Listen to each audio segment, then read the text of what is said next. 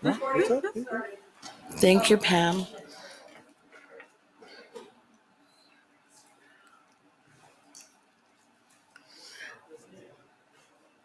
Alrighty, we're going to begin this morning. This is day 4 of the hearing in EIB 25-23, the Clean Transportation Fuels Program.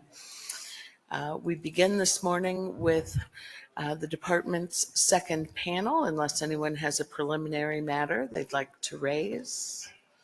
Ms. Sona? Good morning, Madam Hearing Officer. Before this panel begins, NMED would like to raise as a matter of transparency and to efficiently assist the parties and the board with cross-examination of this panel, the fact that during rebuttal testimony, the department is intending to disclose information in advance. Let me restate that. I don't know if my coffee's kicked in yet. The department would like to disclose in advance an aspect of anticipated rebuttal testimony. As has been raised in written testimony and revealed in the last few days of this hearing, certain additional modeling may address some of the speculation of the parties and the board. As Director Miano's testimony addressed, New Mexico's NMVES in 20.2.91 NMEC and the federal Phase 3 greenhouse gas tailpipe emission standards are prevailing law in the department's perspective. And so the department did not model alternative scenarios. This was due to the time and effort and resources, as well as the challenges of modeling speculative changes in policy. However, due to the increasing concerns about recent developments, the department has set committed resources to analyzing a case where those policies may no longer be on the books. And so, as has been established with prior testimony, questions regarding rebuttal testimony and evidence are outside the scope of questioning, but we wanted to offer this information because we think it will assist the parties and the board in framing the scope of their questions and to help ensure that this part of the hearing is completed in a timely manner. All right, thank you very much, Ms. Sona. Ms. Nixon. Good morning, Madam Hearing Officer and members of the board. I'm going to give Kelsey a little bit of a break and introduce this panel. So on behalf of the department, we would like to call our next panel, which will consist of Michael Ford, Matthew Drews, and John Kopal. All right, I'll ask you each in turn to state and spell your name, both first and last. Okay. I'll start. First name, Michael. That's Michael. Last name is Ford, like the car. Thank you. Do you swear or affirm to tell the truth? I do. Thank you. My name is Matthew Drews. First name Matthew, last name Drews.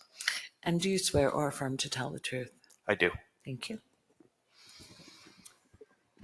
My name is John Kopal, John Koupal. Thank you. Do you swear or affirm to tell the truth? I do. Thank you. Go ahead, Ms. Nixon.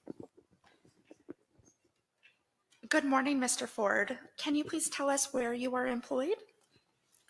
Good morning. I am a climate economist for the New Mexico Environment Department's Climate Change Bureau. And how long have you worked for the department? I am coming up on my 2-year anniversary. What roles have you held at NMED? I have been the climate economist throughout. And what are your job duties? My job duties include working with projections and modeling of the economic impact of our policies, focusing on workforce development to train a workforce statewide to take advantage of new jobs in the clean energy sector, other aspects of modeling, data research, energy market analysis, and the impacts of the effects of climate change. And Mr. Ford, can you describe for us your educational qualifications from high school forward? Ooh, that's a long time ago. Yes, I have a Bachelor of the Arts with a major in economics, minor in Spanish from Earlham College.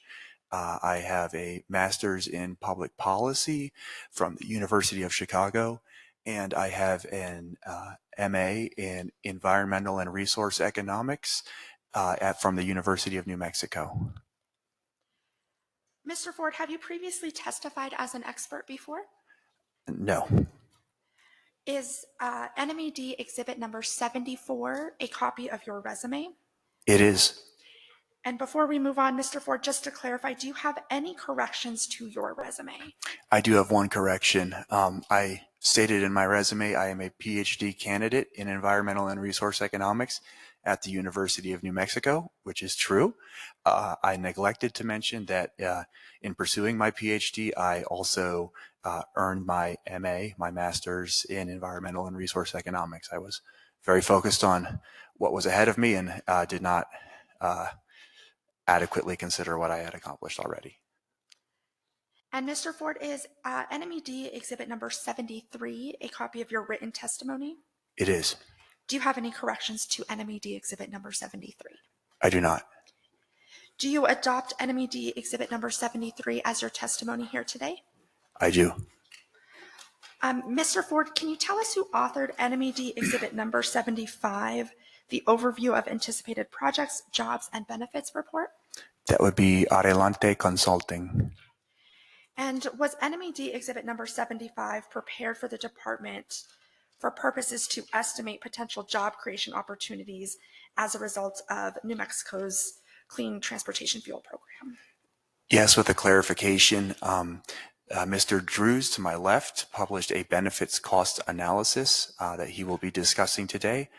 That benefits cost analysis took a conservative, and by conservative I mean low benefits and high costs. And in this case, the low benefits side of it is Mr. Drews conservatively in his benefits cost analysis estimated only those jobs that were from fuel supply equipment that is directly supported with program credits. Adelante's report, they focused on the potential for jobs in addition to those that are estimated in the benefits cost analysis from other potential facilities.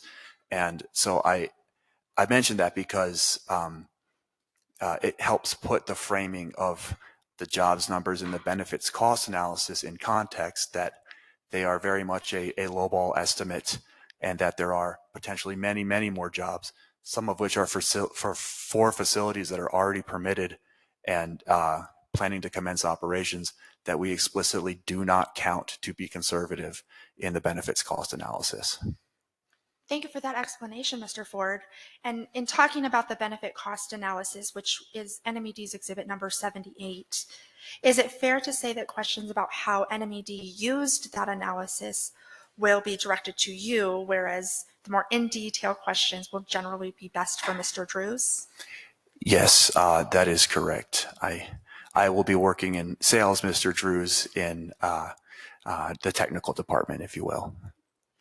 And Mr. Ford, have you prepared a summary of your written testimony for today? I have. Would you please go ahead and present that?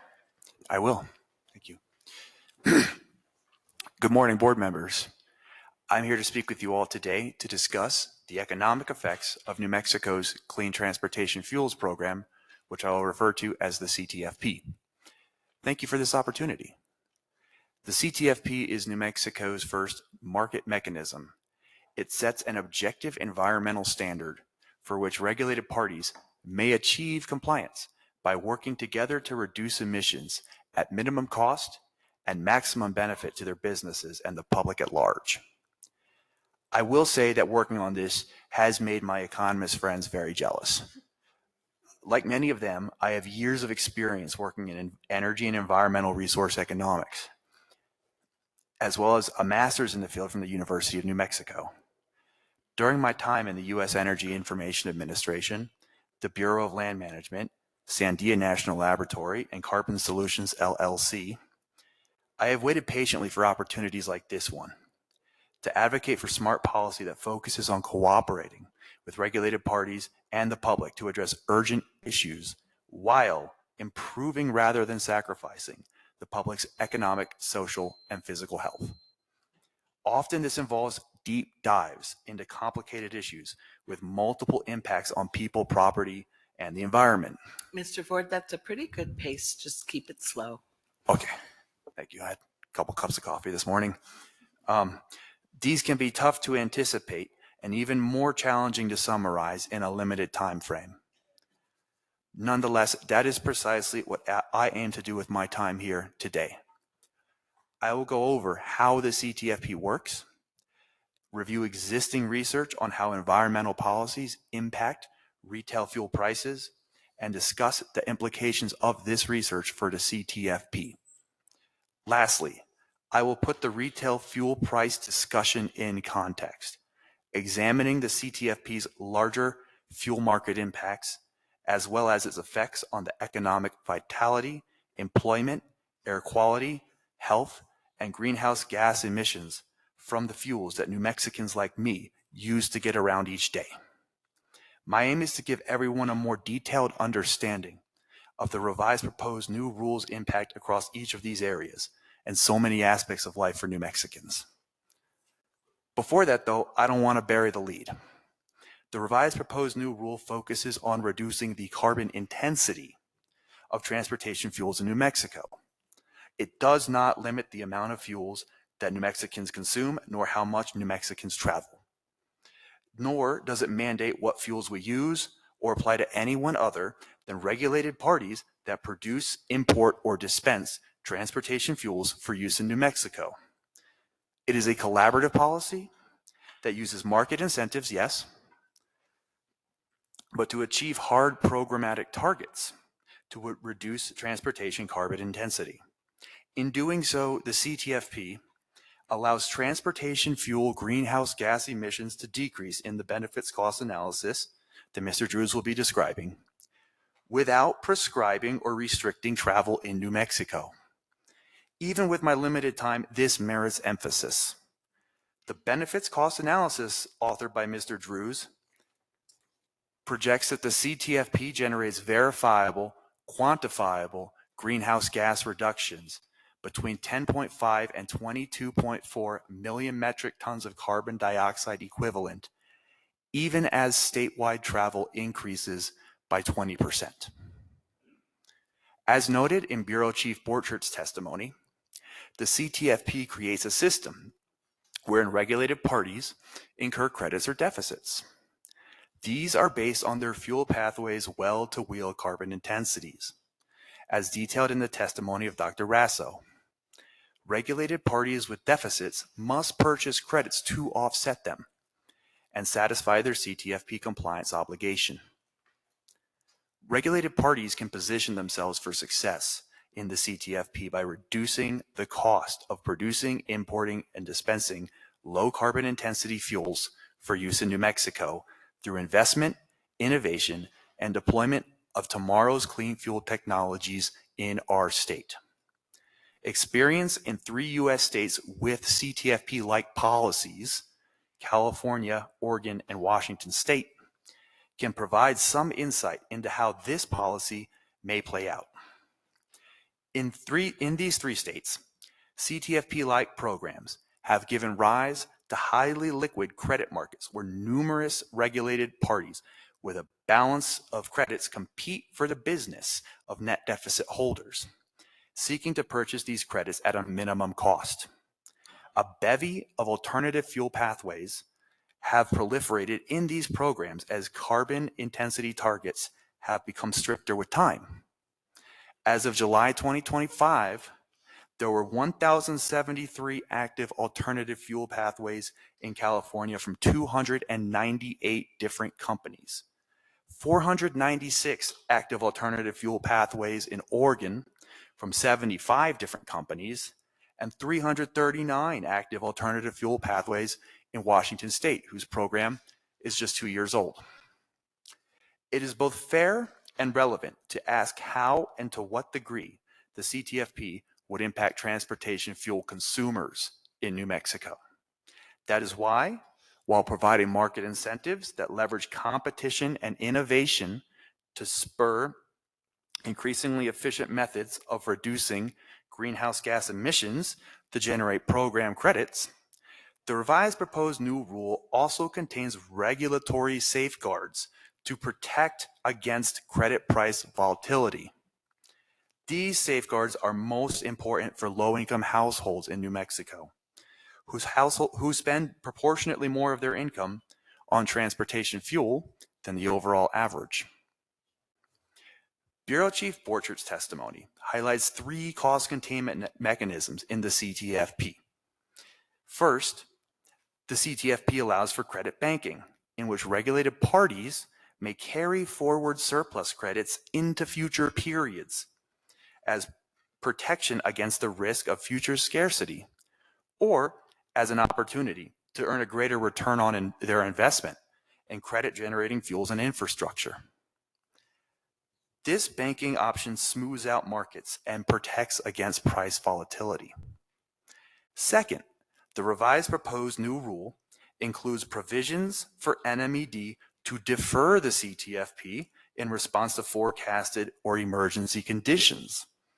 Such conditions may include force majeure, credit shortages, supply chain disruptions, or other unforeseen circumstances.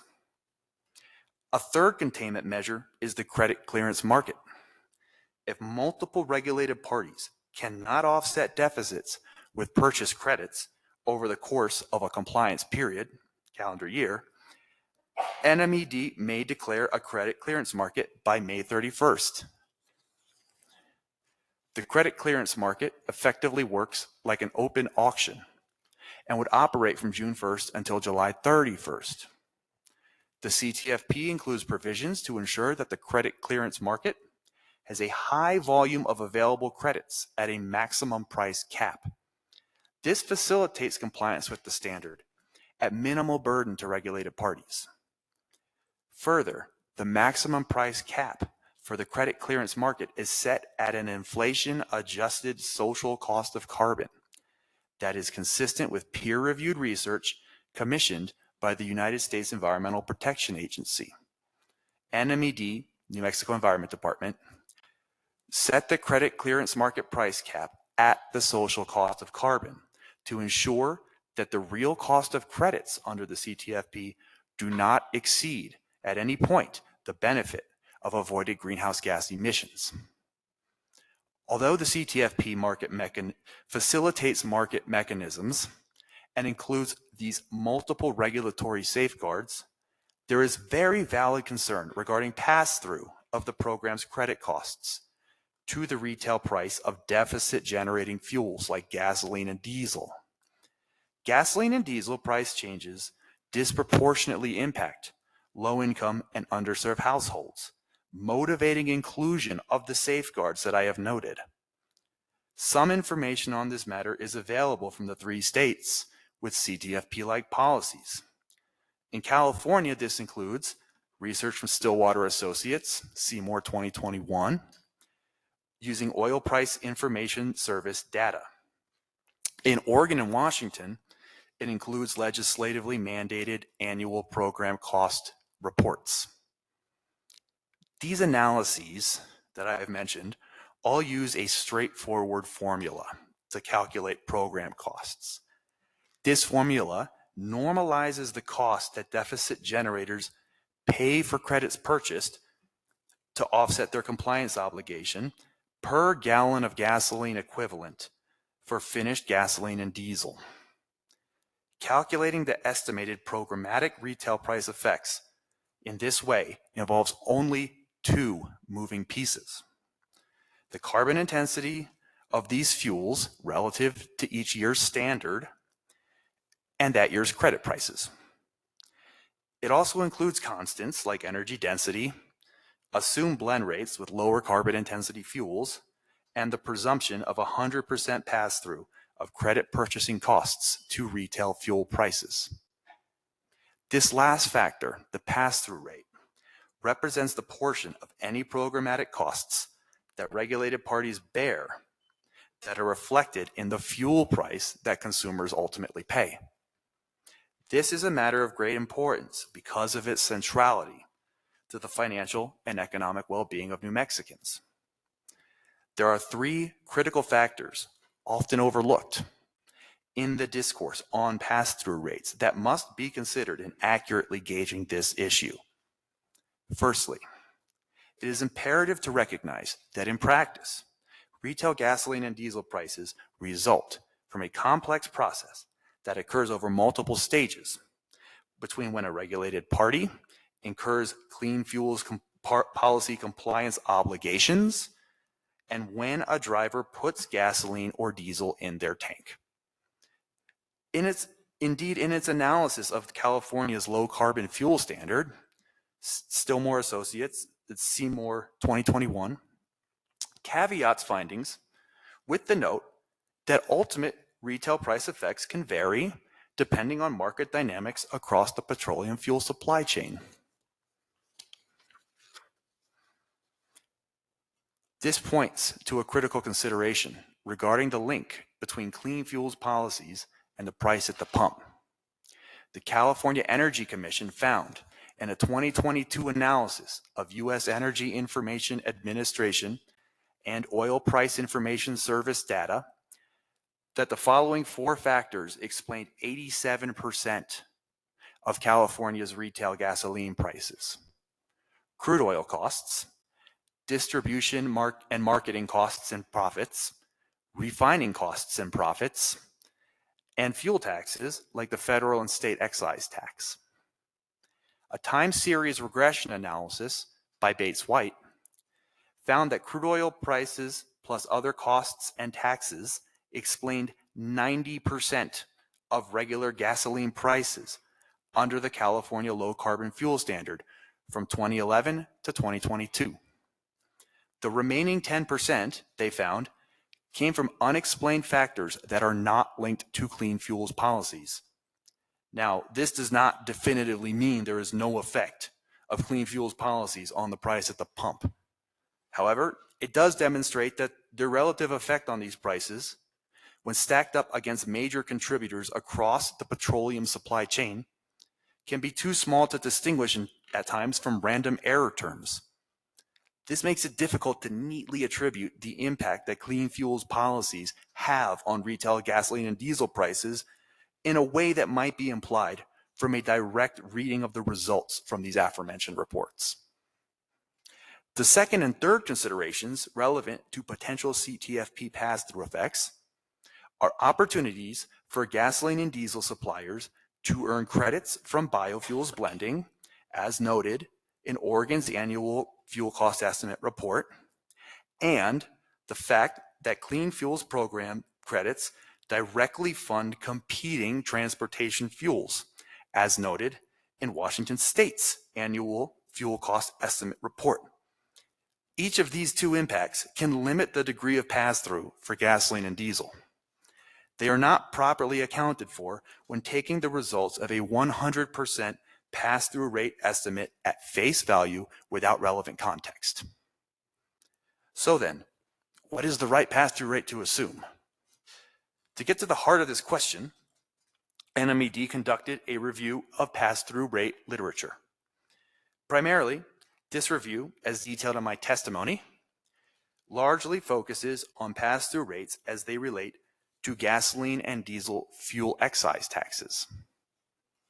Largely, this is because whereas only 3 other U.S. states have a CTFP-like policy, every U.S. state and territory has an excise tax on gasoline and diesel, in addition to the federal excise tax. Although different in many ways, excise taxes, like the CTFP compliance obligations, are generally levied on the first fuel reporting entity. This makes studies of excise taxes the closest and best analogy, given the large available body of data on them and their similar point of application in the transportation fuel supply chain. Most research on this topic focuses on estimating these pass-through rates either directly or indirectly by determining the price responsiveness of gasoline and diesel demand. This responsiveness, or demand price elasticity, measures how much consumers can adjust their purchasing of a product in response to its price changing.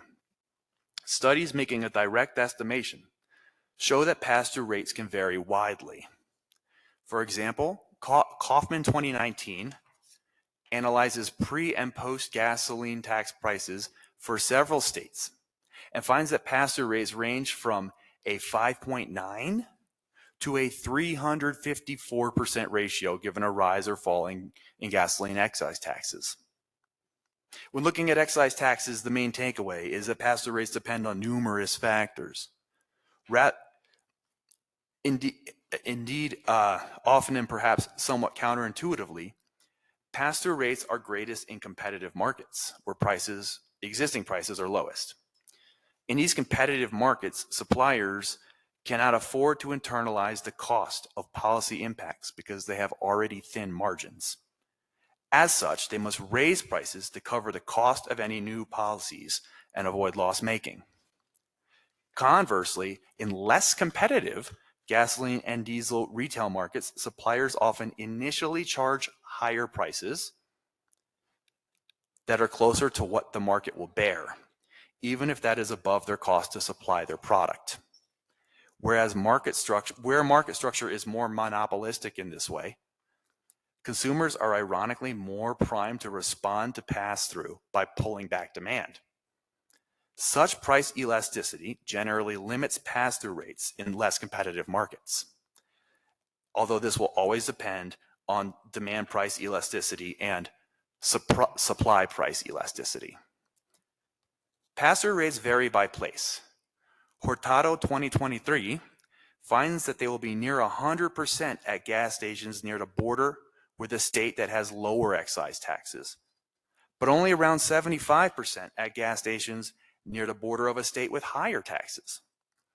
Svetanov 2024 finds that pass-through rates will be lower for isolated rural areas. This is consistent with Spiller, Stevens, and Chen 2017, who find that rural areas tend to have a greater demand price elasticity, so it's more difficult to pass the costs of a new policy through to them. Killian and Zhu 2024 find that consumer demand is most price elastic in states like New Mexico that are lower income, have a low urban population share, a high number of vehicles per capita, and less commuting by public transit. Pass-through rates can also vary by time. For example, Marion and Muliger, 2011, find that pass-through rates for state and federal gasoline and diesel are lower during times of high seasonal demand, when prices are already higher and suppliers have more market power. In general, the more market share that fuel suppliers have, the more that they are already charging what the market will bear. Consumers will generally have greater relative demand elasticity in such cases, as suppliers have already squeezed margins from them up to a near breaking point before any new policies come into play. This limits pass-through from the cost of any new policy like the CTFP. However, for context, even if one were to ignore all these caveats and assume 100% pass-through, CTFP program effects on fuel costs appear small next to those of primary gasoline and diesel price drivers. Indeed, the benefit cost analysis's projected peak in 2030 of per gallon credits with 100% pass-through amount to 16.9 and 17.5 cents per gallon of gasoline equivalent for gas and diesel respectively. But this price impact would be only a small fraction of that year's difference in projected retail gasoline prices between the U.S. Energy Information Administration's 2025 annual outlook low and high oil price cases. Further, they amount to less than 1/6 of the $1.075 per gallon average annual weekly range of U.S. retail gasoline prices from 1995 to 2024. So when we debate the impacts of this policy, the entirety of what we are discussing can rapidly be eclipsed by global and national market changes.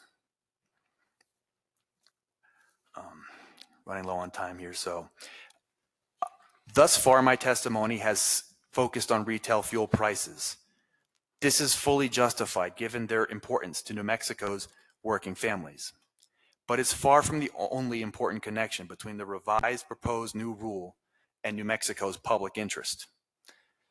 As discussed in the testimonies of Mr. Drews and Mr. Kupal, this benefits cost analysis finds that the CTFP's total benefits through 2040 provide $2.72 of benefits for every dollar of cost.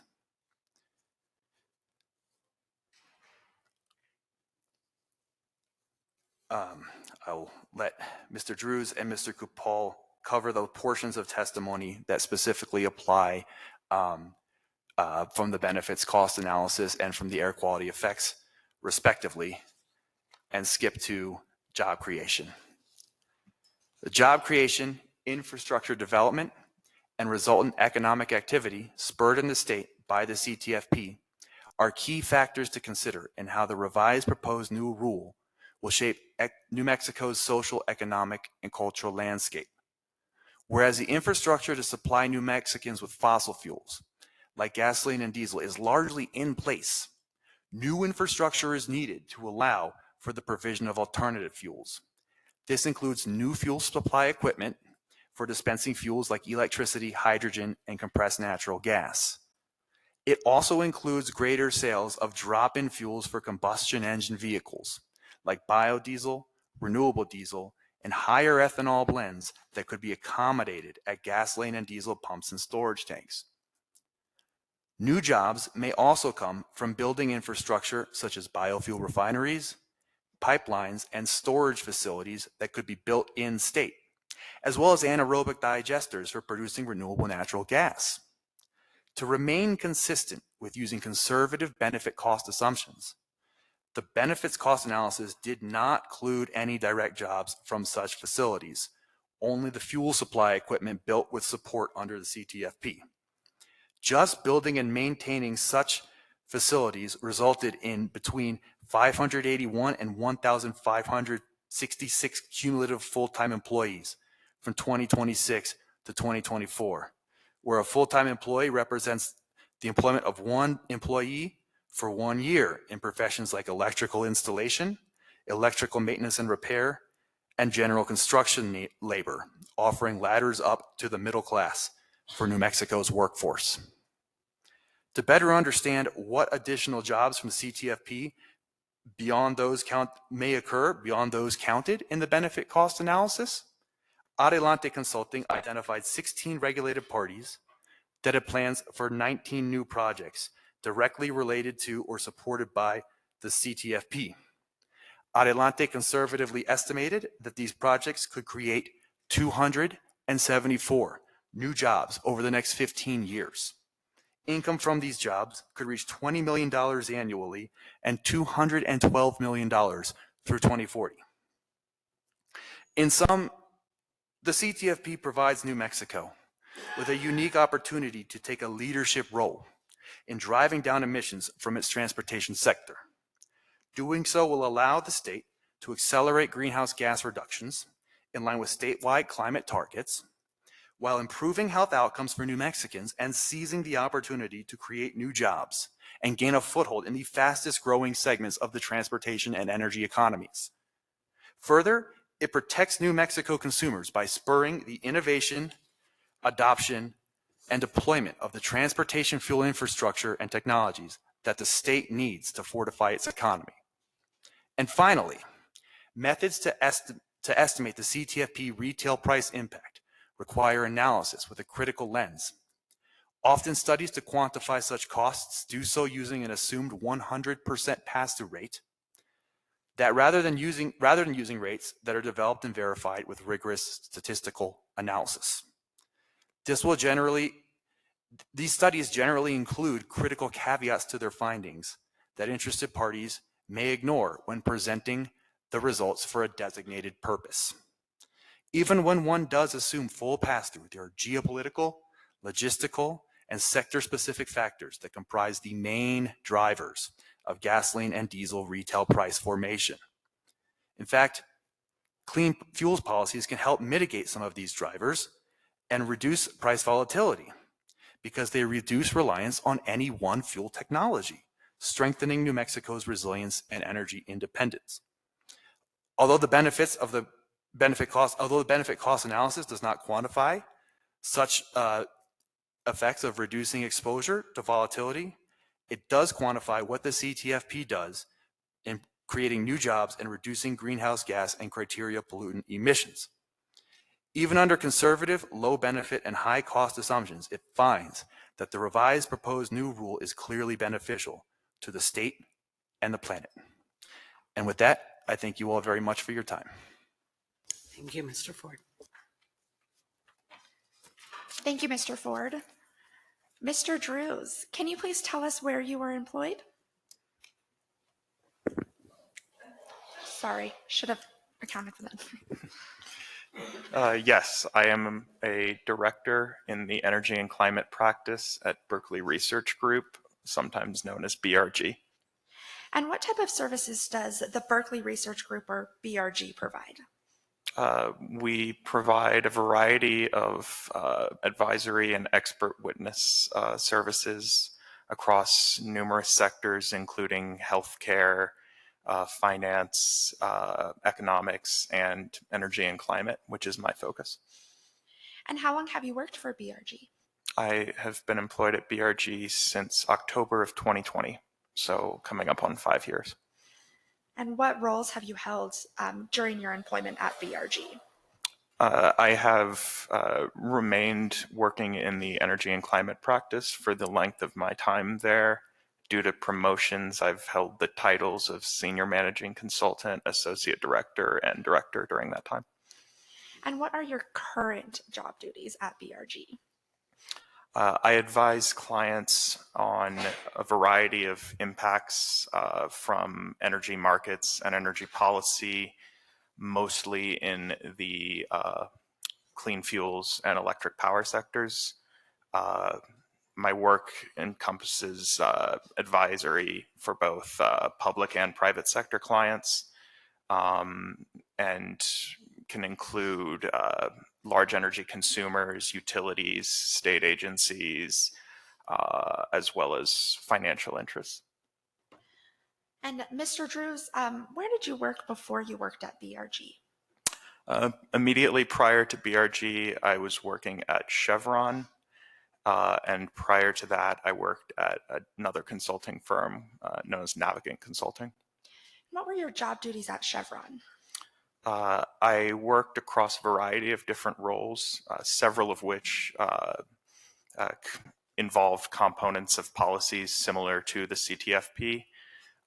Those roles included my time in downstream headquarters, which focuses on Chevron's refining and marketing operations, corporate mergers and acquisitions, where, among other things, I looked at potential acquisition targets for that could include benefits for compliance with these types of programs. And in Chevron's climate strategy group, in addition, I worked for some period in an upstream role focused on oil and gas production. Thank you, Mr. Drews. I'm going to ask you to go back in time with us and describe your educational qualifications from high school forward. Should I include high school there? If you want to. I do have a high school degree from, I have a Bachelor of Arts in Economics and History, and a Bachelor of Science in Applied Mathematics, all from the University of Texas at Austin. And I have a Master's of Business Administration from the University of Chicago. Thank you. Have you previously testified as an expert before? I have not. Is NMED exhibit number 77 a copy of your resume? It is. Do you have any corrections to your resume? I do not. And is exhibit number 76 a written narrative of your testimony? It is. Do you have any corrections to your testimony that was pre-filed in this matter? I do not. Do you adopt NMED Exhibit number 76 as your testimony today? I do. Thank you. And did you author NMED Exhibit number 78, the New Mexico Clean Transportation Fuel Program Benefit Cost Analysis? I did. And Mr. Drews, have you prepared a summary of your written testimony today? I have. Would you please go ahead and present that for us? Yes. Good morning, Chair Sweeney, members of the board. My name is Matthew Drews, and I am a director in the Energy and Climate Practice at Berkeley Research Group, or BRG. I'm here to testify to the economic analysis that my team and I provided to the New Mexico Environment Department tied to the proposed rule. I've worked in the energy and environmental field for over 10 years and have been advising clients and employers on comparable policies to the CTFP since 2018. Keep it slow. Okay. Before joining BRG, I worked for Chevron Corporation in a variety of roles, including in downstream headquarters, corporate mergers and acquisitions, and climate strategy, where I advised internal state decision makers on commercial, financial, and strategic considerations related to comparable policies to the CTFP, particularly the California Low Carbon Fuel Standard, or LCFS. Prior to joining BRG, I also worked for Navigant Consulting, where I performed economic analyses of energy and environmental policies for public and private sector clients, advised clients on the technical and economic considerations associated with decarbonization strategies, and assisted clients in preparing and understanding outlooks for energy markets and on commercial and economic considerations of both higher and lower carbon energy assets. Since joining BRG in 2020, I have supported numerous clients in policy analysis, decarbonization strategy, and the operation and forecasting of energy markets and assets operating in those markets, among other matters. In 2022, I performed or oversaw substantial portions of the Washington Department of Ecology's independent cost-benefit analysis of the Washington Clean Fuel Standard, or CFS, the most recently adopted comparable policy to the CTFP. I have also performed or overseen the production of fuel supply forecasts for the Washington Department of Commerce since 2022, which periodically project the availability of fuels in Washington necessary for compliance with Washington's Clean Fuel Program requirements. I would like to begin by providing regulatory context for the analysis my team and I undertook for NMED. New Mexico has a number of laws on the books to decarbonize the state's transportation sector, including the New Motor Vehicle Emission Standards, or NMVES, and the New Mexico Renewable Portfolio Standard, or RPS. NMVES sets targets for the number of zero-emission vehicles delivered for sale in the state annually. The New Mexico RPS sets targets for renewable and zero carbon electricity in the state, which will reduce the carbon intensity of the state's power sector and in turn of the state's growing electric vehicle fleet over time. CTFP complements these policies by accelerating decarbonization of the New Mexico transportation sector and by economically supporting the transition to zero and low emission vehicles. The policy provides immediate economic incentives to New Mexico fuel suppliers to adopt lower carbon transportation fuels and critical economic support for the development of low carbon fueling infrastructure in the state. My team and I prepared a benefit cost analysis, or BCA, of the CTFP for NMED alongside the team at Eastern Research Group. This analysis found that the policy's benefits, particularly those benefits associated with greenhouse gas emissions reductions, outweigh its costs, and that the CTFP is a cost-effective way to decarbonize the state's transportation sector. The BCA finds that the policy yields benefits of $2.6 billion on a discounted basis from 2026 to 2040, compared with $0.9 billion in costs. The CTFP provides economic incentives to switch from higher carbon intensity to lower carbon intensity fuels. In the short term, the BCA shows the CTFP causes immediate changes in the state's fuel markets and reductions in the state's transportation greenhouse gas sector emissions by incentivizing the use of drop-in fuels like biodiesel and renewable diesel, among others. The immediate benefit is enhanced by the availability of credit banking under the CTFP, which incentivizes early compliance with the policy to build a bank and limit credit supply and price risk. This immediate shift has been observed empirically in other states with comparable programs. The BCA also shows meaningful levels of renewable energy credit or retirement by New Mexico utilities looking to increase electricity credit generation, which provides additional revenue to that the utilities can and must use to further expand and economically support low carbon transportation access in the state. Over time, the BCA shows that New Mexico's other policies, in particular NMVES and the RPS, generate rising credit volumes without incremental action. The BCA finds that by 2036, these policies would satisfy CTFP requirements without incremental compliance strategies. The CTFP creates compliance credit markets to incentivize the use of lower carbon intensity fuels under the policy. These credits are tradable and bankable and are awarded to parties which supply lower carbon intensity fuel to New Mexicans. These fuels can be used by regulated parties to offset deficits generated by higher CI fuels, banked by regulated parties for future compliance, or sold to other parties needing them for compliance. These credits represent both the economic benefit in dollars per metric ton of reducing the carbon intensity of transportation fuels and the compliance cost in dollars per metric ton of using higher carbon intensity fuels in the state. The BCA calculates the credit price annually as the cost in dollars per metric ton of the highest cost incremental activity undertaken to achieve compliance. This cost is found to be shifting from fossil to renewable diesel from 2026 to 2035 and narrows over time due to US government forecasted trends in the relative prices of diesel and the agricultural feedstocks used to produce renewable diesel.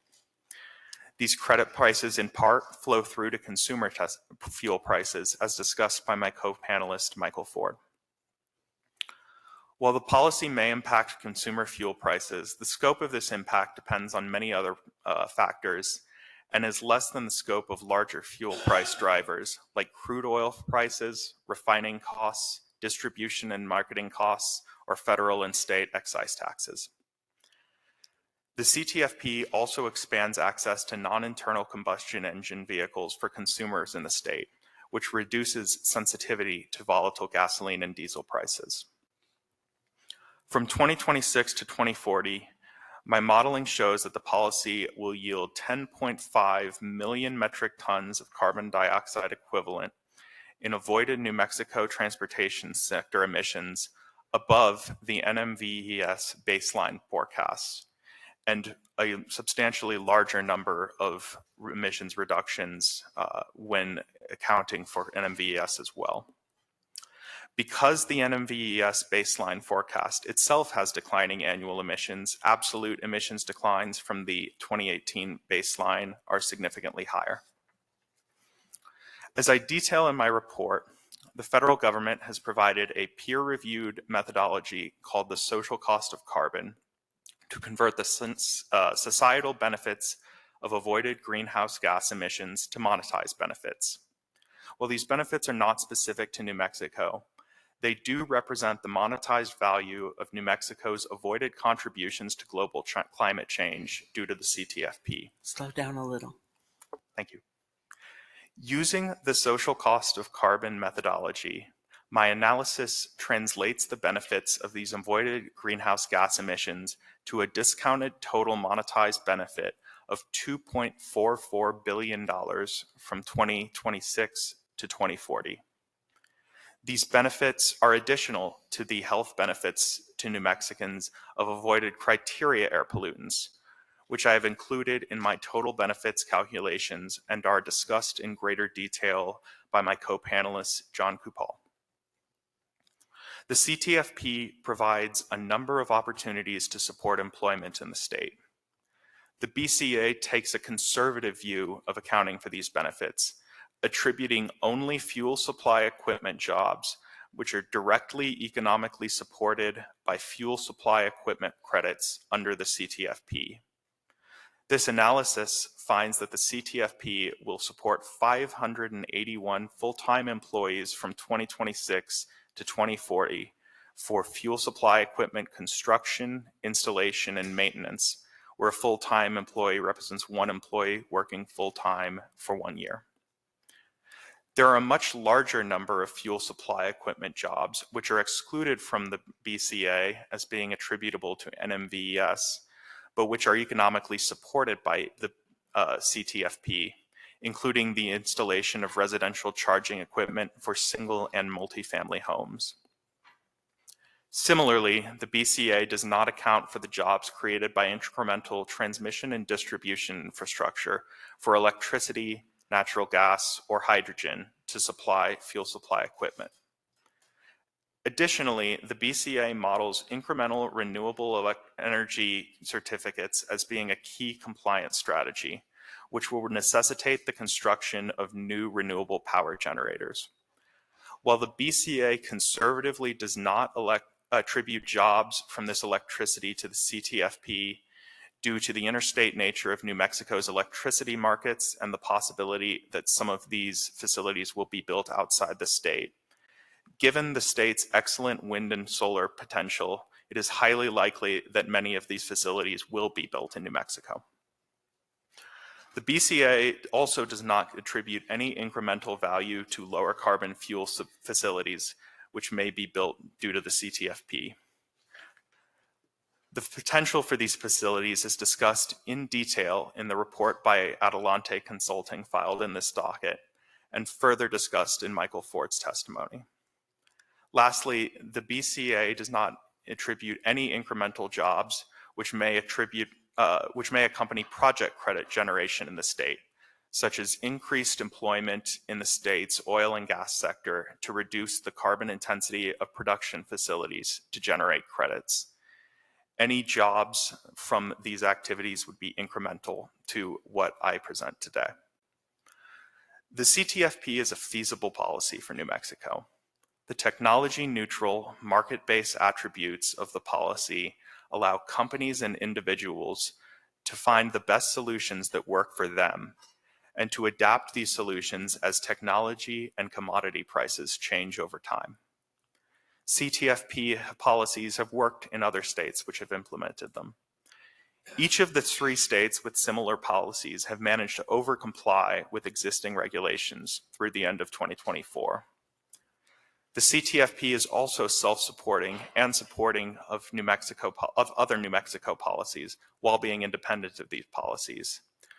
The program would generate revenue to help finance the infrastructure needed to both ensure the CTFP's feasibility and the feasibility of New Mexico's transportation decarbonization policies more broadly. This concludes my testimony today. I appreciate the time and attention you have given to consideration of adopting the CTFP. I want to end by summarizing a few key points. The CTFP will cause immediate reduction of greenhouse gas emissions in New Mexico while delivering health benefits and unlocking new jobs. These benefits, when monetized, exceed the net increase in fuel costs in New Mexico by a factor of approximately 2.7 to 1. The CTFP will provide economic support for the build-out of transportation infrastructure to support other New Mexico policies like NMVES and make low-carbon transportation infrastructure accessible to all New Mexicans. The CTFP is a feasible, market-based approach which provides flexible compliance pathways and spurs new opportunities for investment in the state's economy. Thank you for your time and attention today. Thank you, Mr. Drews. Thank you, Mr. Drews. And I believe that Mr. Kupal does have a PowerPoint presentation, so he's going to get that up on the screen for us just real quick.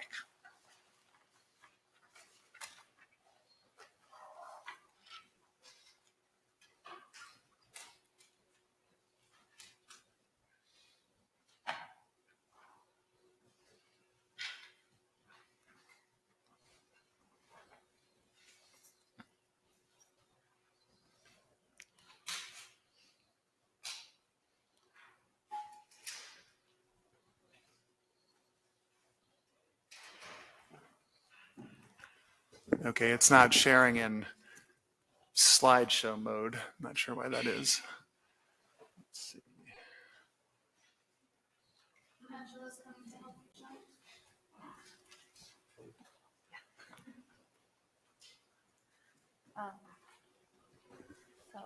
So go ahead and share, and then choose the entire screen. Okay. And then select the screen, and then share, and then change to the PowerPoint, and hit present.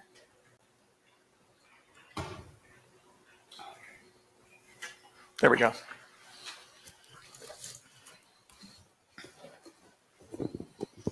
Thank you, Dr. Rasso. All right, Mr. Kupal, can you please tell us where you are employed? I'm employed with Eastern Research Group, or ERG. And what type of services does ERG provide? ERG is a consulting firm that provides expertise in environmental, energy, economic, and public health issues, primarily to federal, state, local government clients. And how long have you worked for ERG? Since 2012. This might be a loaded question, but what roles have you held at ERG? I've been a principal engineer and more recently vice president, and as of this year, the lead of ERG's clean transportation practice. And during the course of those years, led multiple projects focused on vehicle emissions research, modeling, policy development, trainings, and the like. What are your current job duties? My current job duties include managing the portfolio of ERG's clean transportation practice, which cut across field research and vehicle modeling and analysis, policy support and development, communications, and general support for clients in that space. And Mr. Kupal, where did you work before you were employed by ERG? Prior to ERG, I worked for 22 years for the U.S. Environmental Protection Agency, Office of Transportation and Air Quality. I'm going to ask you to take us back in time and describe your educational qualifications from high school forward as well. Okay, I also do want to note that in addition to those 22 years at EPA, I worked 2 years for Nissan Research and Development. Thank you for that. So following high school, I went to the University of Michigan, where I received a bachelor's in industrial and operations engineering. Have you previously testified as an expert before? I have. How many times have you testified as an expert before? Once. Is NMED Exhibit number 81 a copy of your resume? It is. Do you have any corrections to your resume? I do not. Is NMED Exhibit number 80 a written narrative of your testimony? It is. Do you have any corrections to that testimony that was pre-filed? I do not. Do you adopt NMED Exhibit number 80 as your testimony today? I do. And did you author NMED Exhibit number 82, which is titled The Regulatory Analysis for New Mexico's Clean Transportation Fuel Program? Yes, along with a group of experts at ERG. And Mr. Kupal, have you prepared a written summary of your testimony today? I have. And as we can see on the screen, it's correct that you have prepared a PowerPoint presentation to accompany that oral testimony, correct? That's right. All right, Mr. Kupal, we would love to hear that summary and see your PowerPoint presentation. Thank you. Good morning, Madam Hearing Officer, Chair Suina, Vice Chair Trujillo, and members of the board. Thank you very much for this opportunity to address you this morning. Hard to believe, but September marks 36 years that I've been in the vehicle emissions space, working in a variety of areas, as I've just discussed: vehicle emissions research, analysis, modeling, policy development, including several years working for US EPA supporting major Clean Air Act regulations. You know what I'm going to ask you. I do, yes. Major Clean Air Act regulations for looking at clean vehicles and fuels, looking at technology, feasibility studies, and looking at assessing the benefits of various rules, including the renewable fuel standard that EPA passed over 10 years ago. New Mexico Environmental Department has retained ERG to conduct environmental and economic analyses of CTFP and for me to provide today's testimony. Drawing from these analyses, today I will lay out the environmental case for adopting the CTFP and show how the benefits of enacting CTFP outweigh the associated costs more than 2 to 1. I will also discuss how we develop carbon intensities, or CIs, for the rule, focusing on the methods used to tailor CI values to New Mexico. My testimony today will focus on the regulatory impact analysis performed by ERG, documented in NMED Exhibit 82. This report is the work of several experts in ERG's Lifecycle Services, Economics, and Clean Transportation groups, listed as co-authors in the report.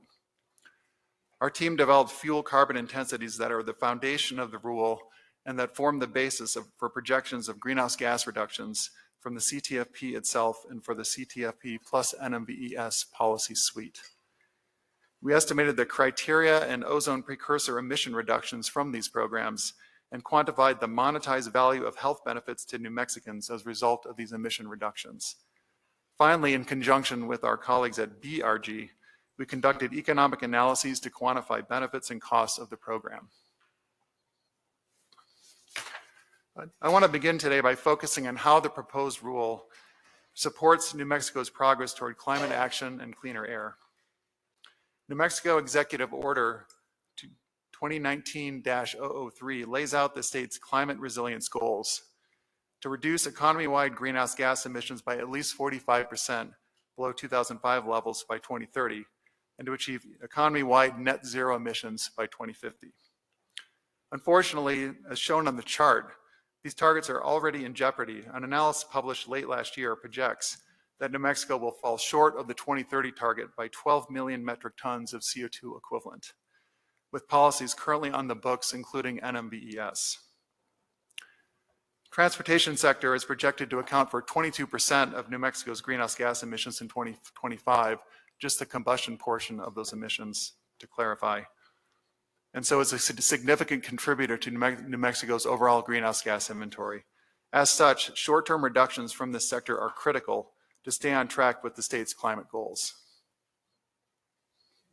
Gopal, we have another request from the interpreters that you bring it a little more slowly. Okay. This slide presents the projected GHG benefits of the rule, highlighting how CTFP and NMVES work as a system to effectively reduce emissions. Over the years, vehicle tailpipe standards have been very successful in driving down pollution through the introduction of clean vehicles. But this takes time as benefits ramp up while new clean vehicles replace older, dirtier vehicles. As shown in the blue area of the chart, the full benefits of NMVES will not be realized until beyond 2040. And to clarify, NMVES in this case was analyzed based on the Biden era rules, including the phase 3 heavy duty rule and multi-pollutant rule published in 2024. In contrast, emission reductions for CTFP, shown in yellow, will be realized starting with vehicles on the road today, as soon as they put cleaner fuels in the tank. In the short term, much of the emission benefit for the combined policy suite is coming from the CTFP. Another advantage of CTFP is the ability to reduce emissions from off-road sources such as construction equipment and agricultural tractors, which we accounted for in our analysis of program benefits. By achieving carbon reductions from vehicles already on the road in New Mexico, our colleagues at BRG project cumulatively that the CTFP will avoid approximately 5.1 million metric tons of CO2 equivalent through 2030 and 10.5 million metric tons CO2 equivalent through 2035. In parallel, as clean vehicles enter the fleet under NMVES, the benefit of the combined program grows to 22.4 million metric tons CO2 equivalent by 2040, and as shown on the chart, will continue to grow as long as the fleet is turning over to clean vehicles. Using the latest scientifically peer-reviewed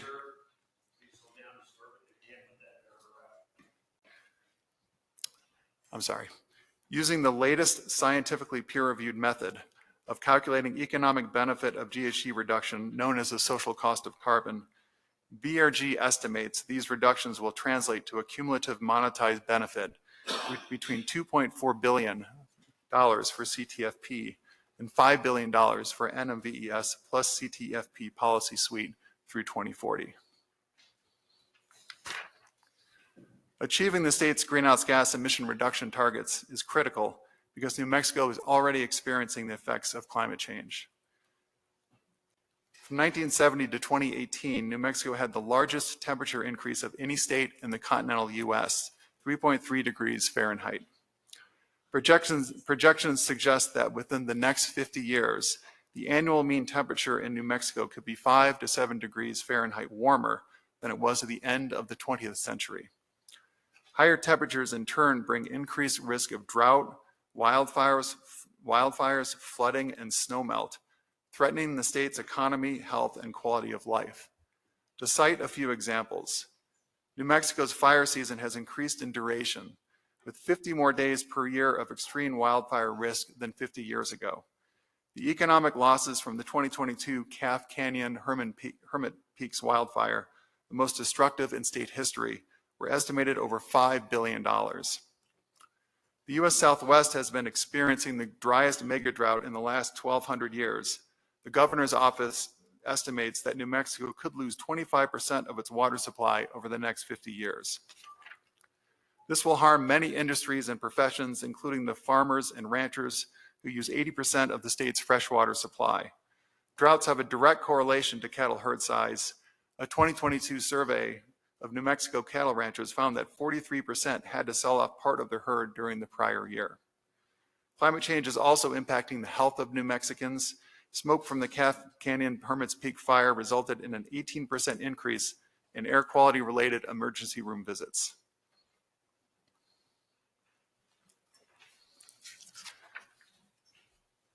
The co-benefits of the proposed rule are the reduction of harmful pollutants and tailpipe exhaust that impact the health of New Mexicans every day.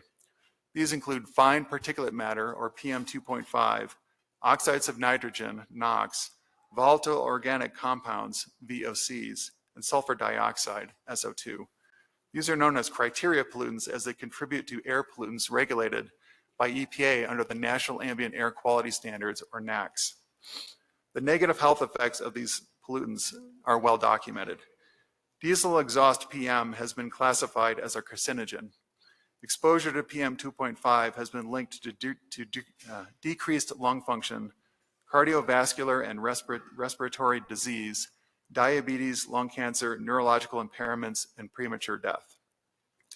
NOx and VOC contribute to ground level ozone, as well as the secondary formation of ambient PM 2.5. Ozone exposure causes lung damage, including new cases of asthma and COPD, and increases the risk of premature death, particularly for older adults.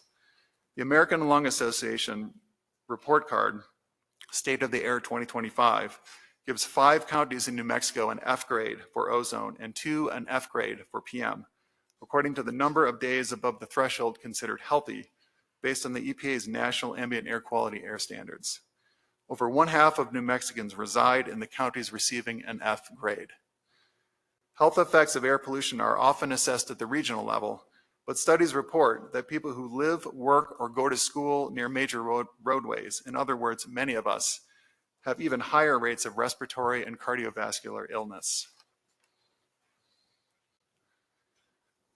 To estimate the benefits of reducing these criteria pollutants from the rule, we use the latest version of EPA's Motor Vehicle Emissions Simulator Model, or MOOS-5, run with New Mexico-specific input data for each county compiled as part of the National Emissions Inventory. We then took these results to generate emission per megajoule emission rates that we could then couple with the fuel quantities and volumes produced by BRG, both with and without the rule, in order to look at the benefits of the rule and the impacts of the rule on these pollutants. Finally, we made updates to the initial MOVES 5 results to account for the emissions impact of fuels based on literature, but not currently reflected in MOVES 5. These emission updates focused on extending biodiesel fuel impacts from on-road sources to non-road sources, and also to account for emission impacts from renewable diesel. The reductions in the rule that I'll show on the next slide are driven by renewable diesel emission impacts on legacy on-road and off-road engines.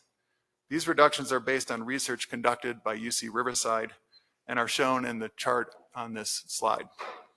The research showed that on average, 100% blend of renewable diesel reduced VOCs 40%, reduced PM 2.5 33%, reduced CO 18%, and reduced NOx 5% on legacy engines, which are defined as those before exhaust after treatment systems were required, through model year 2006 for on-road trucks and 2010 for the majority of non-road engines.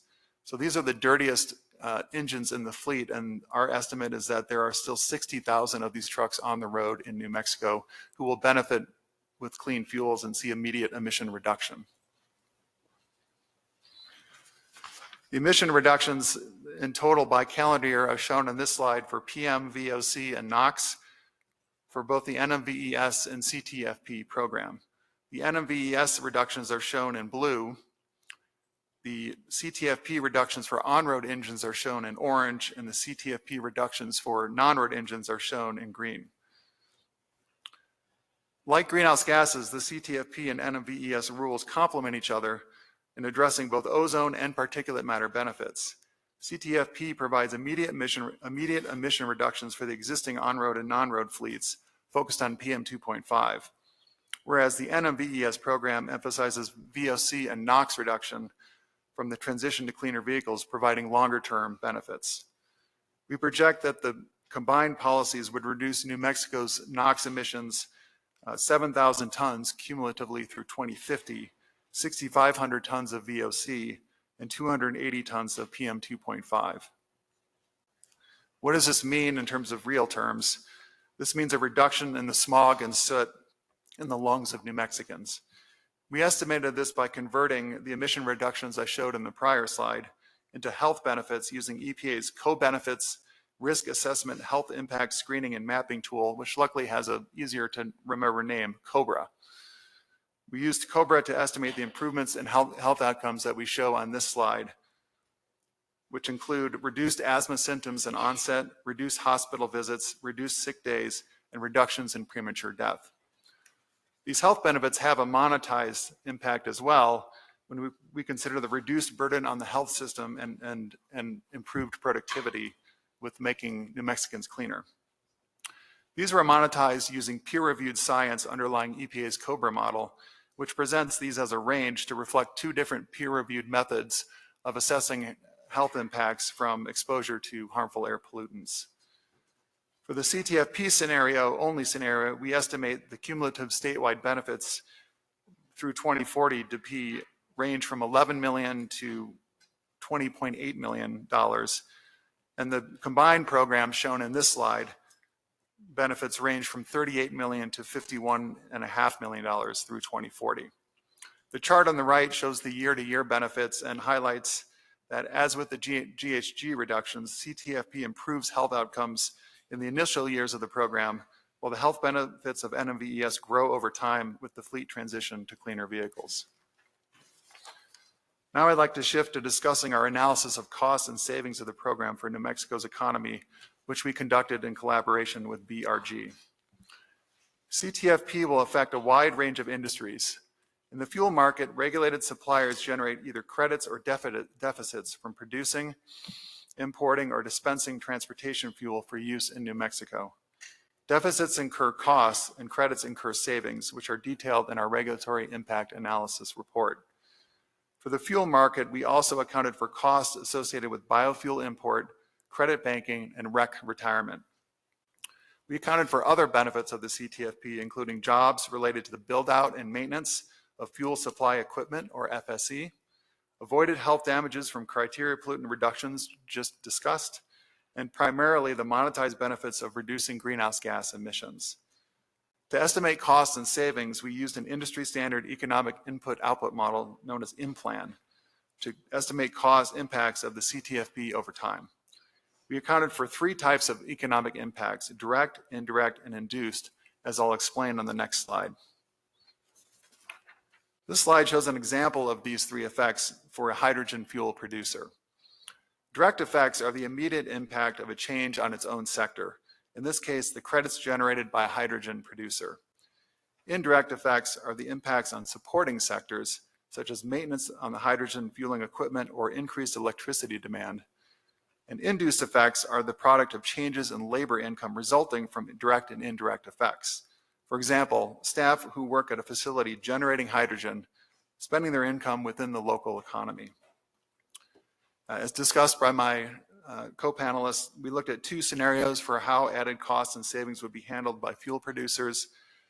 One where we assumed they would all be passed through to the consumer, known as 100% pass-through. This scenario focuses on the household, businesses, and government consumers purchasing fuel at the pump. The other scenario assumed that companies would absorb all additional costs and savings, known as 0% pass-through, which focuses on the fuel industries that would see revenue changes as a result of credit or deficit generation. For the benefit and cost analysis, we took the average of those 2 scenarios, so in effect a 50% pass-through scenario, and I'm showing the benefits and costs summarized on this slide.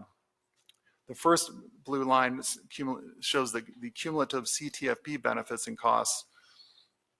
And as Mr. Drews mentioned, we project $2.6 billion in total benefits, led by the monetized benefits of greenhouse gas reduction, but also including the health effect benefits I showed previously and the direct jobs from FSE. This outweighs the cost of the program shown in the middle column by a ratio of 2.7 to 1. The CTFP is therefore projected to deliver $1.7 billion in cumulative net benefits through 2040. For NMVES net benefits shown in the right column, which also account for rural costs, health benefits, and GHG benefits, the combined policies deliver $1.8 billion of net benefits through 2040. Finally, I would like to talk about carbon intensity values that ERG developed for the CTFP and highlight the updates we made to better tailor these values to New Mexico. ERG developed a first iteration of the New Mexico GREET model, NM-GREET, starting from R&D GREET 2023. However, as the name of the model suggests, R&D GREET is focused on research rather than regulatory application. R&D GREET requires parameterization to make it applicable to its intended use, such as supporting state low-carbon fuel programs or federal tax policies. Because of this, ERG developed NM-GREET from R&D GREET by making parameter settings appropriate for New Mexico. I'll show exactly how on the next slide. This is needed to effectively create guardrails on carbon intensity modeling for the program, providing needed stability and consistency for CTFP stakeholders. 3 methodology updates were then made in NM-GREET from the underlying GREET model to improve estimates for New Mexico CTFP as summarized on this slide. First, emissions related to crude oil extraction and production needed to be updated to reflect crude oil supplied to New Mexico's petroleum distribution region known as PADD 3, as shown by Dr. Rosso. Of note is the need to account for a significant share of imported crude to PADD 3, including those from countries with high carbon intensity crudes, such as Canada with oil sands, Iraq, and Venezuela. ERG used the Oil Production Greenhouse Gas Emissions Estimator model, or OPGE, version 2.0, to develop well-to-refinery gate carbon intensities to replace to develop well-to-refinery gate carbon intensities to replace national average values in GREET. A similar approach is used for California GREET, although California is in a different PAD, which is why a new analysis for PAD 3 was required. We also updated indirect land use change, or ILUC, for crop-based biofuels, which you've heard a lot about already. We use those developed by California, recognizing the breadth of research and expert input underlying those values. California, Washington, and Oregon all use the same ILEC values, with one notable exception being Oregon for corn-based ethanol, which uses a lower ILEC value from a model known as C Club. In considering the difference between Oregon and California ILEC values for corn ethanol, we reviewed a published meta-analysis of 136 ILEC studies, which shows a large range of uncertainty in corn ethanol ILEC values as attested to by Dr. Murphy, but presents mean and median ILEC values more aligned with the California values versus the lower values used by Oregon. This comparison, in conjunction with the understanding that ILEC is highly studied and research will continue to evolve, convinced us that the California values were the most appropriate for New Mexico at this time. The final update was to account for methane emissions from manure affecting carbon intensities for renewable natural gas sourced from animal waste. We relied on the recently published 45V GREET methodology to estimate the national average avoided GHG emissions from generating biomethane versus via anaerobic digestion of manure, rather than status quo manure management. For each fuel pathway with an animal waste feedstock, these avoided emissions, i.e. credits, can be claimed upon fulfilling the additionality criterion established by NMED. As noted by Dr. Rosso, the resulting negative carbon intensities for animal waste sourced pathways are more conservative relative to other states. With these updates, the default carbon intensities developed for New Mexico's CTFP reflect the state of the science and have been tailored for New Mexico where possible. Producers will of course have the opportunity to refine carbon intensity estimates for their fuel as part of the Tier 2 application process. I want to spend a little time showing what is New Mexico GREET. So R&D GREET is a giant, complex Excel spreadsheet. What New Mexico does is it adds 3 tabs at the beginning of that spreadsheet. So R&D GREET is still the underlying model, providing the majority of estimates. But the New Mexico GREET model adds 3 tabs, 2 of which are shown here. The tab on the right is known as the parameter tab, which goes line by line and shows exactly what parameters were chosen for New Mexico and if changes were made, what those changes were and how they are documented. So it really provides a step-by-step recipe of how New Mexico GREET differs from R&D GREET.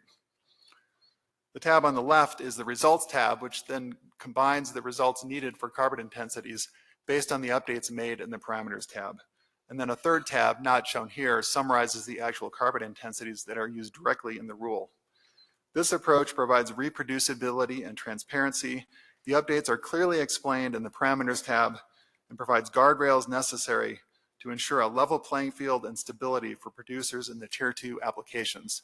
I will also note that every single entry in the parameters tab is gone through in the ERG report.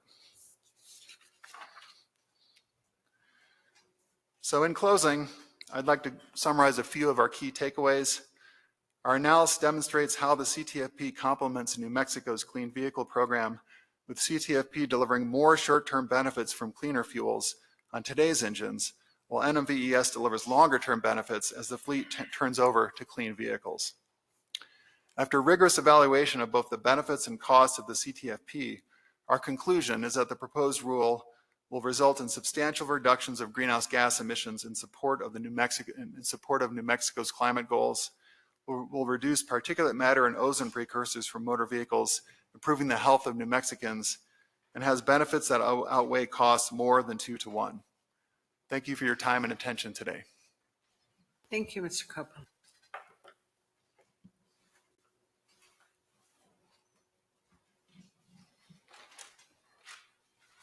And Madam Hearing Officer, at this time, I'd like to move for the admission of several exhibits discussed by this panel, starting first with NMED exhibit number 73, which is the written testimony of Mr. Ford, exhibit number 74, which is Mr. Ford's resume, along with the pages that are base labeled NMED exhibit number 75, 1 through 49, and 60 through 89, which are the portions of the Adelante report discussed by Mr. Ford. Okay, I'll pause for a moment in the event anyone has objections to the exhibits Ms. Nixon just listed. They're admitted. Thank you, Madam Hearing Officer. Next, I would like to move for the admission of exhibit number 76, which is Mr. Drew's written testimony, exhibit number 77, which is Mr. Drew's resume, NMED exhibit number 78, which is the benefit cost analysis, as well as NMED exhibit number 79, which is discussed by and supported in his testimony. Okay, pause for a minute. In the event there are objections to NMED exhibits 76 through 79. Okay, they're admitted. Thank you, Madam Hearing Officer. Next, I would like to move for the admission of NMED exhibit number 80, which is Mr. Kupal's written testimony, NMED exhibit number 81, which is his resume, NMED exhibit number 82, which is the Eastern Research Group report, along with NMED exhibits number 83 through 111, which are discussed by and supported in Mr. Kupal's testimony and the ERG report. Okay, pause for a moment. In the event there are objections to NMED exhibits 80 through 111. Okay, they're admitted. Thank you. Thank you, Madam Hearing Officer. And we have been on the record for about an hour and a half. If we could take a 15-minute break, that'd be great. Exactly. Let's come back at 10:45. Thank you.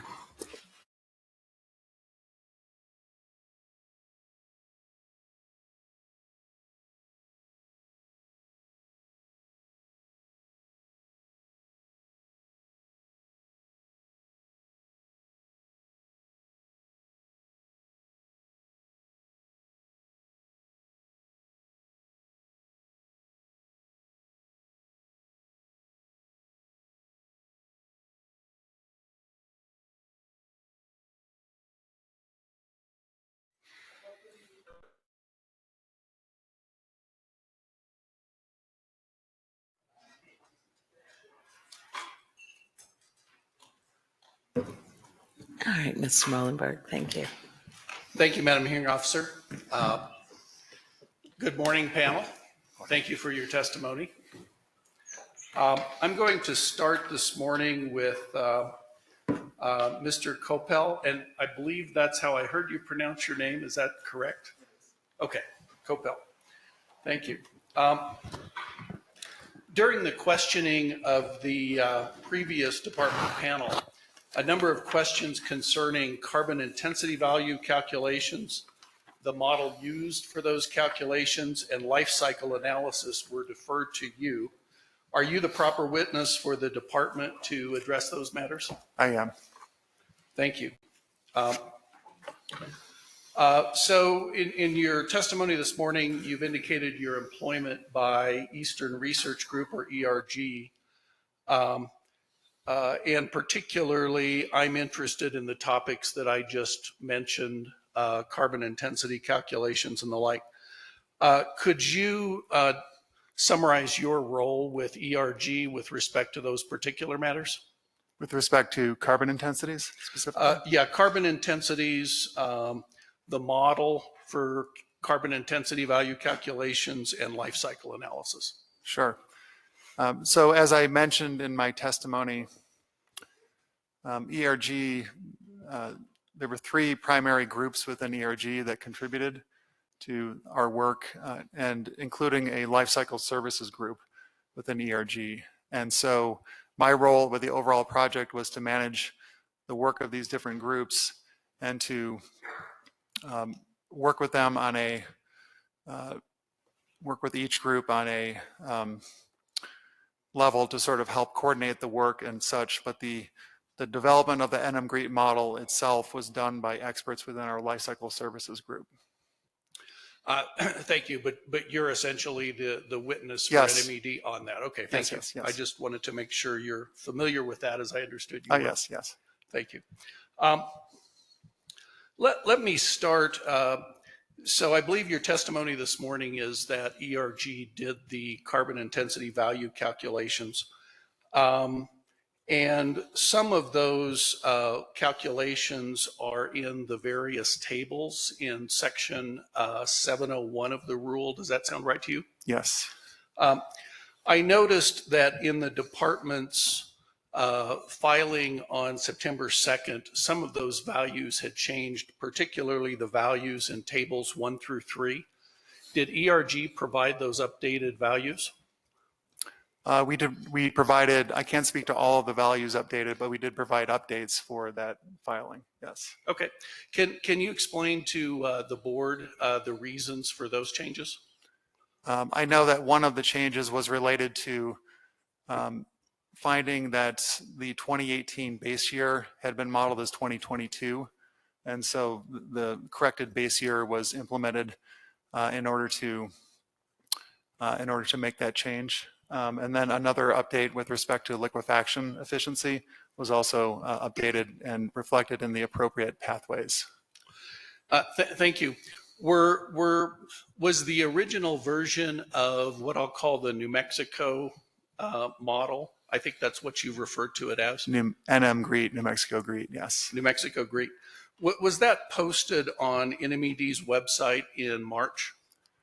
Yes. Okay. And were there subsequent updated postings after that March posting? Not on the NMED website, to my understanding. Okay. So the changes that you've just mentioned are not reflected in what's posted on the department website? That's correct. Thank you. So you've mentioned the R&D or the New Mexico, I think you call it New Mexico GREET model, right? Yes. Skipping the R&D.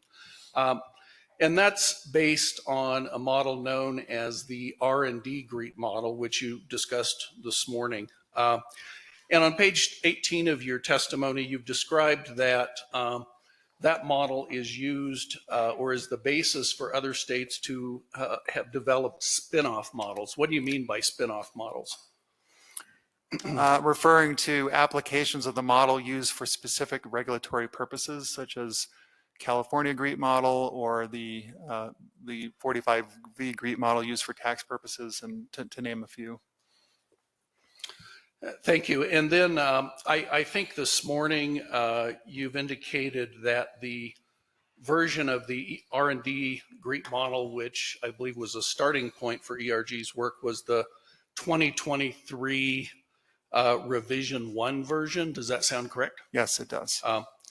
Has the R&D GREET model been updated since that version? Yes, there's a 2024 version released earlier this year. Thank you. But is it correct that those 2024 updates have not yet or have not been incorporated in the version that ERG used for this purpose? That's correct. Okay.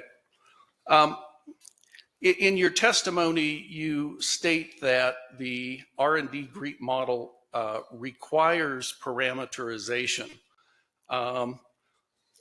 What's the basis of your statement that it requires parameterization versus being able to use, say, R&D GREET model off the shelf? I'm glad you asked that question. And also I do want to mention that I forgot to mention in my introduction that I led the development of the EPA MOVES model. And so I have 20 years experience developing models based on scientific information, but then thinking about how it applies to regulatory purposes and how to also put models out in a way that can be stable and used consistently based on the best available information for regulated parties. So with that basis, the R&D GREET model is, and as I said, as the name suggests, research and development, is set up so that users can take the information and apply it to their specific case and their specific regulatory application or specific research in a way that uses data more reflective and representative of their information.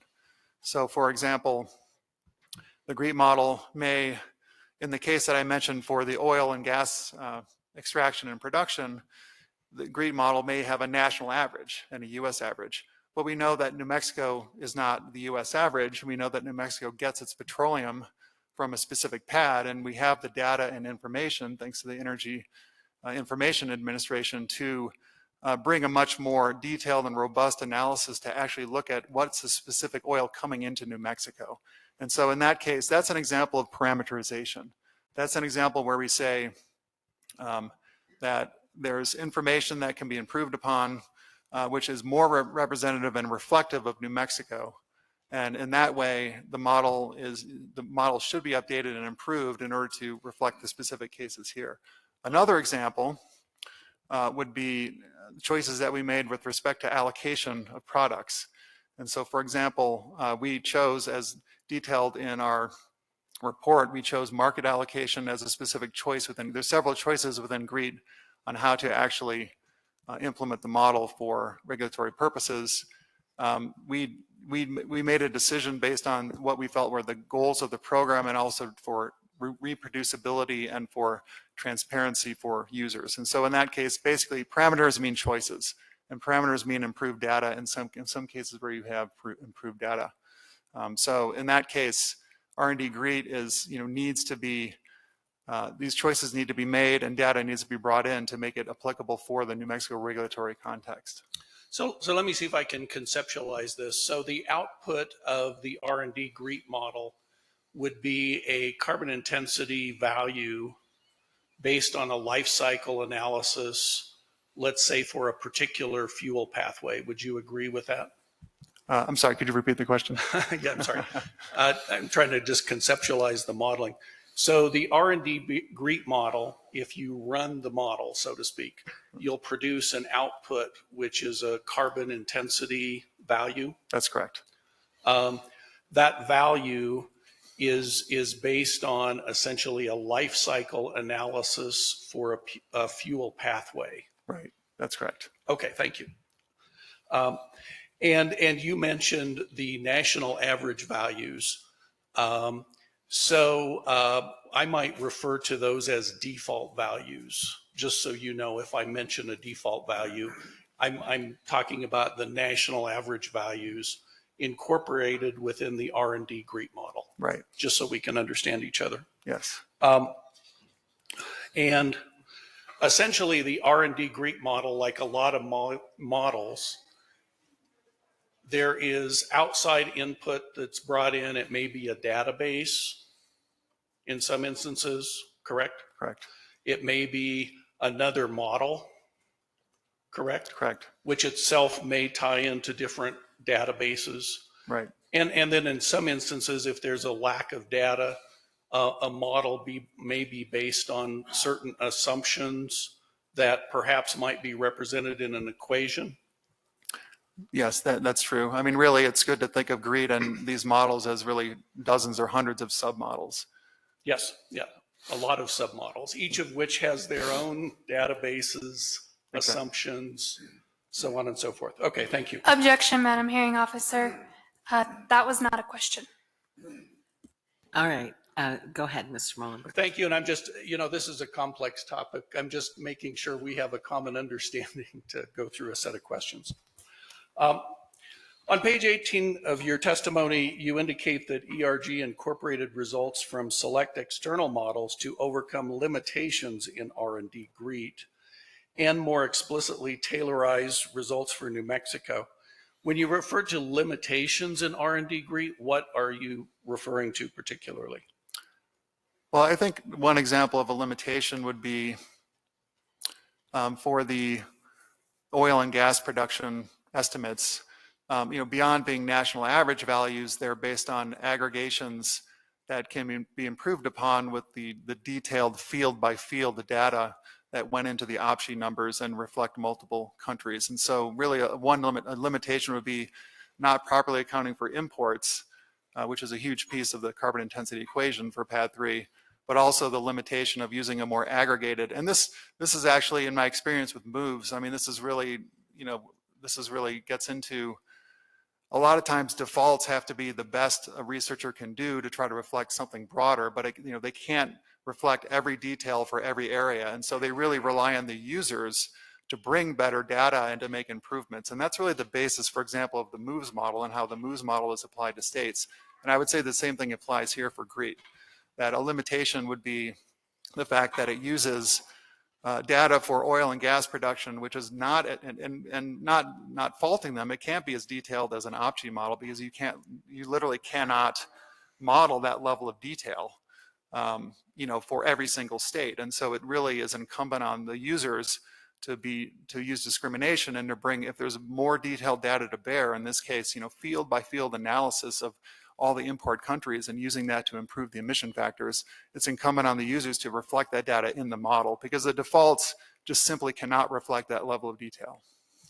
So when external models or sources were selected to replace default values, as we've discussed them within the GREET model, were those based on recommendations made by ERG or directions from the department, or a mix of those two? It was based on the expertise of our life cycle analysis experts. Within ERG? Yes. Thank you. On page 18 of your testimony, you begin to discuss modeling related to upstream supply chain activities of CTFP fuels sold in New Mexico. Is that primarily related to crude oil sources for those fuels, or are there other factors included in there? Objection, Madam Hearing Officer. The question is a compound question. First, asking Mr. Kupal to accept the premise of counsel's representation of his testimony without giving him the ability to accept that premise, and then asking a question. So I would just ask for, given the technical nature of this, the witness be given the opportunity to accept the premise of the characterization of testimony. All right, so Mr. Kupal, certainly if you believe Mr. Mullenberg or any examiner is not fairly characterizing your testimony, you can certainly say that, and we can slow down the kind of compound nature of questioning that way. Mr. Mullenberg, would you just break that into two parts, please? I will, and obviously I'm time limited, so I appreciate I'm trying to move through this as quickly as I can, and this is a minor point that just takes up time. So on... Mr. Mullenberg, I'm sorry, is it Ms. Sona who is objecting? Yes. Thank you very much. Mr. Coppell, on page 18 of your written testimony, you begin discussing modeling related to upstream supply chain activities of CTFP fuel sold in New Mexico. Is that correct? Sorry, I'm just looking for it. Can you point to me?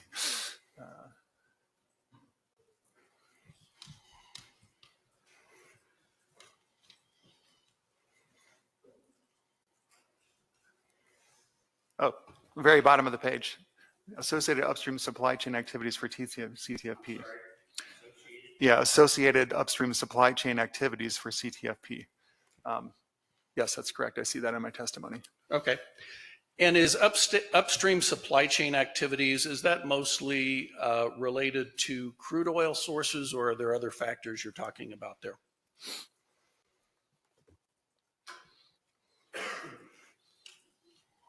I believe it is the crude oil, yes. Okay. I believe you referred to a model known as the Oil Production Greenhouse Gas Emissions Estimator, or OPG model. Is that correct?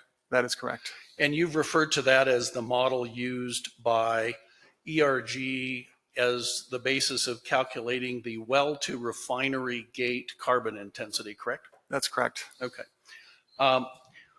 What particular factors did ERG use as inputs to the OPG model to calculate the well to refinery gate carbon intensity? Yeah, that is I'll summarize, but that is detailed in our regulatory impact analysis report, specifically Appendix A. And I won't cover every input, but the primary input is the volumes of crude from several, I would say, maybe at least a couple dozen countries that are listed by, with the specific amounts in the specific, in the appendix. Thank you. You referred to an Appendix A. Can you further describe what you mean by Appendix A, or and particularly whether it's part of any particular department exhibit? Yes, that is. Objection, Madam Hearing Officer. This has been answered in the testimony already. All right, I think it's fine for him to ask him to point to it, if you would, please. It is Exhibit 82. Thank you. So Exhibit 82. With regard to the factors used by ERG as inputs to the OPG model, are all of those documented in Exhibit 2, or are there any that are not documented in Exhibit 2? Exhibit 2? I'm sorry, Exhibit 82. Oh. To my knowledge, they are all documented in Exhibit 82. Okay.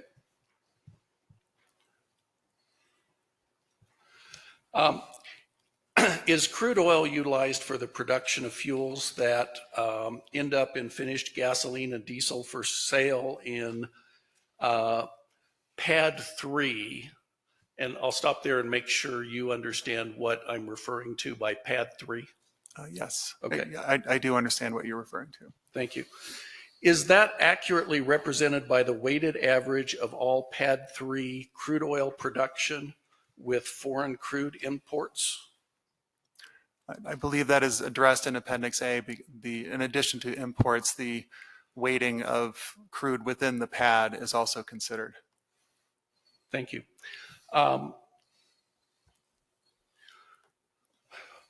Is there a reason that crude imports into Pad 3 from other pads were not included in the ERG analysis? I'm not aware. Okay. How does the crude oil produced within Pad 3 compare to the U.S. average crude oil from the perspective of physical properties and emissions as they relate to carbon intensities? I'm sorry, could you repeat the question? Yeah, it's a complicated question. How does the crude oil produced within Pad 3 compare to the U.S. average crude oil from the perspective of physical properties and emissions as that relates to carbon intensities?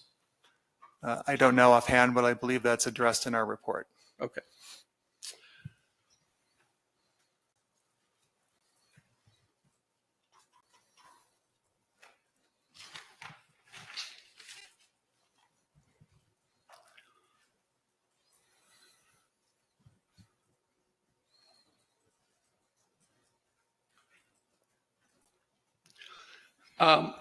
Was Exhibit 82 that you've referred to first available for public review when it was filed with the department's notice of intent on September 2nd? That is correct. Thank you. In its OPG analysis, or I guess particularly the version of OPG, ERG used version 2.0 from 2018, even though in California, CARB now uses OPG version 3.0B released in 2022. Is that correct? I'm not familiar with the OPG model that California uses. Thank you. But it is correct that ERG for this analysis used OPG version 2.0 from 2018? That's correct. Thank you. What factors did ERG use as inputs to the 45 VH2 GREET model to calculate animal manure methane emissions? I believe that is addressed in our report, and in that example, we used the 45 GREET mix of the anaerobic digesters and upgraders, and also that is representative within the U.S. And I think, as we stated in a report, in that situation, there was no specific data that we could apply to the region or the state. So that's an example where if there's no better information available, we'll use the best available default information, and that was an example where 45 GREET did have a better representation of the mix of anaerobic digesters and upgraders than what was available in R&D GREET at the time.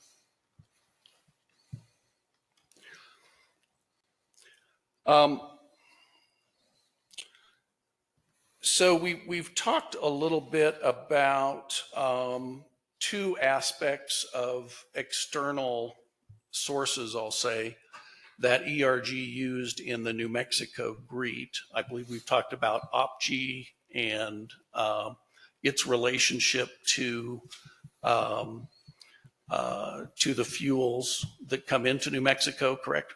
Correct. And I've talked a little bit about the manure piece and 45 VH2 GREET. Is that the second one? Those are the two you've mentioned, yes. The two I've mentioned, thank Yes. you. And then I think a third one, and tell me if this relates to the one we just talked about, is the ILUC or, well, do you know what I mean when I say ILUC? Yes, I do. Thank you. The ILUC component within R&D GREET, is that a third external piece that ERG used in the New Mexico GREET version? That is correct. Okay. Are there any others besides those three that ERG used? In terms of external databases, external data sources? Yes. Or external models? Yes. There were others than those three? No, those are the three external models that we used. Okay. And for everything else, would it be fair to say that ERG used the R&D GREET model default values? Well, or options within R&D GREET, although I do believe that there was an estimate of liquefaction efficiency that was changed changed within the model. I think within about I don't want to give an exact number, it's documented in the report, but that was based on an estimate from outside source that I'm not aware of at the time. But in terms of the three specific main inputs that I discussed in my testimony, the three that you mentioned are the three ones we did. Thank you. And just for information, what does the liquefaction value or factor relate to? It relates to the efficiency by which the liquid fuel pathways are liquefying natural gas. Okay. So I started talking about the ILUC aspect. So as I understand it, for ILUC, ERG adopted the values California developed in 2014. Is that accurate? I don't know when California adopted them exactly, but I believe Dr. Murphy testified to that yesterday. Okay. But yes, those. So whenever it was the values that the California CARB came up with. Correct. Okay. With regard to the ILUC component, is there another model that feeds into that known as GTAP or GTAP? To my understanding, there are multiple models that are used for research into ILUC. Okay. And so GTAP would be one of those. GTAP is one, yes. Okay. And are you aware what version of the GTAP model was used for the California CARB ILUC? Yeah, and I should clarify that really some of the models are applied on the back end of GTAP. And so, for example, for California, the GTAP AEZ model was used in that specific instance. And I don't know a specific version number associated with that. Are you familiar with the Oregon approach to ILUC? I'm familiar with the value that they have for the values that they have used, yes. Okay. And could you describe the values that were used in Oregon? As I testified, Oregon is using the California values with the one exception being for corn ethanol.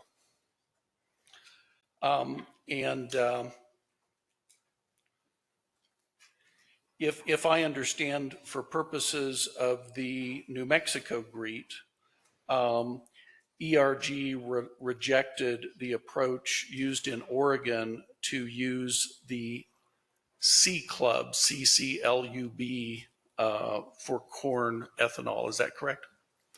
I'm sorry, I don't think that's quite correct. Maybe you could restate your question. Well, maybe it's just easier if you can describe what ERG used in New Mexico GREET for corn ethanol. Okay. As testified, we compared the Oregon value, which was based on the C Club model that you mentioned, and the California value, and we compared that to an external meta-analysis of ILUC studies. And based on that comparison, we decided to retain the California corn ethanol value. Madam Hearing Officer, Ms. Sona. I'm not sure where all of this questioning is going. Most of it is simply just asking Mr. Kupal to restate information that he's already put in his testimony, he's already put in his report, he already summarized in oral. A lot of this is just a needless expenditure of time. All right, so the other parties besides NMED have a limited amount for cross, and actually, Mr. Molenberg, you have just a few more minutes with Mr. Kopal. My impression is he's asking him to confirm his understanding of the testimony, and I don't think it's inappropriate cross. Go ahead, Mr. Molenberg, you've got a few minutes. Yeah, and thank you, Madam Hearing Officer. And in fact, that really is the point. We've had a lot of experts reviewing this in a very short amount of time, and we're just trying to determine all of the documentation and information that supports the model, because it is voluminous, and we've had, like I say, a very short time to do that. So I am largely just confirming our understanding of this.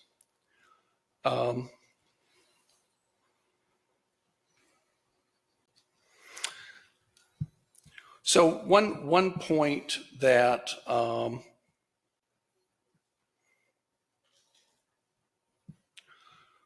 I guess one other question relating to a possible change in the New Mexico R&D GREET relates to the default global warming potentials. Are you familiar with that topic?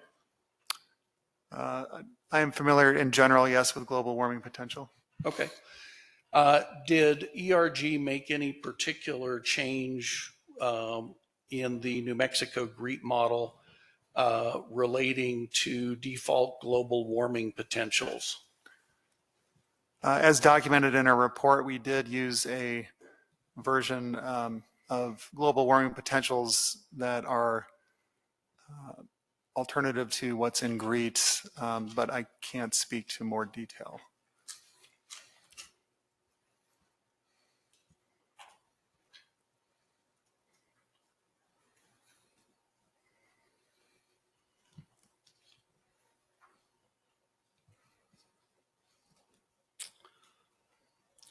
Mr. Kopel, your testimony addresses health effects issues relating to or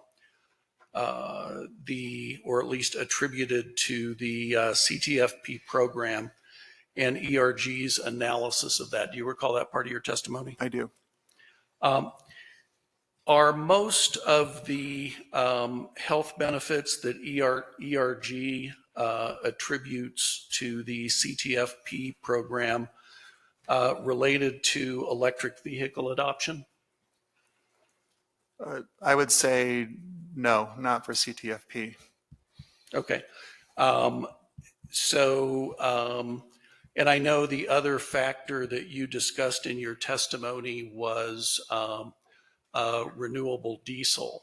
Correct. So you're attributing most of the health benefits to renewable diesel? That's correct, based on the fuel volumes that were generated as part of Mr. Drew's analysis. Is there a time period where ERG's modeling or analysis assumes that renewable diesel will more or less be replaced by electric vehicle adoption? Well, there is, and again, we are relying on the fuel quantities for generated by Mr. Drews, but there is certainly a point where the renewable diesel volumes under the rule go back down to, I don't want to say zero, but are ramped down. Okay. Would you wrap up your questioning of Mr. Kupal, please? Yeah, just one more question. The department's counsel at the beginning of today's hearing mentioned that the department would be redoing some of its modeling to address certain assumptions inherent in the modeling. Will ERG be redoing any of its modeling in that regard to present in rebuttal testimony, or is that limited to some of the other modeling the department has presented? Objection, Madam Hearing Officer. I specifically stated in the presentation of this information that questions such as this are inappropriate. If counsel wants to speak with counsel for an MED, we're more than happy to discuss this matter. Yeah, I am going to have to end questions trying to elicit rebuttal testimony before we get to rebuttal. And I understand that, but as you can understand, we're now potentially looking at a bunch of new modeling coming in on rebuttal, and I'm concerned about the time that we're going to have to evaluate that in a short time before the next phase of the hearing. I understand. And so I can certainly speak with counsel for the department, but frankly, I'm concerned about delays in the hearing process resulting from the need for perhaps another opportunity to rebut a bunch of new modeling. I understand. Thank you.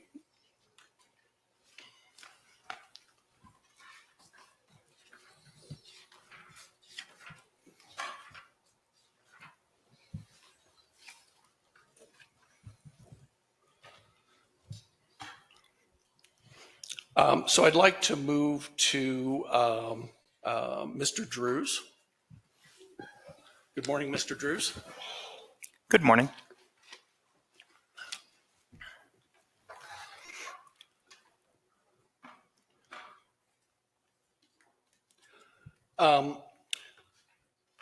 So on page 3 of your testimony, there's a qualification that you were instructed by the department to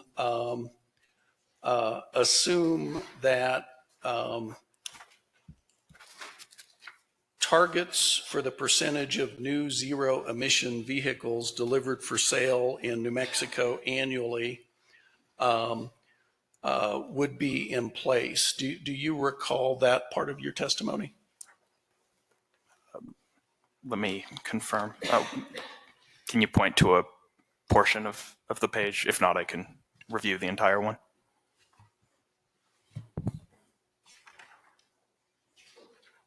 Okay, I do see it. See it. Yes, I mean, as has been stated, we were instructed to assume current rules and regulations on the books in New Mexico. And is it fair for us to assume then that you have followed that assumption with respect to all of the relevant modeling analysis conducted by BRG? That is fair, with the clarification that I want to provide that especially the longer term trajectories of electric vehicle adoption in the state were performed by ERG using the MOVES 5 model. Okay, thank you for that clarification. So do I understand what you've just said correctly by being that, let's say, the near term, well, let me start by asking, is there a particular period of time where your analysis transitions, let's say, from assumptions that are based on NMVES to the analysis provided by ERG? So Due to resource and time limitations, ERG did not run moves for every year of the program. It was run for a specific number of years and interpolated. I went through and essentially using Department of Licensing data, I made sure that the starting point of this analysis was reflective of the currently existing electric vehicle fleet on New Mexico roads today. Then I assumed a growth trajectory relying on existing sales until the adoption of NMVES, and used some of the new vehicle entry and retirement data from ERG's moves modeling in order to essentially phase in the adoption of electric vehicles to essentially make sure that the analysis was coming cleanly off of history. Thank you. So I think the starting point, as you just described in your analysis, is the EV vehicles on the road today in New Mexico. That is correct. And what was the source of data you used for that starting point? I used a database called Evaluate NM, which I understand to have been commissioned by a New Mexico state agency. I don't precisely recall which one, in order to monitor the rate of electric vehicle adoption in the state. I also understand that database is using data from New Mexico registrations.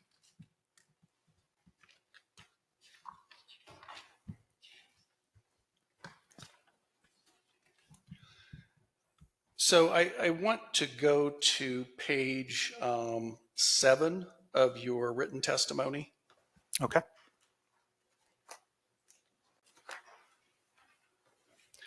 And there are a couple of figures at the top of the table, one labeled NMVES baseline. You see that? I see it. And the other labeled CTFS. That is correct. Okay. And just to clarify what these chart means, the portion under NMVES baseline with the blue lines, based on the legend, is that representative of electricity? I will clarify. There are two different blue colors. Okay. One is representative of biodiesel, and the other is representative of electricity. Okay, so is the biodiesel line the kind of darker blue piece right above the orange? Yes, that is Okay. correct. And then the electricity piece is the part of that chart that has light blue and then darker blue lines in it? That is correct. Okay.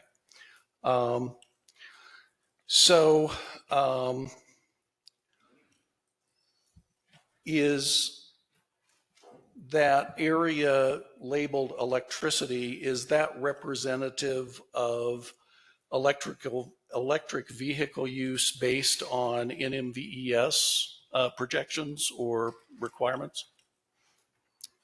I will clarify. Not all of the electricity there would be directly attributable to NMVES. There are existing electric vehicles on the roads of the state today. Okay. But the growth trajectory is based off of an assumption that NMVES is in place. Okay, thank you. I think that answers my question very well. Then on the right-hand side of the page, the orange section with the vertical lines represents renewable diesel. Is that correct? That is correct. And this figure shows that rising rapidly and then declining relatively rapidly up until around 2035. Is that fair? That is fair. Okay. What's the relationship between your assumptions concerning renewable diesel use versus EV use as it's reflected in this figure? Can you specify? Yeah. There are a lot of assumptions. Well, let me ask this a different way. Is the increase attributed to electricity as that increases on the right-hand side of the chart, is that based upon the projections of electric vehicle use based on NMVES? It is based off of projections where the growth assumes NMVES. Okay. And I should clarify, I think you testified earlier that toward the later stages, maybe the NMVES assumptions are replaced by ERG's calculations using the MOVES model. That is correct. Okay, thanks.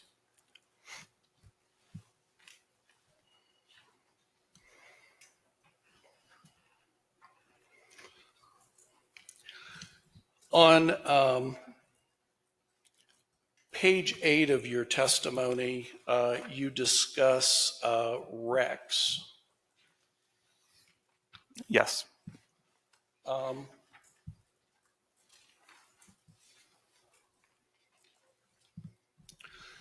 Does your analysis in that regard make any assumptions regarding when and how much electric utility providers will opt in to the CTFP? So I think there's a couple of there's a distinction there to be made. So the analysis assumes that electric utility providers initially opt in to CTFP, which is well and documented empirically in other states and supported by letters of support from some of the largest electric utilities in New Mexico.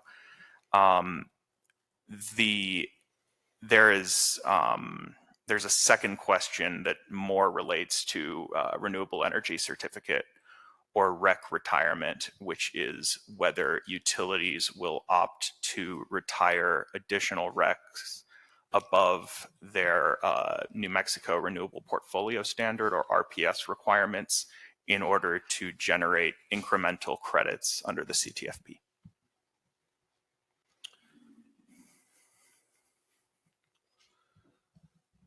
Thank you.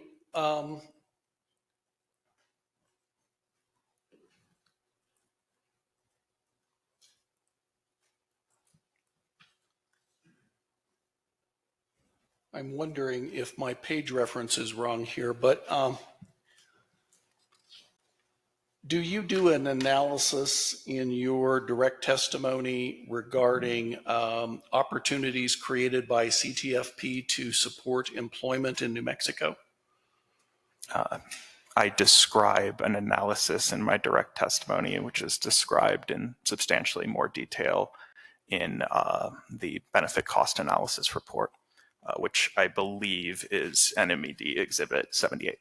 Okay, so you're just relying on the separate analysis there from, is that from Mr. Ford, or is that a BRG analysis?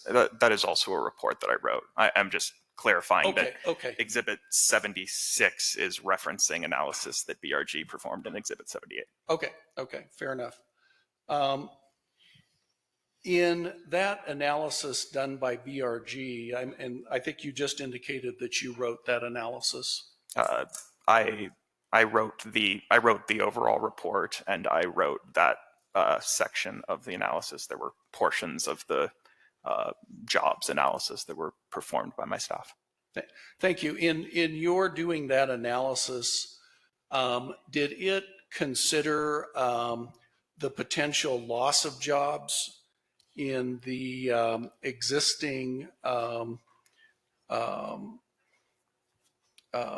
field of storing, transporting, and retailing of liquid fuels? If you're referring specifically to the jobs discussion that I outlined in Exhibit 76, which is related to direct jobs supported by fuel supply equipment, it did not consider those categories of jobs. Those categories of jobs and other economic activity are considered in the broader economic analysis using the in-plan model, which was described by my co-panelists, Mr. Kapal, as well as detailed within NMED Exhibit 78.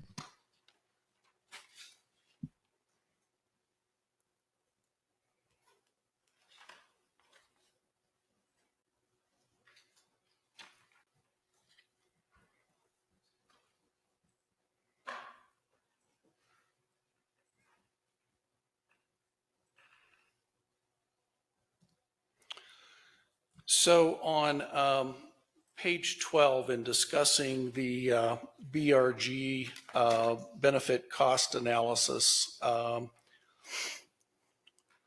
you describe let me ask if you do describe a three-legged stool analogy. To confirm, are you referring to page 12 of Exhibit 76? Yes.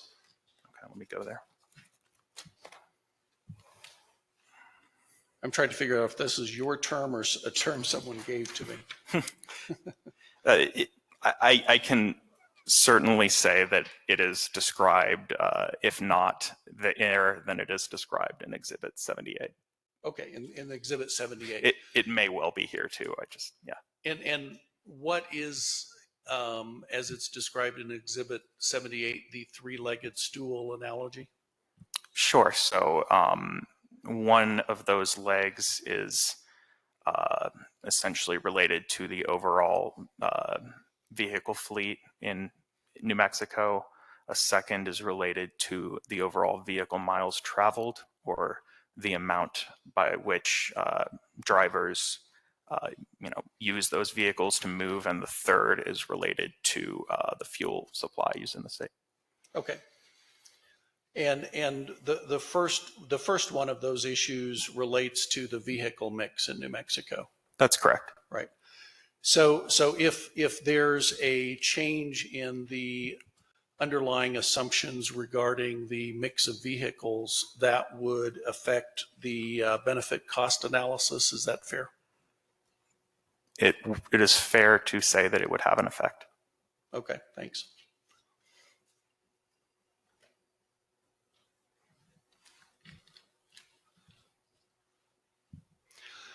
In your testimony on page 14,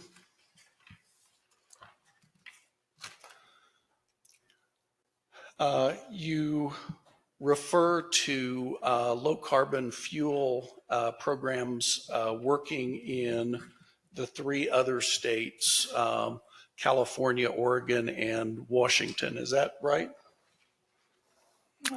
I do say that in my testimony.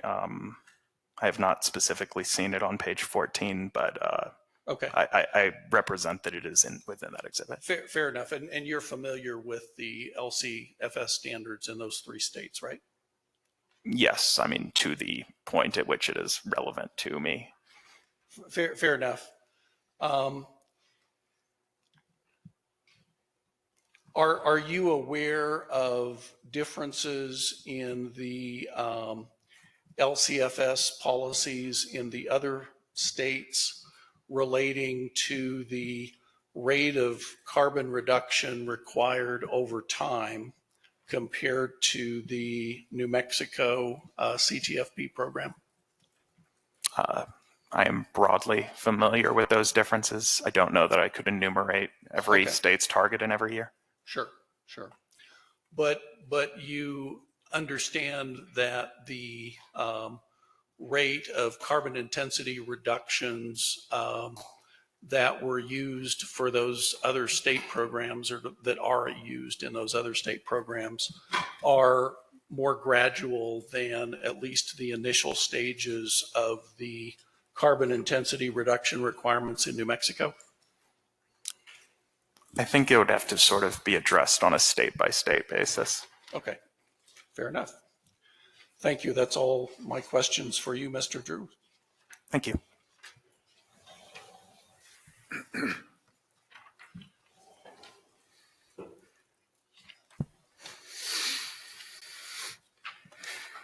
Okay.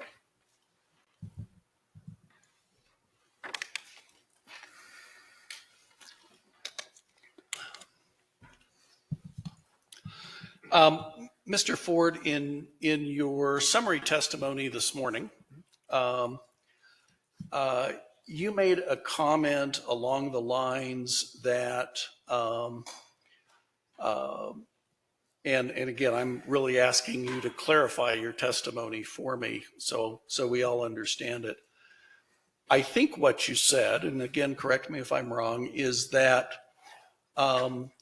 the modeling work can be eclipsed by changes at the global and national level. And that's a paraphrase. So first, please state what you said this morning, and then we'll talk about that.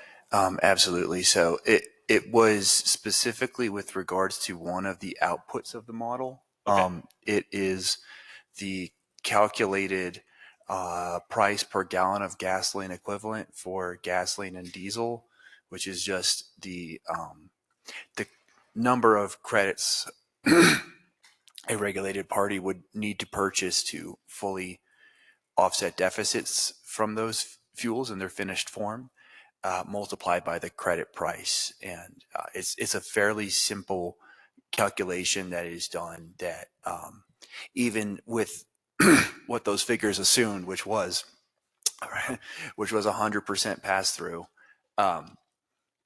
would be kind of just a fraction of routine volatility in retail gasoline and diesel prices that result from, like I say, global and national factors.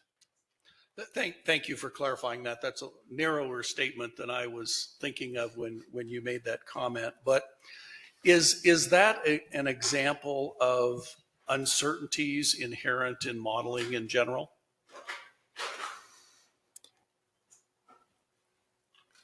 Is that an example? I mean, it's an example of uncertainties in real life that a model may not perfectly match because there's some things models can't predict. The model in itself and its results are more straightforward, but in real life there are those uncertainties that can rapidly change and lead to results that are different from what a model output would suggest. Thank you. And just on that topic of uncertainties in modeling, is one aspect of the modeling to look at past data and trends and then compare how a model fits with the actual data?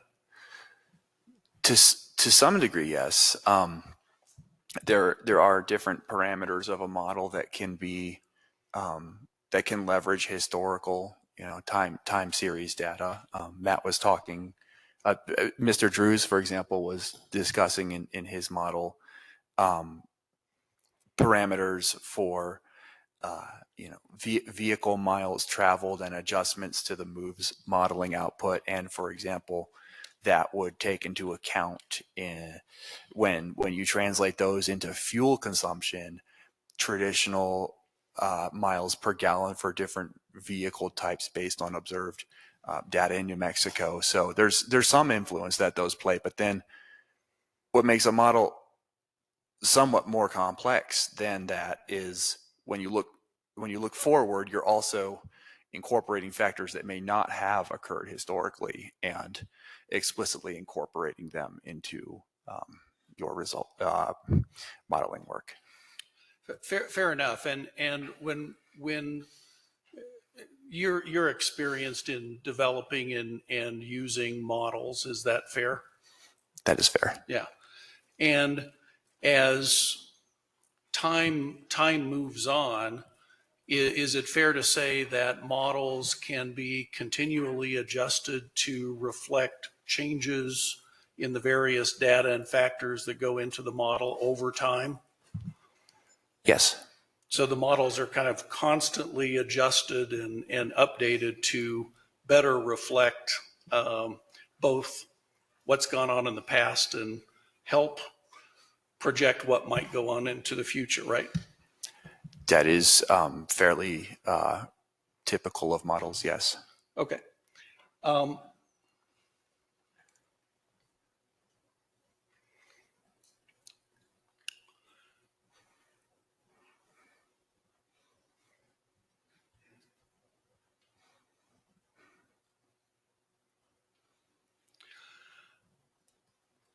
On page 6 of your testimony,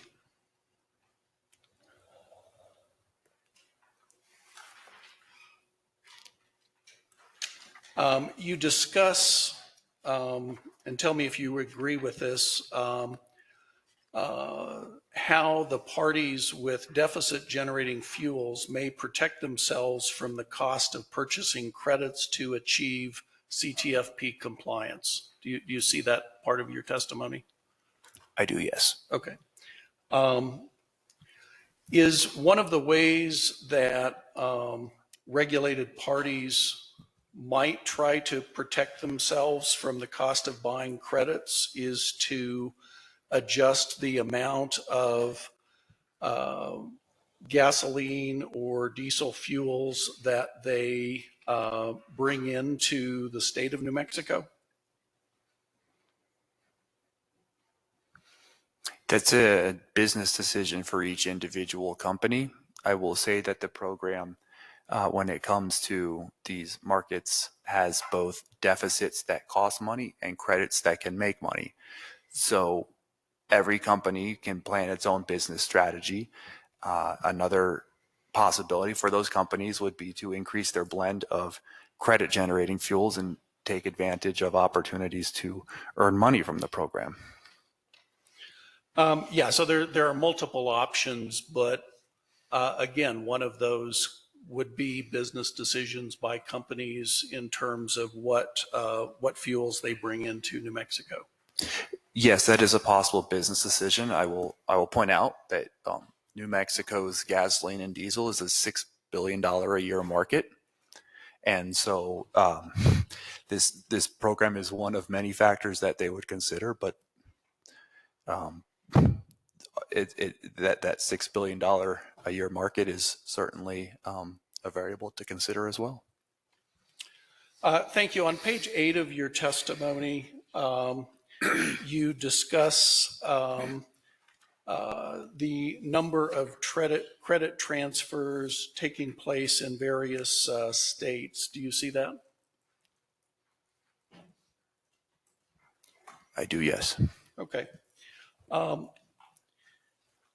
Are you familiar with the concept of credit banking or banked credits?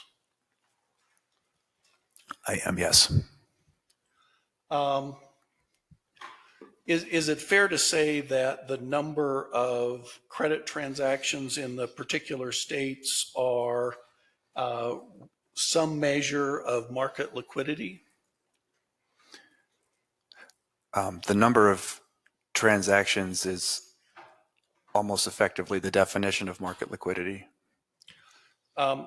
Thank you. And would you agree with me that the banking of credits is an important factor in establishing market liquidity? I would, yes. Thank you.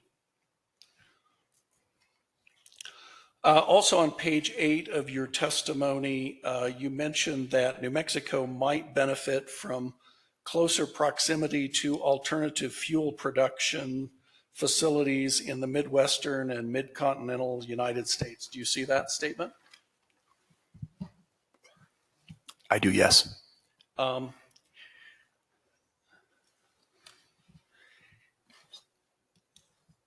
Do other states on the West Coast also utilize alternative fuels produced in the Midwest and Mid-Continent U.S.? They do. And when the New Mexico CTFP is up and running, it will need to compete with those other Western states to attract alternative fuels. Yes. And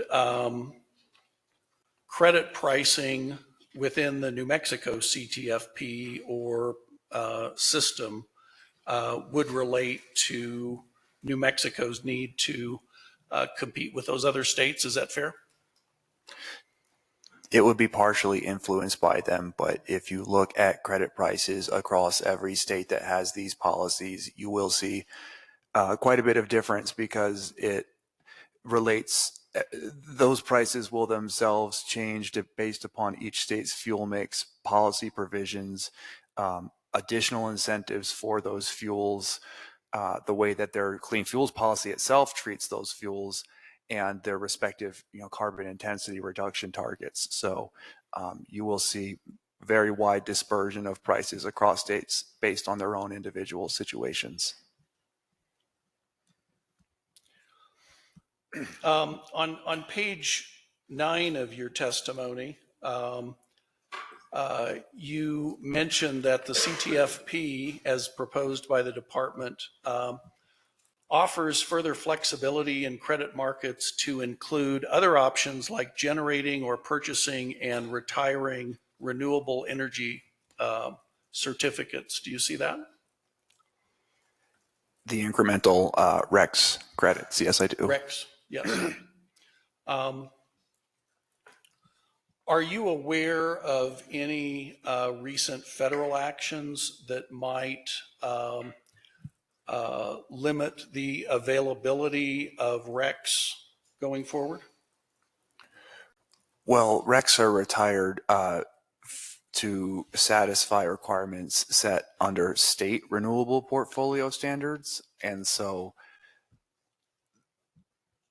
those targets that states set as part of their renewable portfolio standards would be independent of federal policy.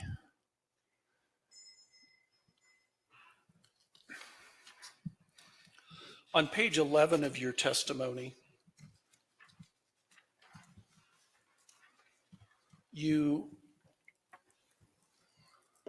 let me find this.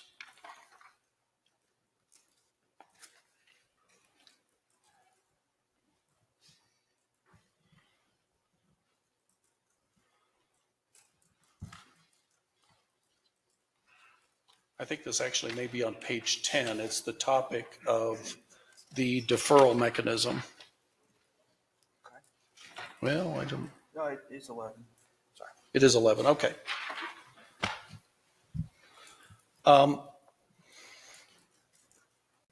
So one of the options in the deferral mechanism as proposed by the department is deferring compliance in an emergency condition. Is that right? Yes. And with respect to emergency deferral, is a shortage in credits within the market a factor for emergency deferral? Objection, Madam Hearing Officer. This line of questioning has been explored with the previous panel, so I'd ask that it be tied specifically to Mr. Ford's testimony. All right. And I'm going to withdraw that question. All right, thank you.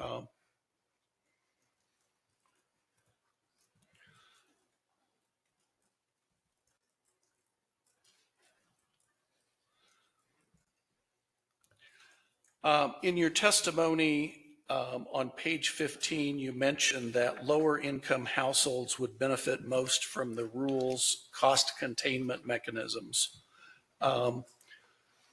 Do you see that point in your testimony?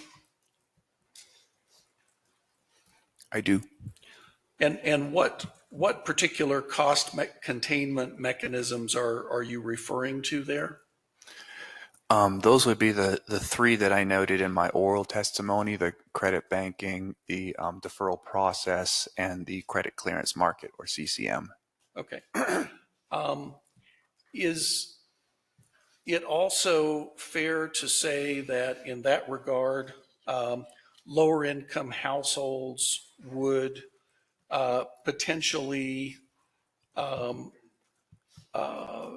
feel the most pain if, in fact, the CTFP increases fuel prices? Lower income households do spend a larger portion of their income on gasoline than the nationwide average. Nationally, households in the U.S. spend, according to the latest consumer expenditure survey data from the Bureau of Labor Statistics, 7.6% of their income. That's the average nationwide. Low-income households, they spend closer, 7.6. It was 7 and 2. I'm sorry, nationally it's 2%. I got that wrong. Nationally it's 2%.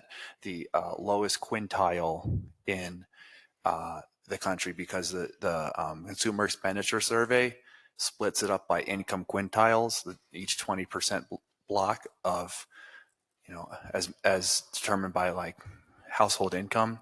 It's 7.6% for the least affluent quintile, 2% for the nation as a whole. So yes, they are relatively, they spend a greater portion of their income, about 2.7 times more, on gasoline than the average American household. They also spend 21.9% on average of their income on healthcare, and that compares to 7% national average of expenditures on healthcare, which is 3.2 times more money spent on healthcare. So I just want to add that as context. Healthcare is actually, and healthcare costs are even more regressively distributed and are an even larger share of household income for the least affluent quintile of U.S. households. And that's of particular relevance to New Mexico, and particularly important as context in discussing impacts on low-income communities from this rule, because they spend almost 3 times more of their income on healthcare than on gasoline. And this rule also moves the needle on that portion of their expenditures.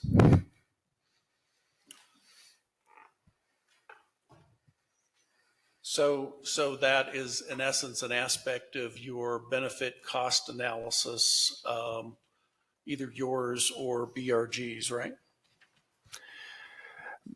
Mr. Kupal would be the expert on that. When we monetize those costs, I can say that we do not explicitly disaggregate by quintile in the same way as the U.S.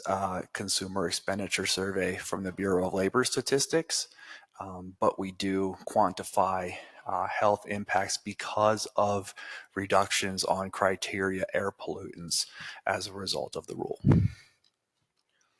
I'm going to turn to page 50 of your written testimony. Mr. Molenberg, Ford? I'm sorry to interrupt. You do still have about 12 minutes with Mr. Ford, but I have promised folks we would take a lunch break from noon to 1, and we're coming up on noon here. Yeah, thank you, Madam Hearing Officer. Actually, I'm jumping ahead a little bit because I'm mindful of our discussion about the changes in the testimony that we may see related to, you know, what we've talked about earlier this morning, and I'm actually skipping some of that in light of that. So I may. I'm happy again to have you resume yeah. this after one. Well, let's do that then. Okay. If this is a good time for a break, and I can wrap up right after lunch. Thank you so much. Okay, thank you. Let's come back at 1.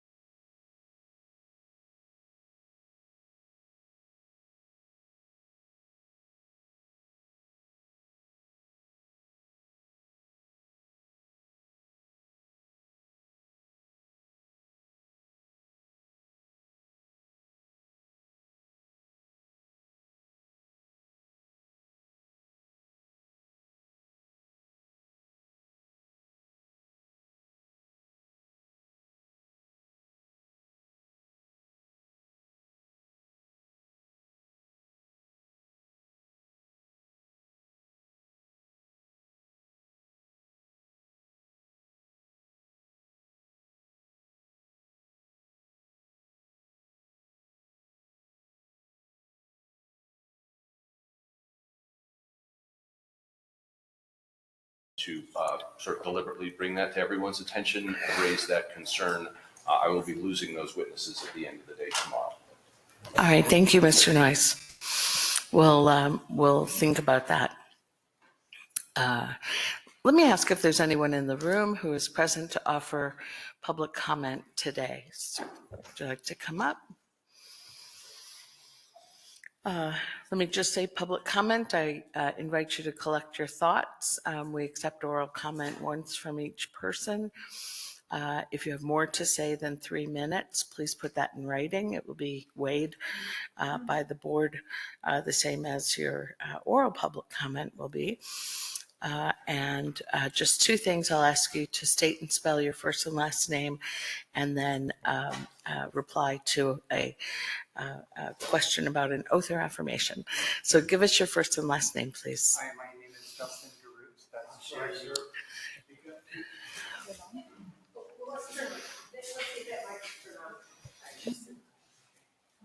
Conserving battery power here. There you go. Thank you. Gotcha. Hi, is that better? Hi, my name is Justin Garut. That's Justin Garoutte. Thank you. Do you swear or affirm to tell the truth? Yes. I'll start your time. Good afternoon, Chair and members of the board, and thank you for the opportunity to speak. My name is Justin Garut, and I'm here on behalf of Conservation Voters New Mexico Education Fund. Our mission is to connect the people of New Mexico to the policy decisions that shape our climate, our health, and our communities. First, I want to thank the Environmental Improvement Board for carefully considering the proposed rule, the Environment Department for the hard work that went into developing it, and Governor Lujan Grisham for her leadership in initiating this process. We strongly support the Clean Transportation Fuels program. Reducing pollution for transportation is one of the most important steps New Mexico can take to secure a healthier future. This rule has the potential not only to cut climate pollution, but also to bring hundreds of millions of dollars in investment, cleaner air, and good jobs to our state. I urge you to adopt the strongest possible version of this rule, one that ensures the benefits stay here in New Mexico. That means closing the book and claim loophole. Clean fuels used in other states should not count towards our goals. New Mexicans deserve to see the benefits of this program in our own communities. It also means keeping strong recognition for efficiency and the role of electric vehicles of all types. EVs are more efficient, run on cleaner power, and represent our state's path to a healthier, more affordable transportation system. They're also really fun to drive. Weakening these provisions would be a step backward. Finally, please ensure the rule rewards truly clean fuels and transit solutions, not fuels that come with hidden environmental costs and not special treatment for polluting industries. Public transit agencies, for example, should be able to earn credits for the work that they do moving people efficiently and cutting emissions. In closing, this is a pivotal moment. The action you take will show whether New Mexico is ready to lead on clean transportation and climate solutions. On behalf of Conservation Voters New Mexico Education Fund, I urge you to adopt a strong, effective rule that delivers real benefits for our climate, our economy, and our health. Thank you. Thank you, Mr. Garrett. Is there anyone else present in the room? If you'd come up.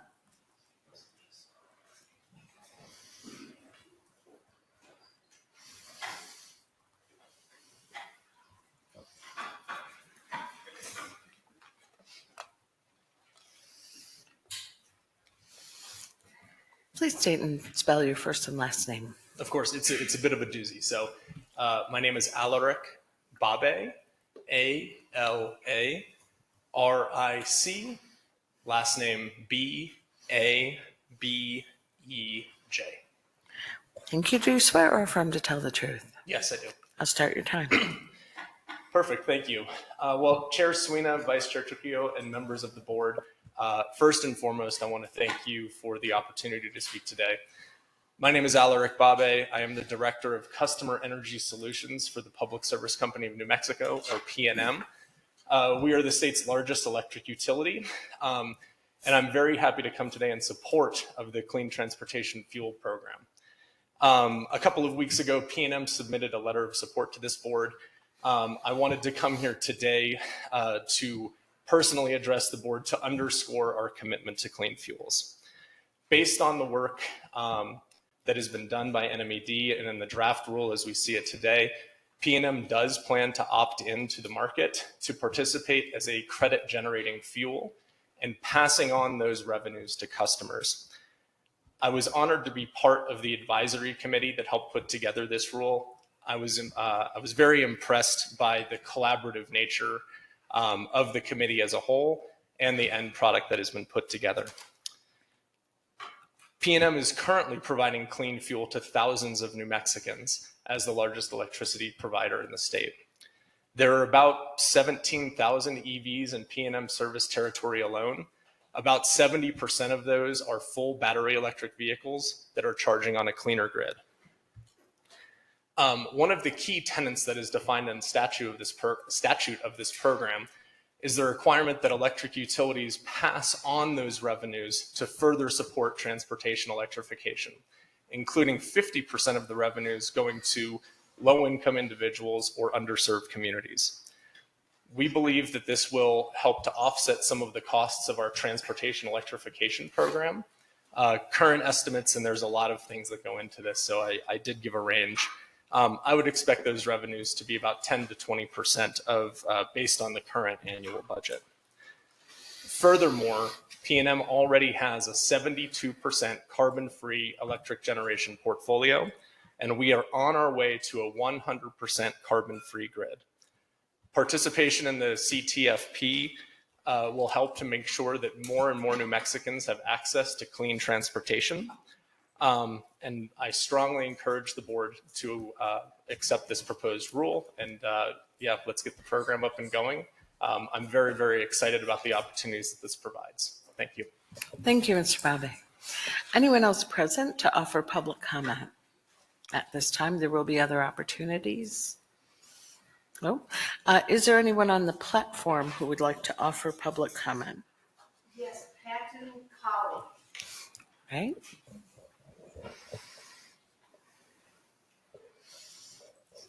Hello, can everyone hear me okay?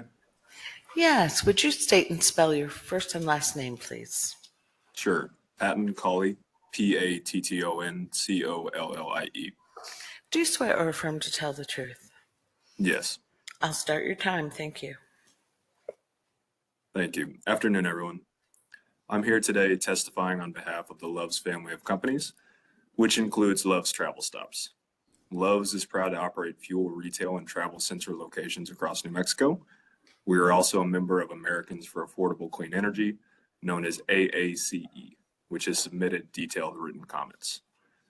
The Clean Transportation Fuel Program, or CTP, has the potential to substantially lower transportation emissions in New Mexico while keeping fuel prices low, if structured and implemented correctly. Love's primary concern with the CTP is with the definition of regulated party. As currently drafted, the rule could be construed to include fuel retailers as deficit generators.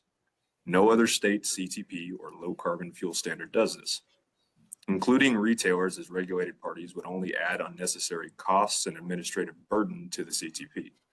It would also create compliance challenges for the New Mexico officials, as there are far fewer refiners and importers to regulate than the many hundreds of individual retailers. The language in section 20.2.92.401 on page 38 of the proposed regulations appears to appropriately assign deficits only to producers and importers of liquid fuels. Love's urges the board to definitively clarify that, with respect to liquid transportation fuels, only producers and importers are included in the definition of regulated parties. The board can do so by revising the regulations to make clear that the deficit generator status cannot be passed to a downstream entity acquiring ownership of liquid fuel below the rack. Similar language is included in the California LCFS regulation. To state this again, we strongly urge the board to clarify that its implementing regulations align with other states by assigning deficit obligations only to producers and importers of petroleum-based fuels. Our second concern relates to the opt-in provisions, particularly for sustainable aviation fuel, or SAF.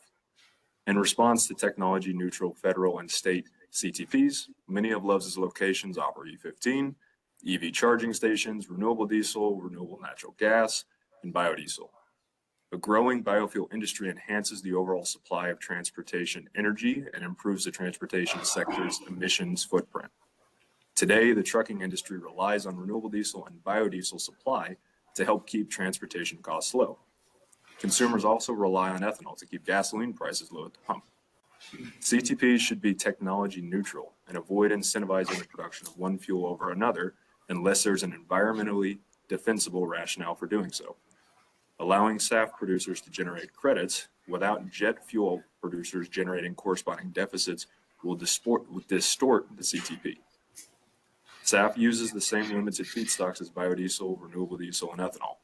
If SAF receives preferential treatment as an opt-in fuel, it will divert feedstock away from the fuels that power trucks and cars in New Mexico. That means fewer gallons of renewable diesel and biodiesel will be available, raising prices at the pump for everyday drivers, while shifting benefits towards a smaller segment of comparatively affluent air travelers. We believe the CTP should remain technology neutral and avoid giving one fuel special treatment without an environmental justification. Otherwise, the program risks increasing overall emissions while making transportation more expensive for the people who can least afford it. We therefore encourage New Mexico to consider adopting a cap on credit generation for opt-in fuels to avoid this perverse outcome. Thank you for the opportunity to testify today and for your work on this important program. Thank you, Mr. Colley. Is there anyone else on the platform who would like to offer public comment at this time? Yes, Lauren Tremblay. Lauren Tremblay, if you unmute yourself, please. Yeah, for sure. Lauren Tremblay, that's spelled Lauren, and last name is Tremblay. Do you swear or affirm to tell the truth? Yes, I do.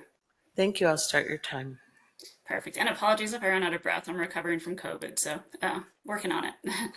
I'm here on behalf of Southwest Airlines. Southwest appreciates the opportunity to provide comments on the current CFS rulemaking and its implications for sustainable aviation fuel adoption in New Mexico.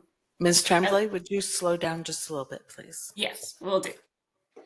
As the largest carrier in New Mexico, Southwest operates an average of over 30 flights per day out of the state, consuming more than 10 million gallons of jet fuel for flights departing from New Mexico in 2024. As a key contributor to the state's aviation sector, economy, and communities, we are deeply committed to advancing sustainability and addressing the environmental challenges facing our industry as a hard-to-abate sector. SAF is central to Southwest's climate strategy. Our goals include replacing 10% of conventional jet fuel with SAF by 2030, reducing our emissions intensity 50% by 2035, and achieving net zero emissions by 2050. SAF is critical to these goals. Given that jet fuel accounts for over 99% of our Scope 1 and 2 emissions, SAF represents the only viable near and midterm solution to decarbonize aviation and our operations. However, SAF remains a nascent market, hindered by high production costs, infrastructure limitations, and investment risks. We respectfully submit the following comments on a few critical issues under consideration in this rulemaking that could significantly impact SAF deployment in New Mexico. The first key issue is regarding the baseline carbon intensity. The lower baseline CI assigned to fossil jet compared to fossil diesel results in significantly reduced credit values for SAF, creating a structural disincentive for its use in New Mexico. To avoid the negative consequences of crediting renewable diesel significantly more than sustainable aviation fuel, which already experiences several market disadvantages to renewable diesel, New Mexico should follow the lead of the other clean fuel program states and align sustainable aviation fuel crediting under the CTFP with renewable diesel crediting. Oregon, California, and Washington have all adopted a unified CI baseline for fossil jet and diesel fuels to ensure a level playing field for low carbon fuel alternatives, and we highly encourage the same under this program. The second topic we wanted to mention was that we encourage the allowance of stackability of the CFS credits with federal 45Z credits to help close the cost gap and accelerate SAF adoption. This would be consistent with all other clean fuel programs and is critical to the deployment of SAF within the state.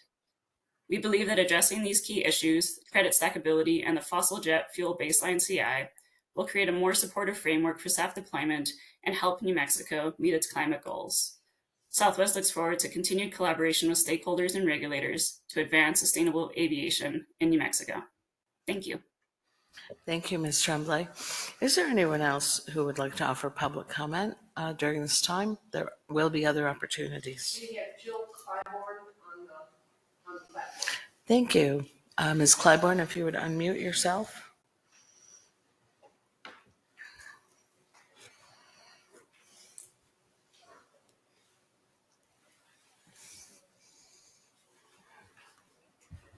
Thank you. Would you state and spell your first and last name, please? My name is Jill Clybourne, and that's Jillcliburn. Do you swear or affirm to tell the truth? I do. Thank you. I'll start your time. Thank you.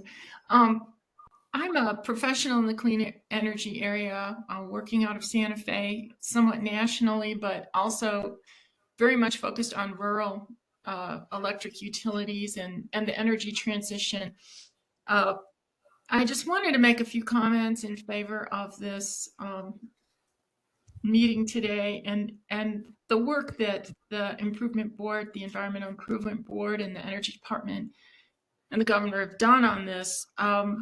In particular, I wanted to make just two areas of comment.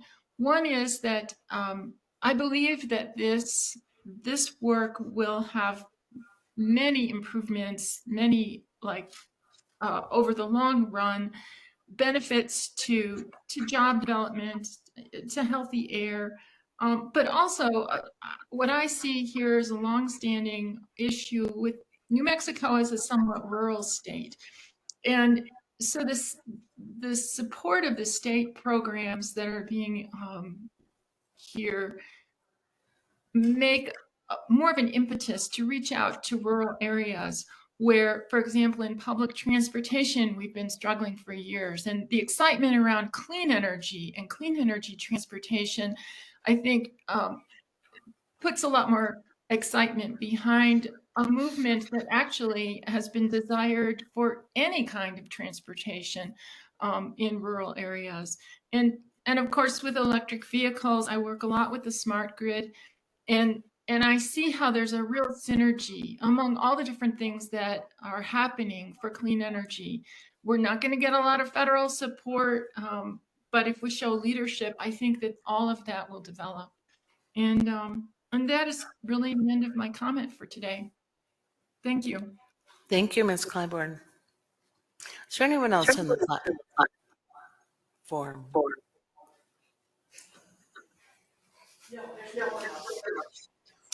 Thank you, Pam.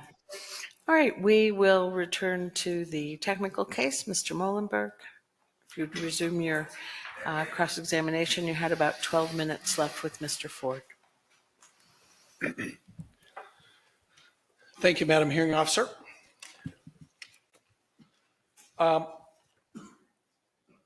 Mr. Ford, could you turn to page 50 of your direct written testimony? Yes. In the second paragraph,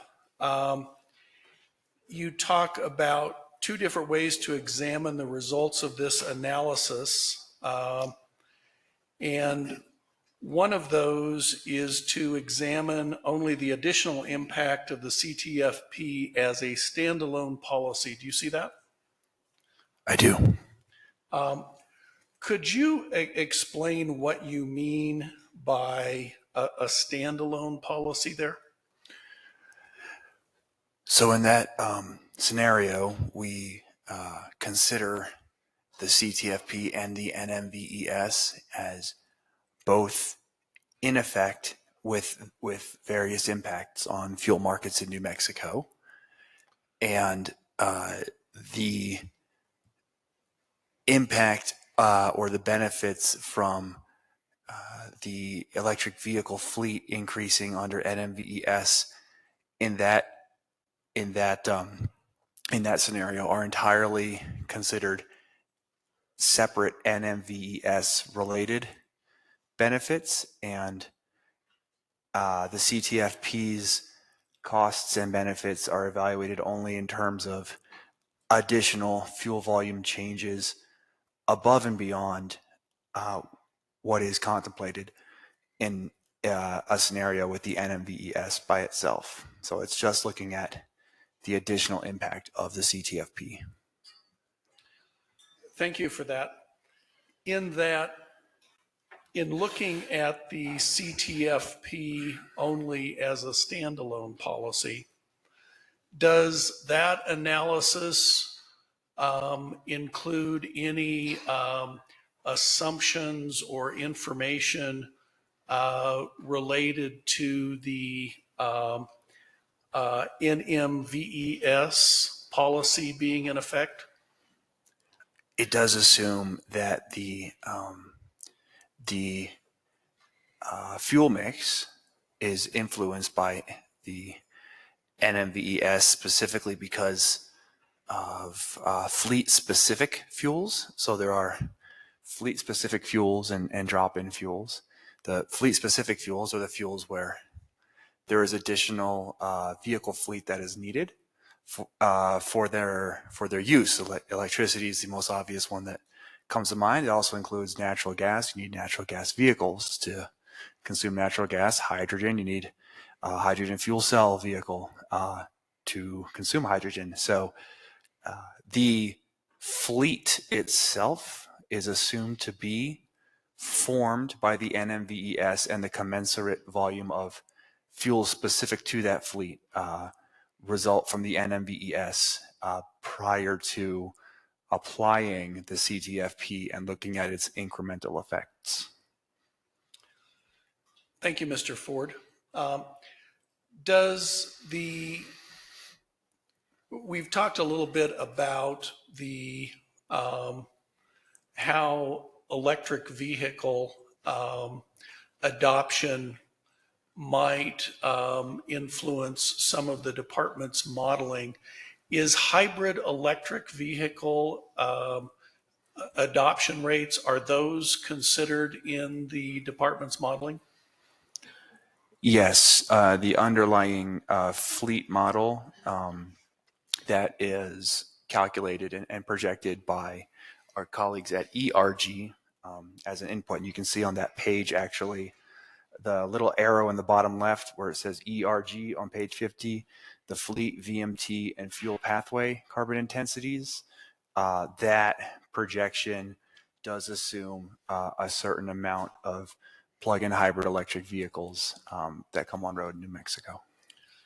Thank you. And then in looking at the anticipated fuel mix, is it fair to say that the consideration of the hybrid electric vehicles would consider their relative use of both liquid fuels and electricity? Yes, either of the gentlemen to my left can answer that more comprehensively, but I can say that it does contemplate gasoline use and electricity use in PHEVs with assumptions regarding when they are using one and the other. Thank you, Mr. Ford. That's all I have. Thank you to this panel again for your testimony. Thank you, Mr. Mullenberg. Is Mr. Tucker or Ms. Jones here? And do you have questions on behalf of Oxy? Hi, Aaron Tucker for Oxy. I'm on the platform. Oh, you're on the platform. All right. Keep your voice up, Mr. Tucker. Can everyone hear me? We can at this moment. Great, thank you. Hi, good afternoon. Thank you, Madam Hearing Officer, Chair, members of the board. For the record, my name is Aaron Tucker on behalf of Oxy USA. Mr. Kupal, I'd like to start with you. Madam Hearing Officer. Ms. Sona. Before we begin the line of questioning, can the panel get a headset as well if they don't have one already? All right. I know I'm going to have to use mine to hear Mr. Tucker. Would it help if I speak up a little bit? It may. Those of us without headsets will need you to speak up. Okay. Now I do.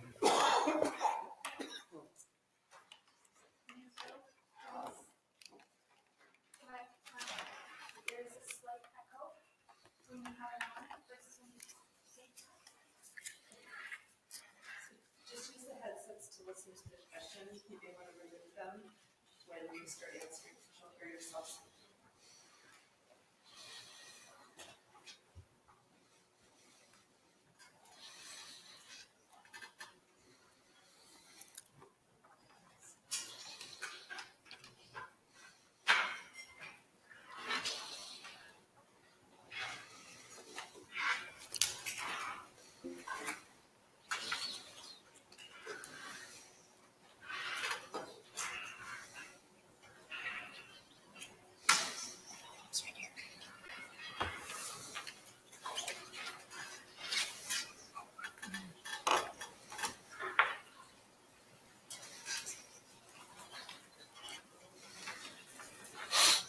All right. Does everyone have a headset who desires a headset?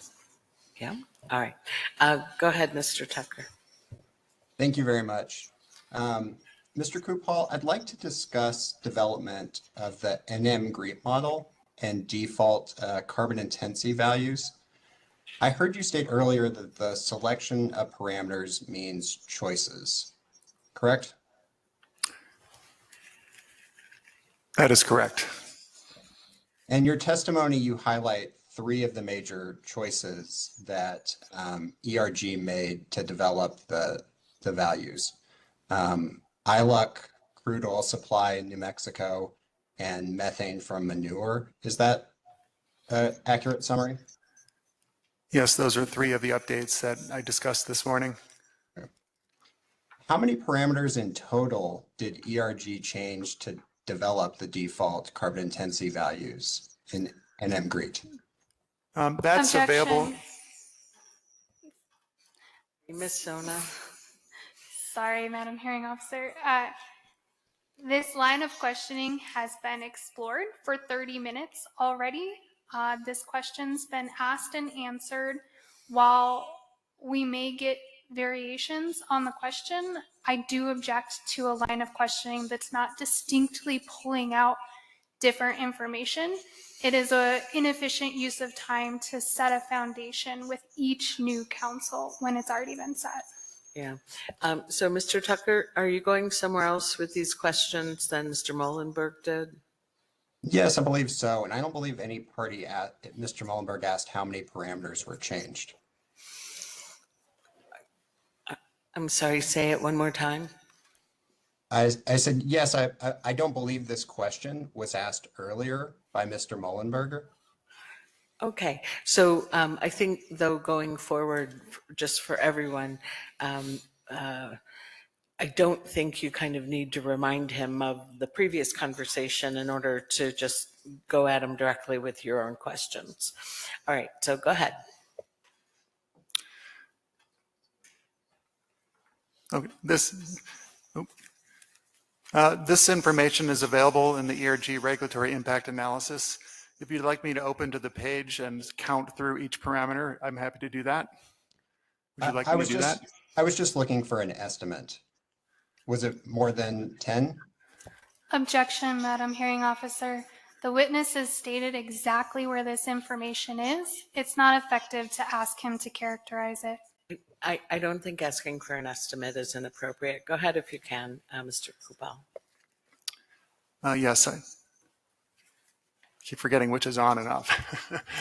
Yes, I believe it is more than 10. Is it more than 100? It is not more than 100. And which exhibit can the list of all the parameters that were changed be found?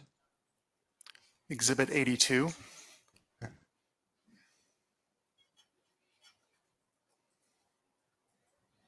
And so each of the parameters that were changed affected the final default carbon intensity value of the fuels, correct? I'm sorry, could you repeat the question? Each of the parameters that were changed, each of the parameters that were selected changed the final default carbon intensity value of the fuels, correct? Yes, all the changes in the parameter tab affected the carbon intensities. Okay, thank you. On page 20 of your testimony, you state, with these updates, the default carbon intensity developed for New Mexico's CTFP reflect the state of the science and have been tailored for New Mexico where possible. Producers will, of course, have the opportunity to refine CI estimate for their fuel as part of Tier 2 application submissions. Is that a correct statement of your testimony? Let me review to make sure.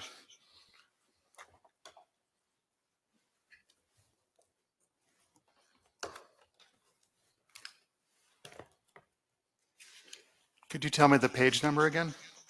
Page 20.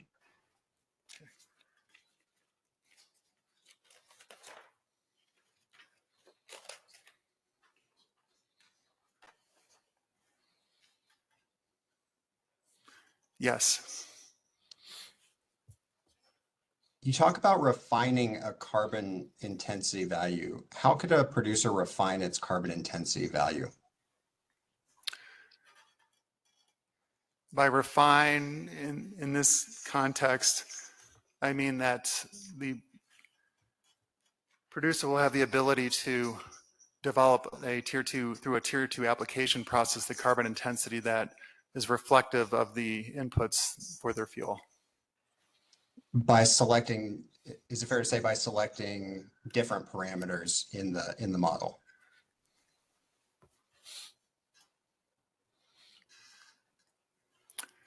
I'm not an expert on the tier 2 application process in the rule per se, so I'm going to defer that question.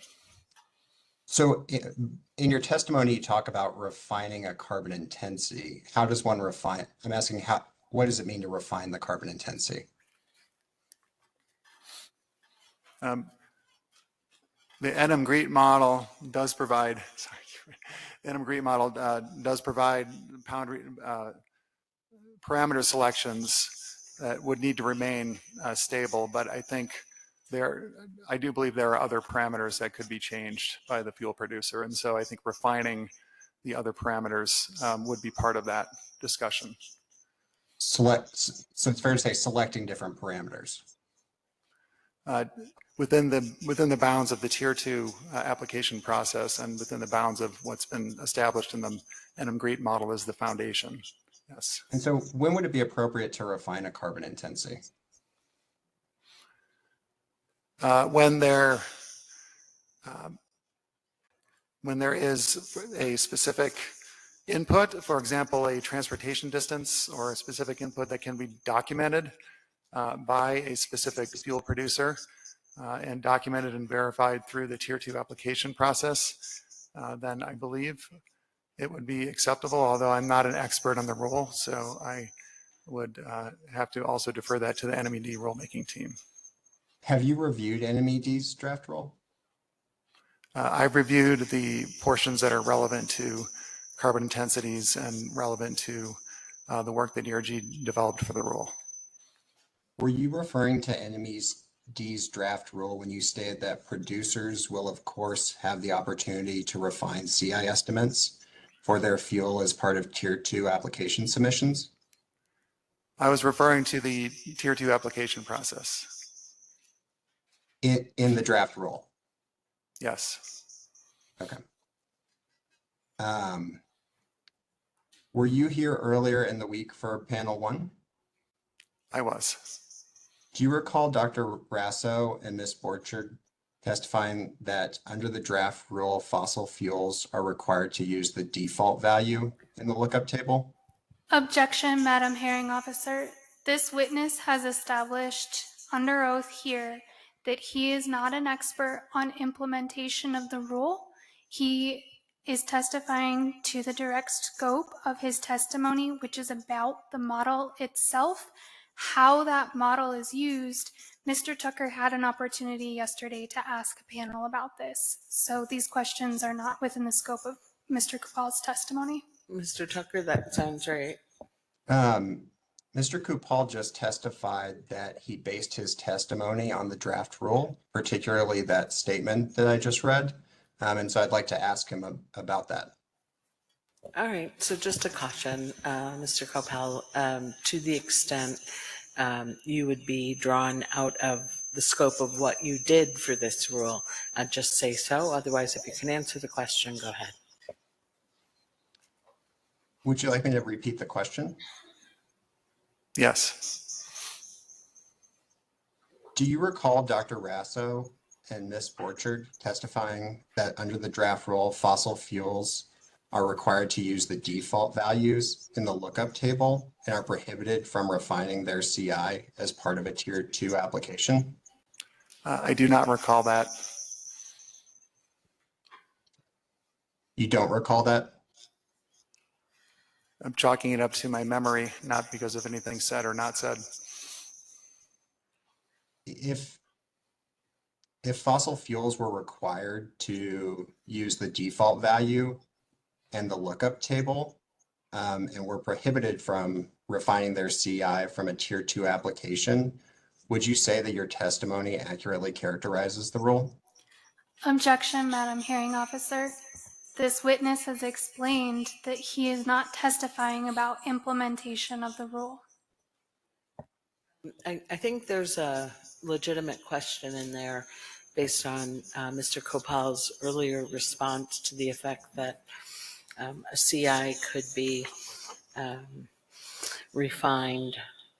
Some parameters are stable, some could be flexed, for lack of a better word. It sounds as though this is a follow-up to that question.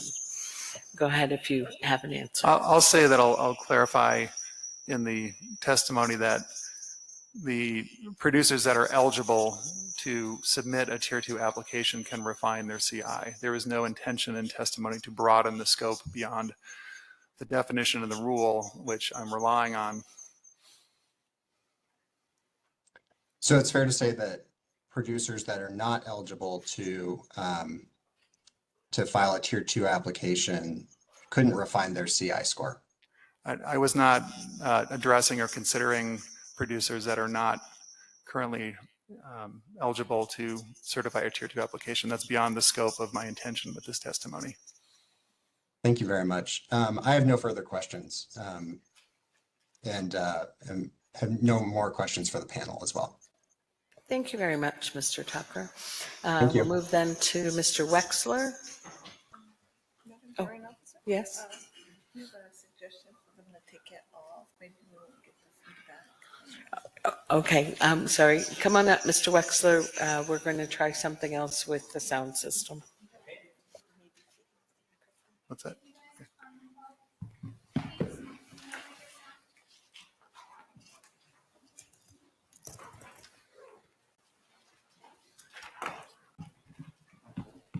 Do you want me to try and speak? Can you hear me? I can hear you.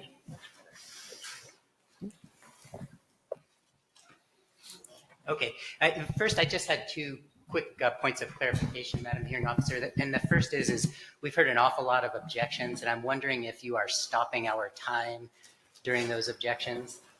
When an objection is made, I add 30 seconds or a minute. Yeah. Thank you. My second question is, normally the rules require that the person who presents a panel, a witness, is also required to stay with that witness throughout the entire time. I haven't heard a request from the department to switch attorneys because it was Ms. Nixon who presented the witnesses, and now we're hearing Ms. Sona doing the objections, nor am I aware of any reason that would justify switching attorneys midstream. So I guess I'm asking you for clarification on that. Ms. Sona? In response, I would say that the rules of procedure do not apply to this proceeding, and we're working through getting through this efficiently. I see no basis to do that. I certainly would not impose that on another party. I find it, it's nice that they won't impose it, but that is the normal rule, and it's less efficient to have people switching back and forth. So. All right, thank you. I'll start your time. All right. I'm going to start with you, Mr. Ford. One of the ways that you evaluated the economic impact was through the modeling that you discussed. And if you'd look, please, at page 42. You can let me know when you're there. And here you have the same reference that Mr. Drews had to this so-called three-legged stool for decarbonizing the transportation sector emissions. You see that? Yeah, I think you have to say it out loud. I do. Those legs are the transportation fleet, vehicle miles traveled, and fuel mix. Is that right? Transportation fleet, vehicle miles traveled, and fuel mix are the three legs of the stool. That is correct. And we heard from Mr. Drews earlier that if one of these legs were changed, in that case, the transportation fleet, it would affect the modeling of the CTFP program. Do you agree with that? Yes, the model depends upon the projected transportation fleet and vehicle miles traveled. So that is relevant to the outcomes of the projection. Page 43 of your testimony, you say at the end of the first full paragraph, you say that gauging the CTFP's full effect can be difficult because of its overlap with NMVES. You see that? I do, yes. What do you mean? So this is in reference, this kind of harkens back to my response to Mr. Mullenberg earlier on, in which we have two policy projections. One is a policy projection of the NMVES by itself, and another one is with the NMVES and CTFP. The difference between the two scenarios is when we run that projection with both of them, whether we are only allocating the difference between those two projections that is caused exclusively by the CTFP to the CTFP versus when we allocate some portion or all of the impacts of the NMVES also to the CTFP. And the reason for that is that the CTFP is a policy that has its own impact, but also supports the goals that the NMVES attempts to reach. And so the distinction isn't quite as neatly delineated as we make it sound when we do the CTFP only scenario. Specifically, there are results and benefits in the results under NMVES that the CTFP is helping uphold, as fuels are one of those legs on the stool in that analogy. For example, the CTFP has credits for residential charging that must be reinvested in fueling infrastructure for transportation decarbonization, and that or direct rebates for transportation decarbonization. And so they all kind of overlap in a way that can't just be neatly teased out necessarily. And part of that is because of the fact that the CTFP is a direct funding source for achieving the goals that we find under the NMVES projection, because it is providing the money that is needed to help make EVs affordable and traveling in EVs practical, with support, for instance, for public charging stations that help people take their EVs on longer and longer trips and address the range anxiety that could be keeping families, particularly those in more rural or underserved areas, from buying an EV. And so a lot of the EV uptake that we see in NMVES would also result specifically from what the CTFP is doing in its provisions. And so the policy that includes NMVES and CTFP is aggregating all of those and saying, hey, all of this to some degree is also being helped, assisted in some way directly by some of the provisions that are in the revised proposed new rule. Quick question, and that is, you referred to a benefits cost analysis. Is that the same as a cost benefit analysis? I've heard them referred to that way. Yeah, I don't think the ordering changes the. That's helpful. Thank you. At page 43 and spilling into 44, he's starting there at the bottom there. You're identifying the projections that were done under 3 different policy assumptions, right?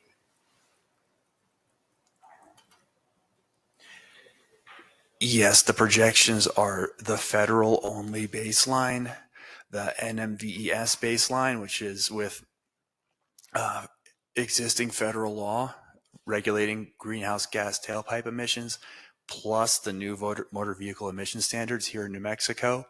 And then the third scenario is on top of that, what we call NMVES scenario that stack those two, the CTFP then added as the third policy. So those are the 3 policy projections you refer to.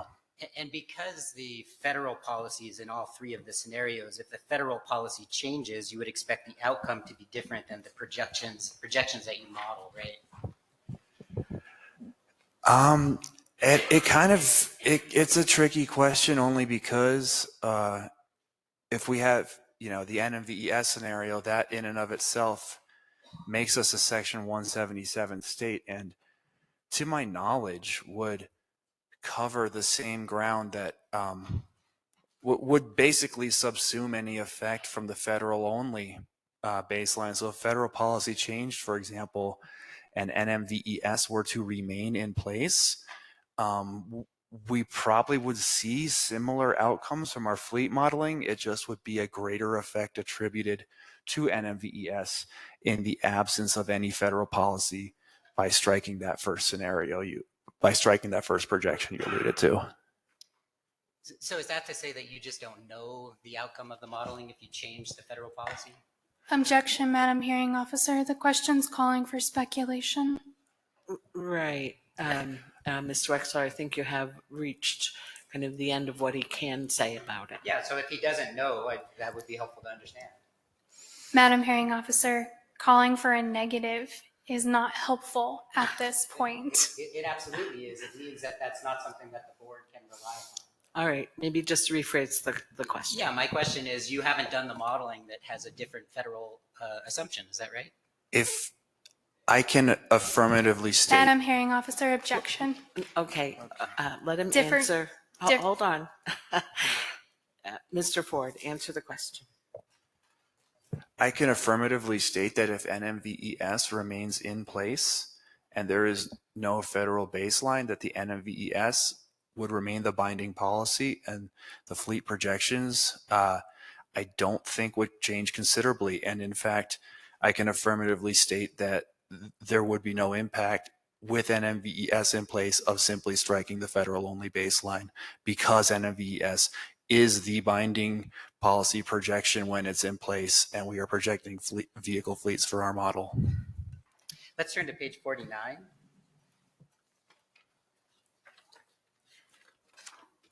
And here you outline the steps that you took for the BCA, is that right?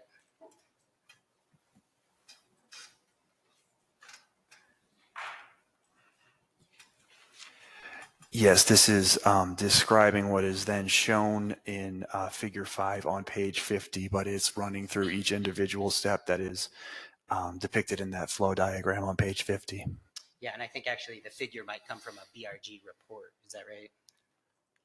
The figure was published in the benefits cost analysis. It was also published in ERG's regulatory impact analysis. Staying there on page 49 and these steps for the BCA, I count 6 different models that were used by ERG or BRG. Is that right? Madam Hearing Officer, we've established with the earlier line of questioning that setting the foundation by simply having a witness reiterate what is already in their testimony is not helpful to this proceeding. And I appreciate that the Council for NMED wants to help us understand what's helpful for our examination, but actually I don't need the advice. All right, so Ms. Sona, I think it is good for council to direct the witness's attention to the particular page and section of the page that he's about to ask a question about. I certainly think that's helpful. And then the faster you can get to your real question, the better. Thank you. We're working on it. There are 6 different models there, is that right?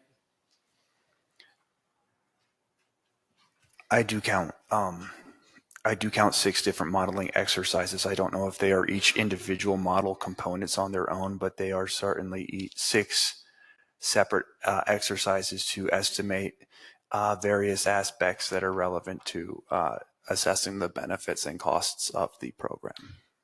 You then use all that BCA, you publish a summary at table 1 on page 51. If you look at that, it says the effect of the CTFP as an individual policy or part of a suite. You see that? It's in the heading of the table 1. I do. My question is, effect on what? On fuel markets, health effects, greenhouse gas emissions, and direct jobs from the construction and installation of fuel supply equipment. So I should understand that to be the effect of each of those items that are actually specifically identified in table 1. In the rows, yes. Got it. Thank you. We can see from the table that most of the benefit comes from the reduction in GHG emissions. Is that right? That has the largest benefits. Yes, that is correct. And if I understand correctly, the analysis of the benefits of GHG reductions came from the social cost of carbon? It did come from the social cost of carbon. That's correct. And that itself is also a near and long-term modeled effect. Is that right? Did you say defect? Just effect. Oh, effect. Yeah, it is a near and long-term model effect that comes from a 2023 report from the Interagency Working Group on Climate Change published by the U.S. Environmental Protection Agency. And it is a projection using input from the University of Chicago Climate Impact Lab, as well as Resources for the Futures GIVE model. You'll have to get back to me on what each of those letters stands for, but it's the RFF GIVE model, as well as meta-analysis of numerous other aggregation studies that seek to quantify the impact. So it takes information from all of those sources and aggregates them in order to estimate an appropriate social cost of carbon. So that's yet another model. So if you take the BCA that has at least 7 different models, each of those models contains its own assumptions, right? Correction, we agreed that the BCA had 6 models. And then I was adding in the social cost of carbon model that you were just describing.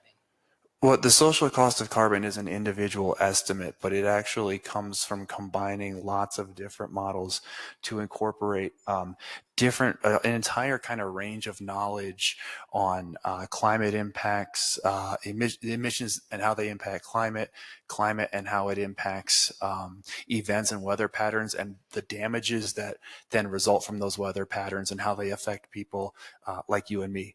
So, but it is a single estimate. So the BCA itself, I would still say, has 6 models, and then the social cost of carbon is an estimate that comes from kind of a meta-analysis of many different models, and it's a very thorough one at that.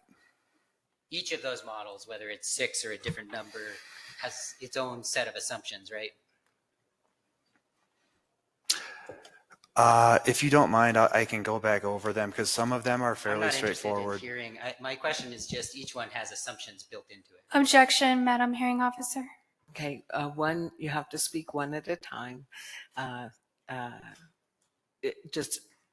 So the question, I'm sorry, to Mr. Ford. Each model has its own set of assumptions.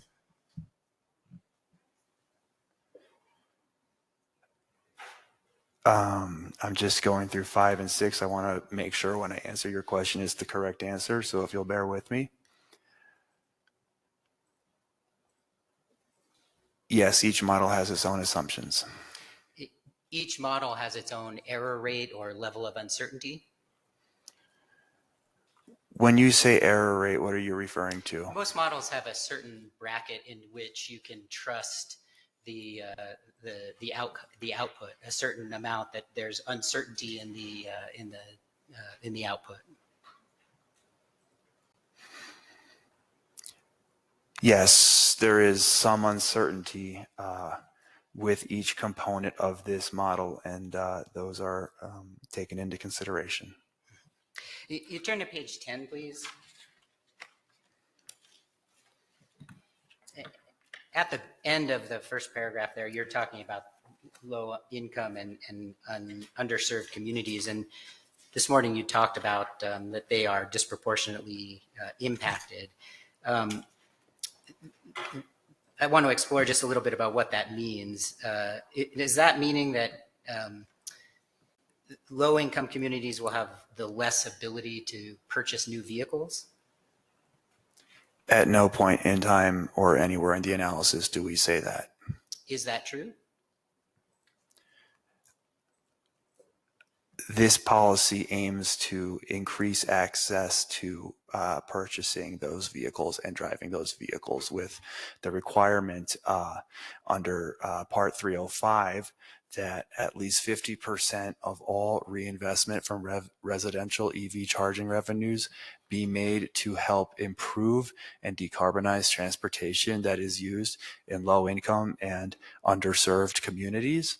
And the result of that is the impact of this policy, which is what this analysis is concerned with, not general factual statements, but the impact of this policy that we are here to speak about today is to improve access to zero emissions vehicles for members of low income and underserved communities. When you're talking about that policy, are you talking about the 50% of revenues from electric utilities have to be reinvested in infrastructure for EVs? Is that what you're referring to? That's not quite correct. Okay.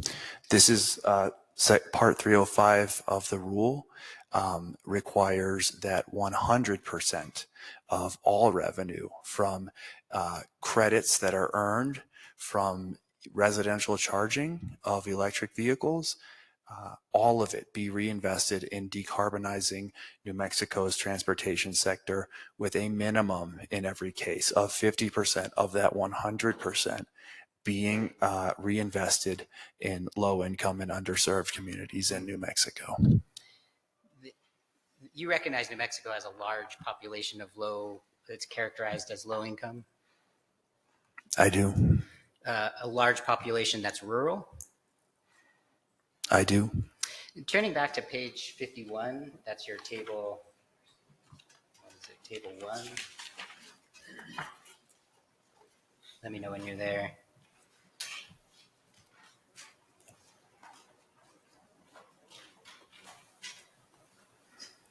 I'm there. Yeah. I'm there. Am I correct that some of the benefits you outline in that table 1 are from the expansion of infrastructure that you predict will occur? The fourth row of that table, direct jobs from fuel supply equipment, is for the construction or installation of fuel supply equipment that is required under the revenue provisions of the rule, and it only is counting those fuel supply equipment stations that are built directly with credit revenue. So it's actually undercounting what is likely the impact of the program on new fuel supply equipment builds, because it is only counting the 10% total of previous year deficits that can support the construction of fuel supply equipment. And of those, only one fuel supply equipment station may be built for a given fuel type and vehicle duty class per zip code. So that is likely not the entirety of the fuel supply equipment builds that will result from this program, because other fuel supply equipment can get revenue from just selling their electricity, and that will incentivize construction of new fuel supply equipment. And so these benefits are very much kind of a lowball estimate of what this program will do for building fuel supply equipment and offering jobs to line workers, electricians, engineers, and a ladder up to the middle class for all New Mexicans. Have you done an evaluation of whether it's feasible for New Mexico to build out the infrastructure as quickly as you are anticipating by 2030 and 2040? The fact is that this program and its revenue will make that construction feasible. That is by design. So I guess my question was, have you done a feasibility study of that? Specifically going to whether the infrastructure can be built out that quickly? It's somewhat of a limited build out. It's limited by the entire size of the credit market. And so it is scaling up gradually from 2026 through 2030 in a way that one would have to imagine is completely feasible. In the past 4 years, the number of direct current fast chargers in New Mexico is set to go up by 4-fold. This likely undershoots even that rate of increase that we have already seen in our state. So I'm just using common sense to answer that question, but yes, I would assume it would be feasible. Understood. So I'll take that as it's an assumption that that study hasn't been done. Backed by common sense. Understood. Table 1, staying on there, we've heard testimony about the anticipated increase in the number of EVs. We know that gasoline is taxed and the dollars go into the general fund. Have you evaluated the impact on the general fund from decreased gas taxes? I believe you're referring to decreased overall gasoline consumption and its effect on excise tax revenue. And right. No, that was not explicitly. This is a question I would actually defer, because the input-output analysis does actually look at tax revenues, if I'm not mistaken. That was done by a member of the ERG staff. So actually, I would punt to them. Okay. They may be able to answer that more thoroughly. I'll ask Mr. Gopal when I have a chance to question him. And actually, those are all the questions I had for you, Mr. Ford. I appreciate it. So I'll turn now to Mr. Drews, excuse me.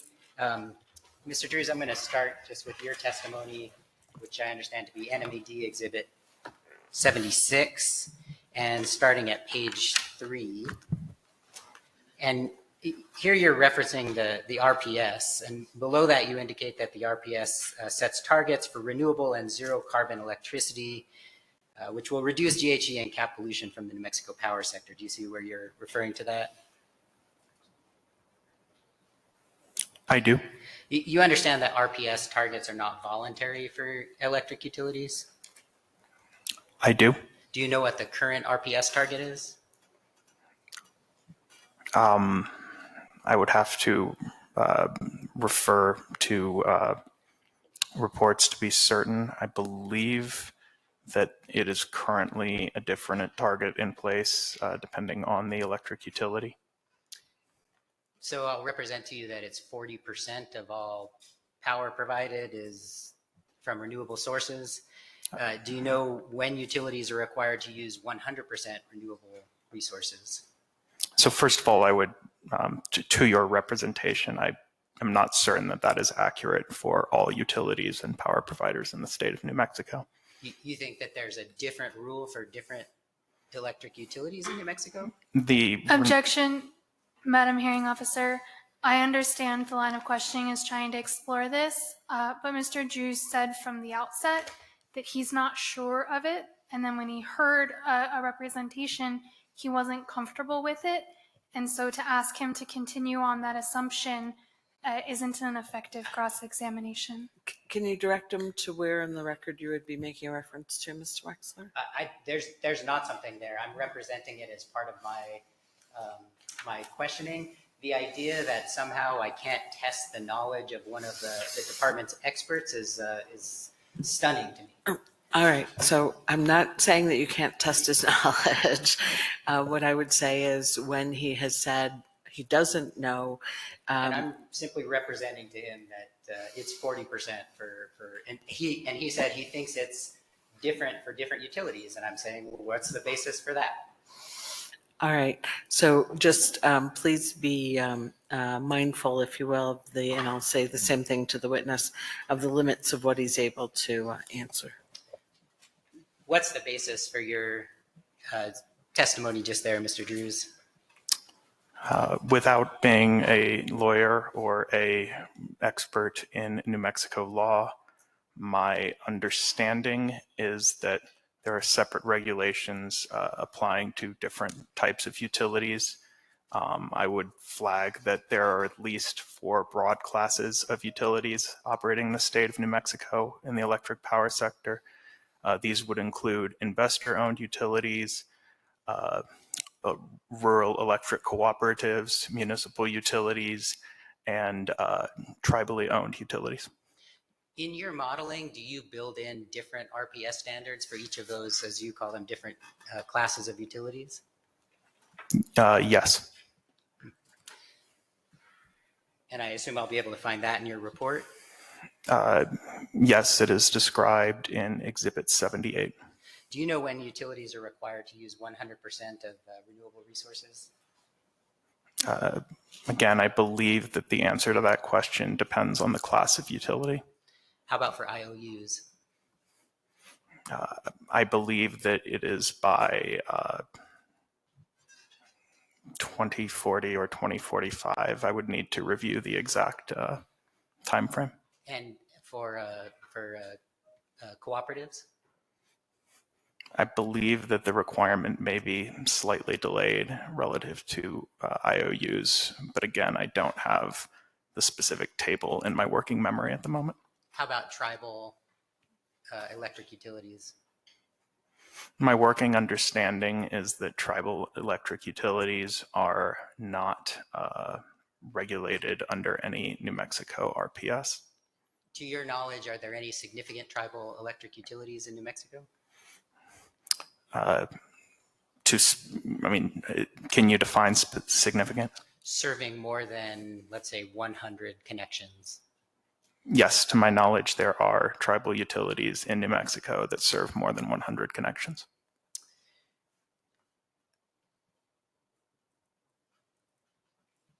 I'm just skipping over questions I think you've already answered. Mr. Wexler, the interpreters are asking that you stay close to the microphone. Okay. Thank you.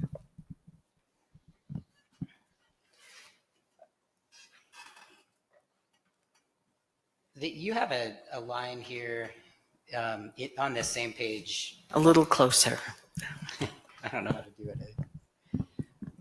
You have a line on page that same page 3, I think we were looking at, that says,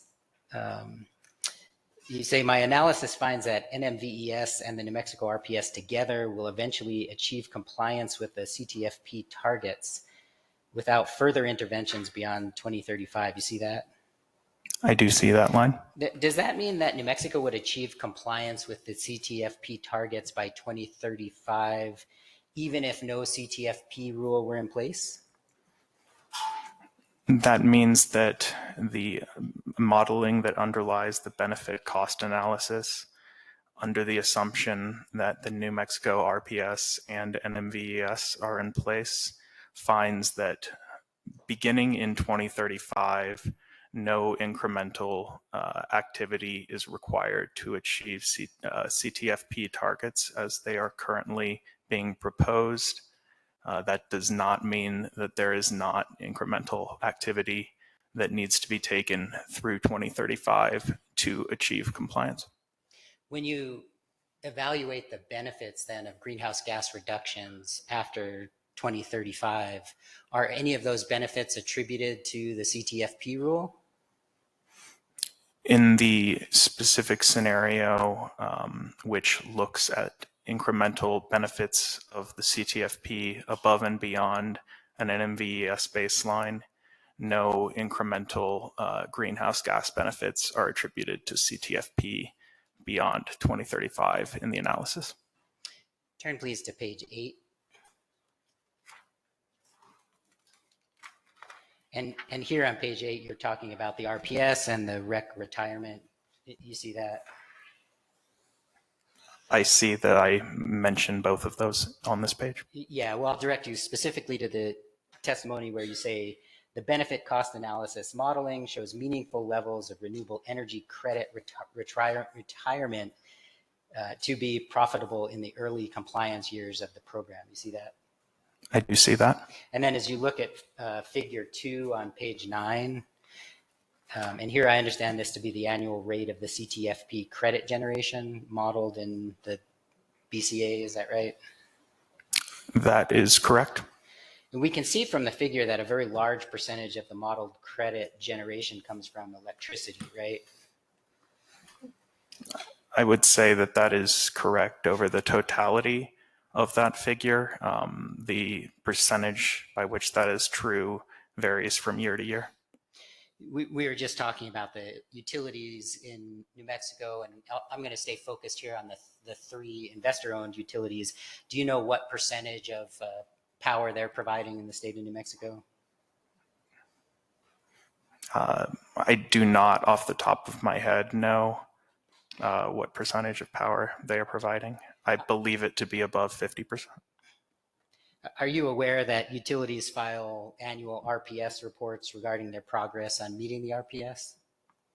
Yes, I am aware that those reports are filed with the New Mexico PRC. Did you review those reports as part of developing your analysis? Yes, my staff and I reviewed those reports alongside integrated resource planning and other documents in order to model the carbon intensity of grid electricity under the CTFP. And so, and where are those, if you recall, where are those investor-owned utilities in terms of meeting RPS requirements today, based on their last annual report? We'll say that that assumption was finalized prior to my working knowledge of exactly what the last report may have been. If I recall, Excel Energy, which is also sometimes known as Southwestern Public Service, and largely serves consumers in the eastern third of New Mexico, is in compliance with its RPS as of the last one that I've reviewed. I believe that that is also true of PNM.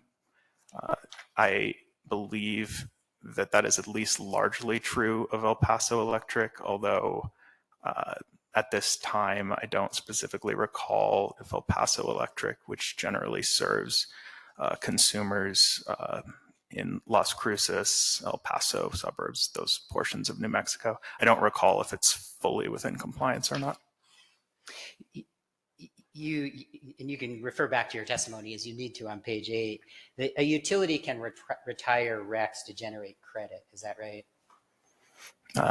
That is correct. But they would not get credit if they'd only get credit if they're not otherwise using those RECs for other purposes, say the RPS. Madam Hearing Officer, to the extent this is outside the scope of Mr. Drew's analysis, I would object and state that implementation has already been covered. This isn't about implementation. This is about the assumptions that he's building into his model. That's what I understood as well from page 8 of his testimony. Go ahead, Mr. Drews. So I guess my question again was, they get credit if they're not otherwise using those RECs for RPS compliance. Is that right? So there are different types of credits that electric utilities can receive for providing power to vehicles in the state. The modeling has assumptions for grid carbon intensity, which for simplification is calculated on the basis of a statewide average. And that does not assume any incremental REC retirement and is based off of projections by the utilities.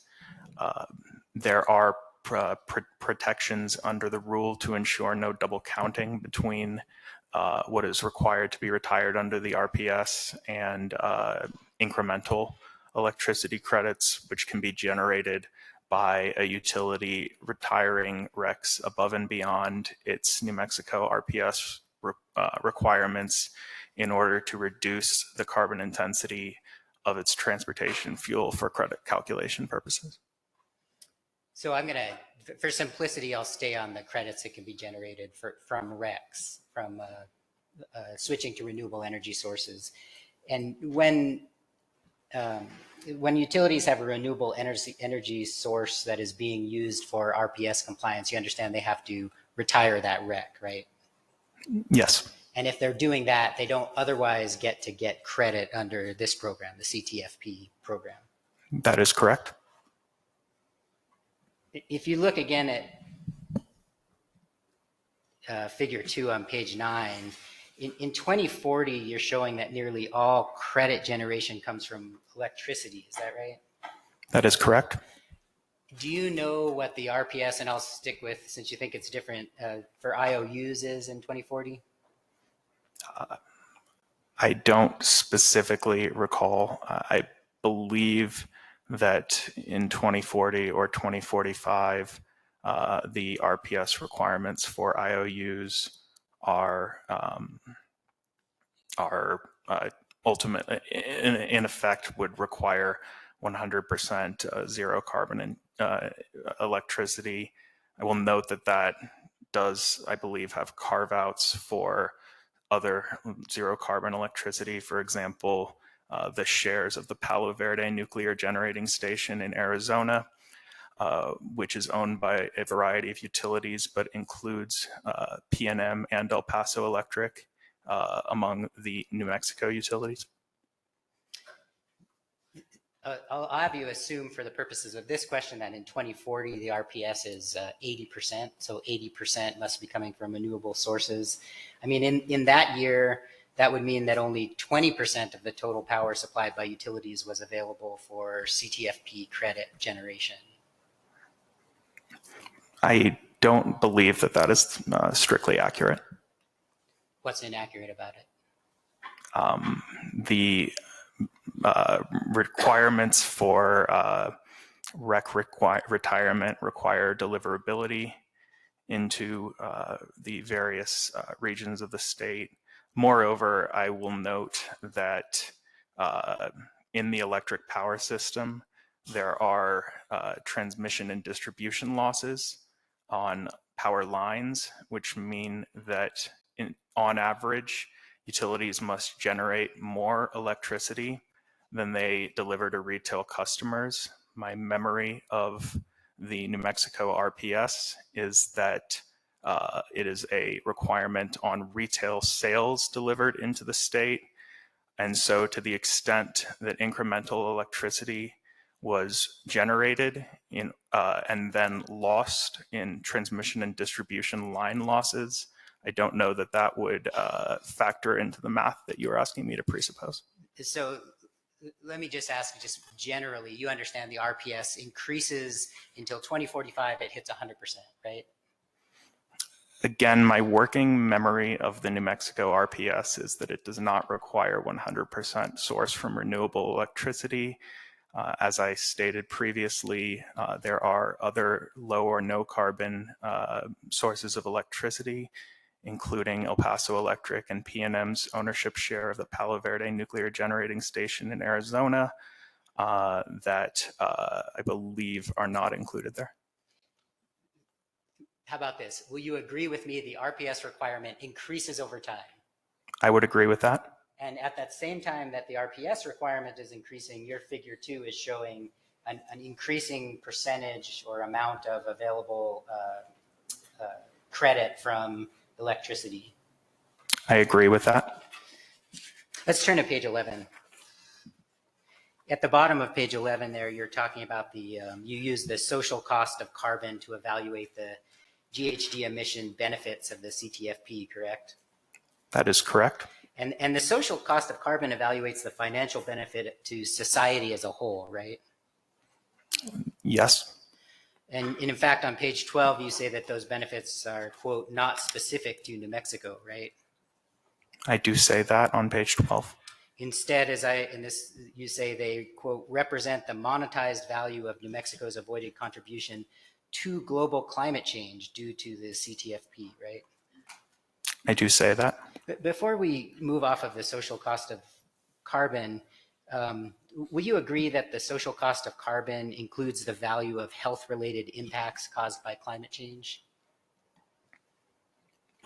Specifically caused by climate change, that is my understanding.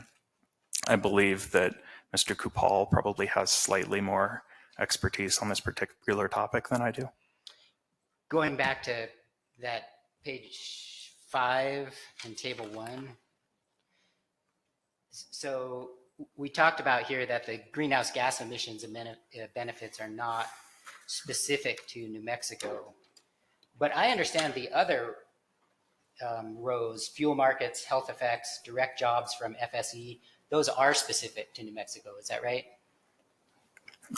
That is correct. The greenhouse gas emissions benefits are representative of New Mexico's contribution to global climate change.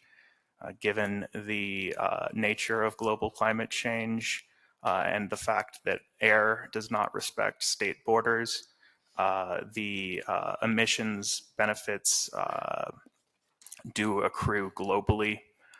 And this represents New Mexico's contribution to a reduction in its emissions, the benefit, and how those benefits would be monetized. But of those things listed here on table 1, GHG emissions is the only one that is not specific to New Mexico. It is specific to New Mexico's transportation sector emissions, broadly defined. I'm sorry, we just went through a discussion in which you say, quote, those benefits are not specific to New Mexico. Did I have that wrong? The benefits are calculated as a to represent New Mexico's contribution to global climate change. Those benefits do not respect state lines, just as emissions reductions outside the state of New Mexico would correspondingly benefit New Mexicans. These other things, fuel markets, health effects, direct jobs from FSE, those do respect state lines within the analysis. That is correct. All right, that's all the questions I have for you, Mr. Drews. I appreciate it. Thank you. And Mr. Kopal, good afternoon. Let's start on your direct testimony, which is NMED Exhibit 80 at page 5.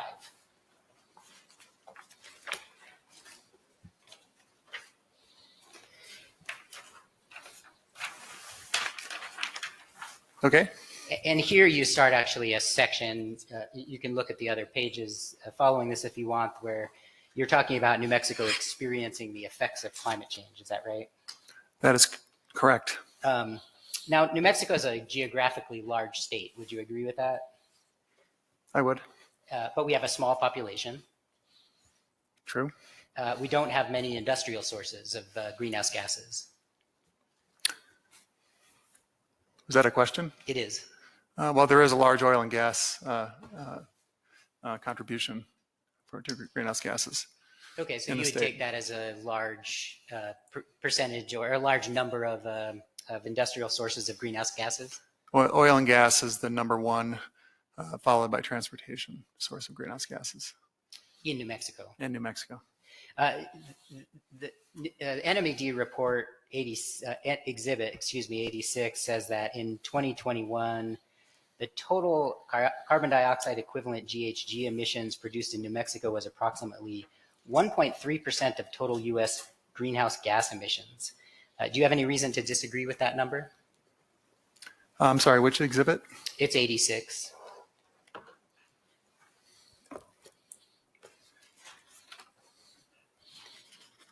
Can you direct me to where? I can't. I'm just asking you if that sounds about the right proportion. 1.3% of total U.S. greenhouse gas emissions.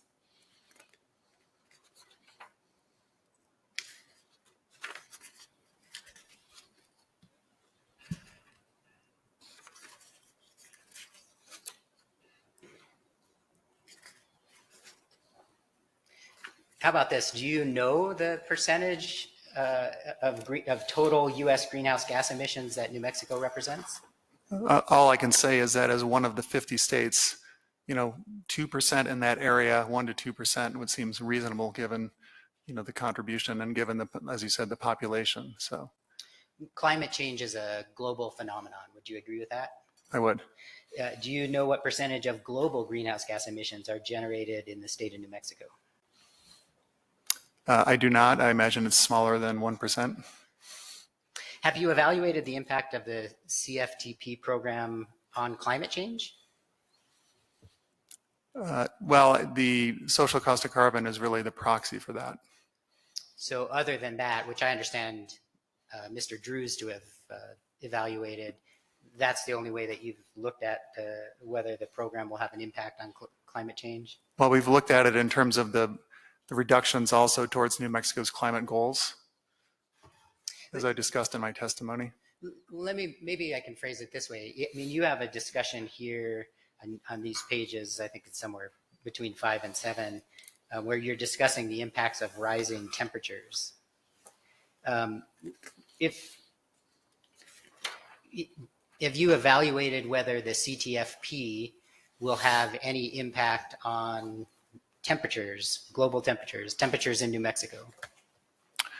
And really, that's the, and really, when we look at greenhouse gas reductions, it is important to consider the state objectives for greenhouse gases. In a way, each rule is providing a cost beneficial opportunity to help the state meet its overall goals. So in a way, I think the state's goals are a major driver. I think in terms of the specific effect of the rule, that is really where social cost of carbon, and it's important to consider social cost of carbon as a global phenomena, because we know, as Mr. Drew stated, that the air doesn't respect state boundaries, but we also know that New Mexico and the US do not live in a vacuum.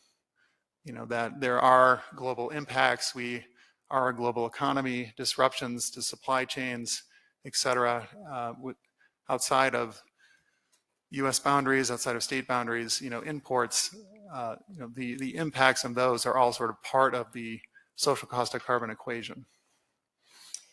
Understood, and I'll try one more time. I mean, the reason I understand you to be including this testimony about rising temperatures and the impact in New Mexico is you're trying to express to the board the urgency, the need to adopt these rules and to do it quickly. Do I have that correctly?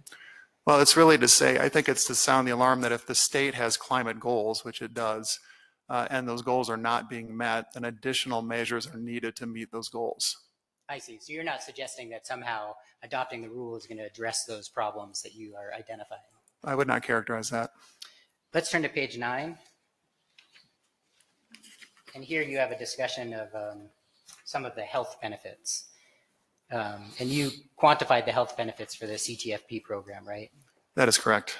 That program, the CTFP program, is targeted at carbon intensities, right?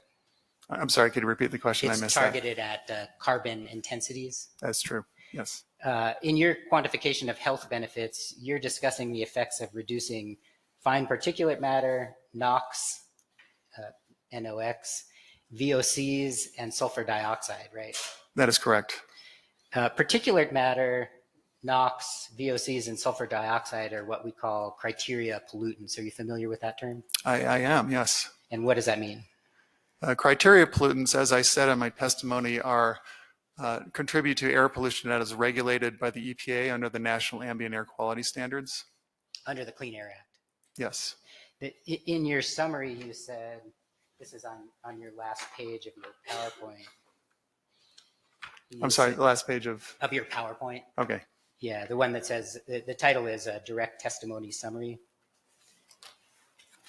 And there you say the proposed rule will improve the health of New Mexicans by reducing PM 2.5 and ozone precursors from motor vehicles and non-road equipment. Did I read that correctly? Yes.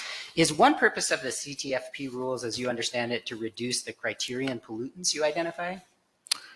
I described it today as a co-benefit of the rule. The rule is, focusing on carbon intensity and lowering the carbon intensities of the fuel in New Mexico, but it's important to also recognize that co-benefits are important and are worth noting because it is beneficial for New Mexicans' health.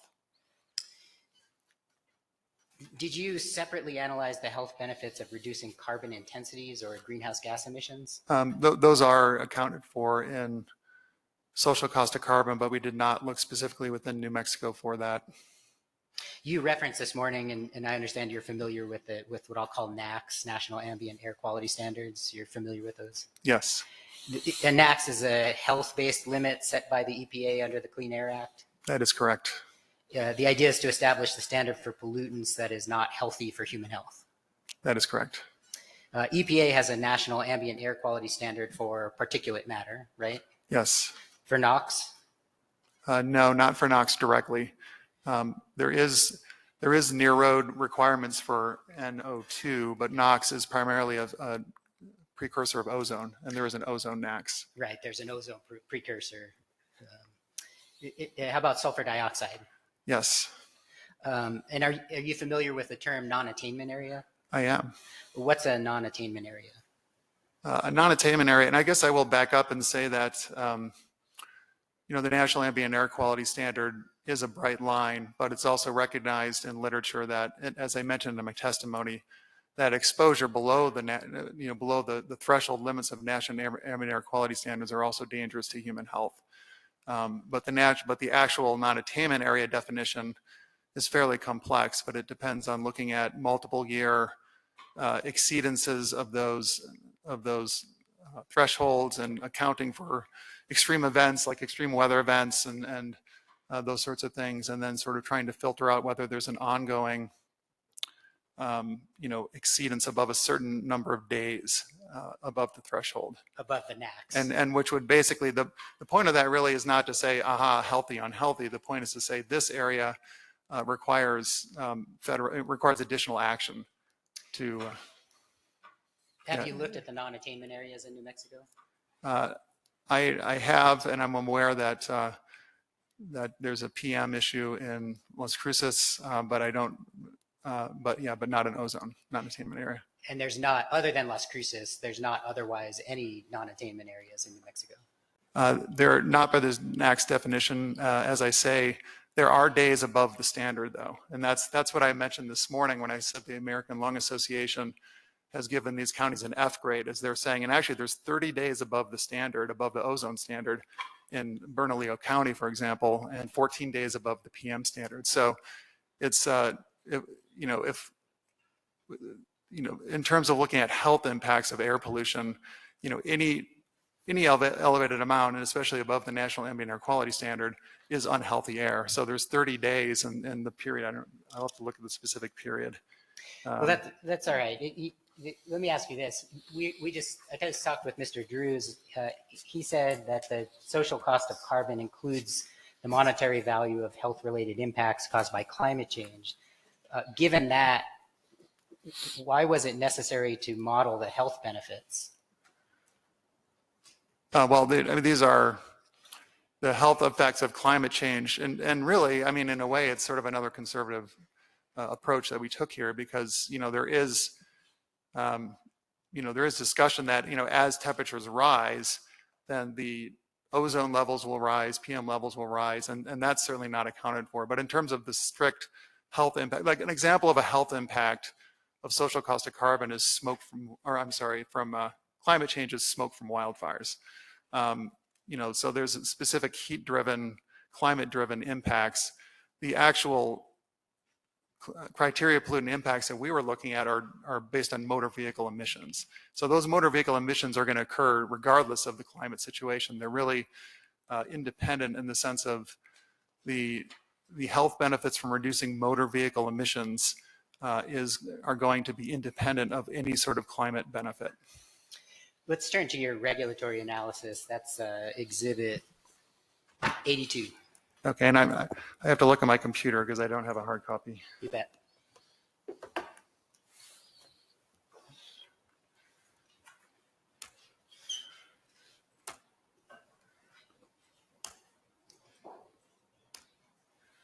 And it's not letting me in. Sorry.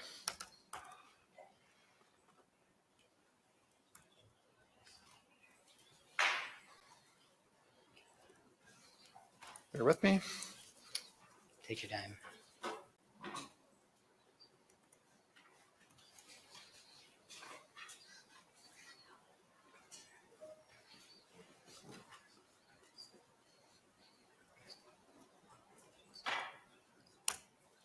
Okay, I'm there. Sorry. No, that's okay. And I'm looking at. I'm going to take you to page 6-4, which, using the numbers at the bottom, might be PDF page 89 or in that vicinity. It has on it table 6-1. Yes. And I understand section 6 is for reference for the board is the description of your macroeconomic analysis that you performed. Yeah, well, this is the analysis performed by ERG's economic team. Yes, that's correct. And table 6-1 is the CTFP credits generated annually by fuel type, right? Yes. And we can see that in all but the first year, I think electricity ends up being the largest level of credits that are generated. Correct. All right, section, if you turn let's see, let's go to page 6-9, please.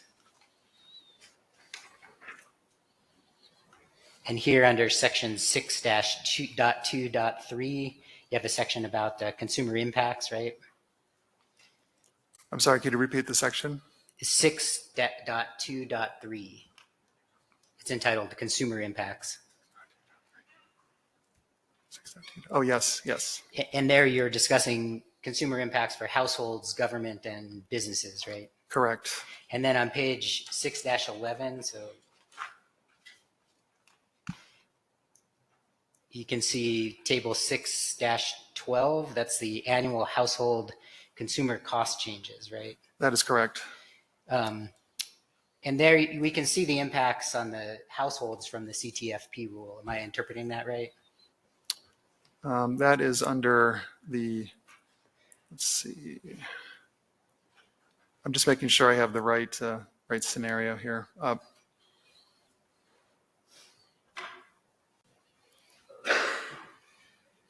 Because we do these impacts for both the 0% pass-through and 100% pass-through. And so it's important to know which. And so, yeah, the table you're referencing is for the 100% pass-through scenario. And so as I understand that, in each year, your results show tens of $millions in cost to households related to gasoline, right? That is correct for the 0%, I'm sorry, for the 100% pass-through scenario. Understood. I think this one doesn't do the pass-through part, but we'll get to that in a second. And then you're also showing significant savings in electricity for households, right? That is correct. And we can go through that same exercise on the next page for business and government, but I won't belabor that point. Section 6.3 on page 6.-14 is entitled Results. And specifically, if you look at 6.3.1, here you're showing the full economic impact analysis, right? Yes. And you say there under 6.3.1, these results present all impacts, including impacts related to the fuel market, parens, credits and deficits, rec retirements, biodiesel and renewable diesel supply costs, and bank holding costs, end parens, FSE credits, and health and productivity changes, right? Yes. If you turn the page to page 6-13, table 6-16, this shows the 100% pass-through scenario, right? I'm sorry, what, 6-? 16 is the table. The page is 6-15. Madam Hearing Officer, may I ask, Council, are you setting a foundation before I object? No, I'm pointing out what I consider to be very important aspects of his report to the board. Okay. Okay, then I would just object to just pointing out evidence that's there already in the record. All right. I'm going to let him use his 30 minutes how he wishes. Go ahead, Mr. Wexler. Are you there with me? I'm sorry, you'll have to repeat this. So 6-16. I'm looking at table 6-16. Okay. Page 6-15. They're confusing. And my question was, this shows the 100% pass-through, right? Yes. And in which case, the outputs there, you can see for each one of those years, in the output column, that's the cost of the CTFP program, right? Pass-through. Yes, those are the results for the 100% pass-through scenario. And if I total up that column in the output, you haven't done that, but I'll just represent that it came up to over $1 billion. Does that sound right to you? I haven't totaled up, and it would require in the discounting. It would depend on the discounting and all that, so I'm not able to do that on the spot. Fair enough. I won't ask you to do math on the stand. Now, these results only show up through 2035, right? That is correct. All right. So if you turn then to page 6-18, at the top of the page, here you're indicating that, and I'm reading the paragraph that starts table 6-21. You see that? I'm sorry, page 6-21? 6-18. Okay. And then the paragraph starts table 6-21. Yes. Okay. And this is where you're indicating that you average the 0 pass-through scenario and the 100 pass-through scenario to report the macroeconomic impacts, right? Correct. And then you produce this final summary total on the next page, 6-19. That's correct.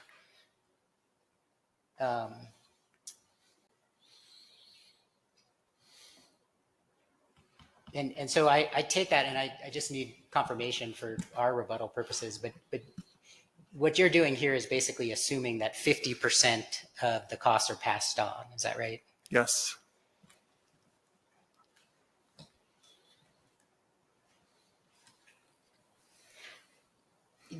Now, looking at staying there on 6-19, did you also average any of these others? In other words, did you average the fuel markets in the way that you averaged the pass-through costs?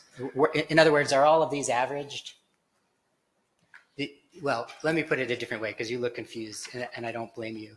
When we looked at table 6-16, and that was the 100 pass-through, and you looked at the output, right? Yes. And then if you look at, you can see table 6-17 is the 0%, table 6-18 is the 100%, right? And direct, indirect, and induced effects, you see that? Yes. And I understand you average those, and then you reported out that total amount to get the what you're reporting in this table. Is that right? That is correct. And was that done for all of these rows, is what I'm asking? Well, not all of the rows were affected by pass-through. Right. So which ones are affected by pass-through?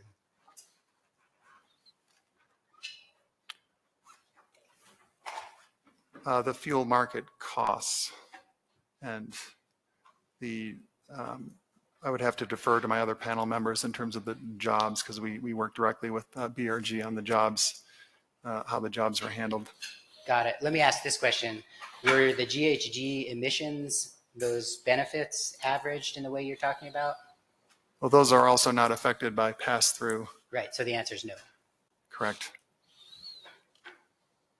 And then how did you get to the 2040 numbers from the 2030 numbers?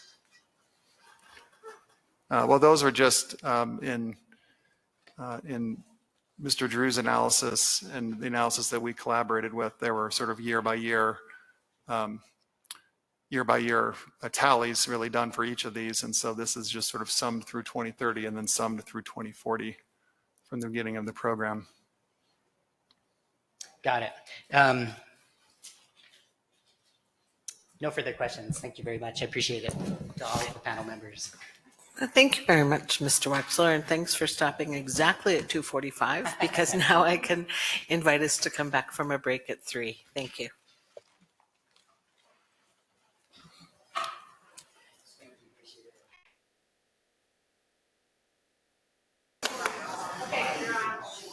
Thank you, Pam. Hi. We're back after a short break. We'll resume examination of the second department panel. Mr. Maxwell, do you have questions of this panel? No questions today. Thank you. Thank you very much. Mr. Boutsier, do you have questions of this panel? I do. Thank you, Madam Hearing Officer. Chair Sweeney, Vice Chair Trujillo, members of the board. My name is Stuart Boutsier. I am with the Modrell Sperling firm, and along with my partner Stan Harris, represent HF Sinclair Corporation, and that is, of course, the operator of the Navajo Refinery, New Mexico's only refinery. Let me start by thanking the panelists for their work on behalf of New Mexico. I appreciate the efforts you've made on this. Most of my questions are going to be for you, Mr. Ford, and I'm a little confused. Should I be referring to you as Dr. Ford or Mr. Ford? Mr. Ford, okay. Mr. Ford, please. Thank you very much. Let me ask, can you all hear me okay? Okay. Mr. Ford, you are the climate change economist with the New Mexico Environment Department's Climate Change Bureau, correct?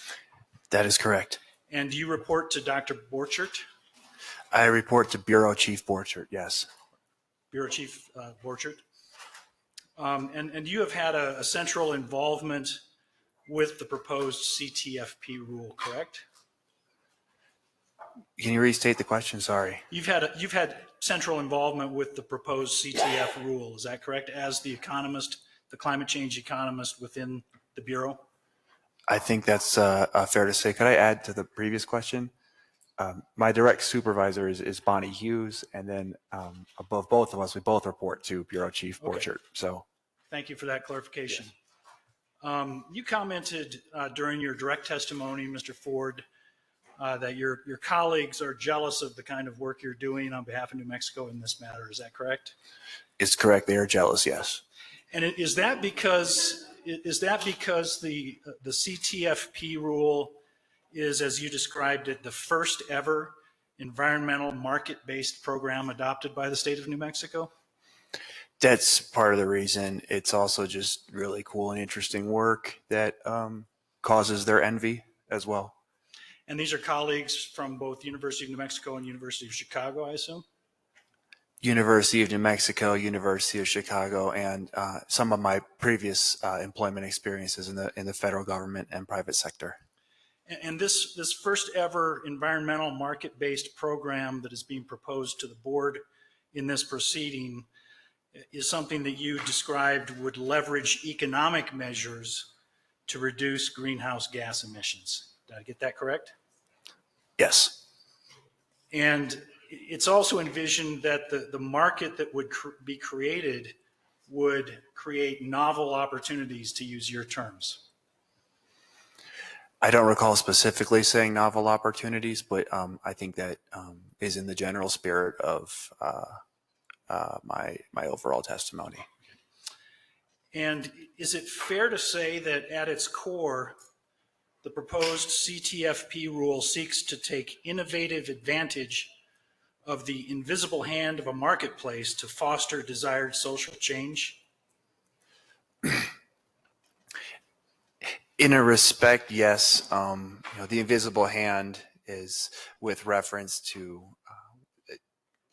generally absent regulation, people's needs being met by an allocation of resources that suits their demand based on letting people pursue their own interest. That is the case here too, but there is also a visible hand as well, which is we set hard greenhouse gas reduction targets. And so it's not just like a bakery always baking, in a town, the bakery is just having enough bread to meet exactly how much bread people want because of the invisible hand. There's a very visible one in this case, which is our carbon intensity targets are very open and public and transparent.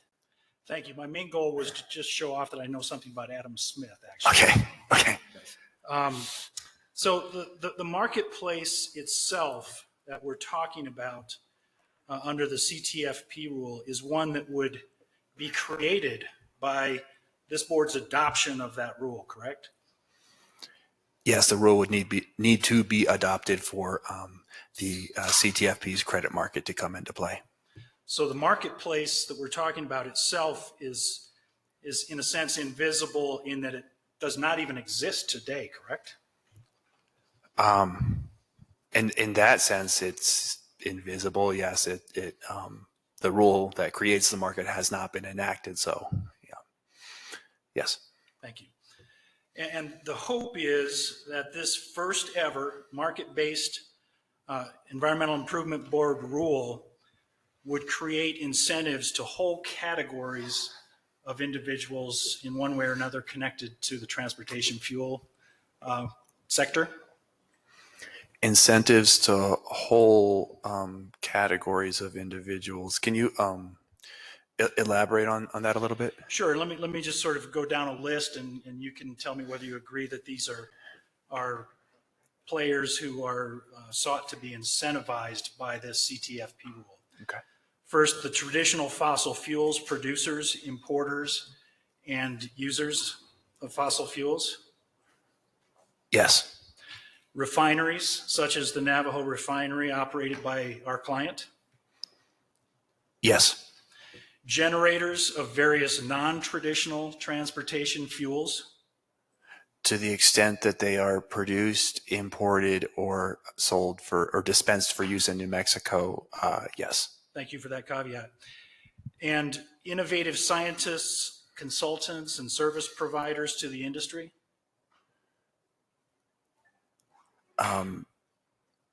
Certainly there would be, I would imagine, more demand for people like scientists and innovators as a result of this rule. I mean, their skills to make clean fuels would certainly be in demand. I don't know that that is the express purpose of the rule, but it would be an ancillary effect.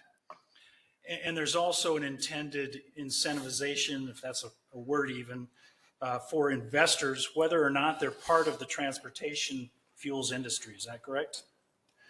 For investors, yeah, well, investors and transportation fuel suppliers, ipso facto, would be part of the transportation fuel industry if they got an equity stake. So, yeah, I think that it would spur investment, and that would be one intended effect of the rule. And am I correct that you were present in the room yesterday when the first NMED panel testified? I was here, yes. Do you agree that the CTF rule that the New Mexico Environment Department asks this board to adopt includes a ton of complexities, as Dr. Murphy indicated? I don't think you can measure complexities in units of mass, but certainly it is does have a lot of caveats and nuances, to be sure. Thank you for that.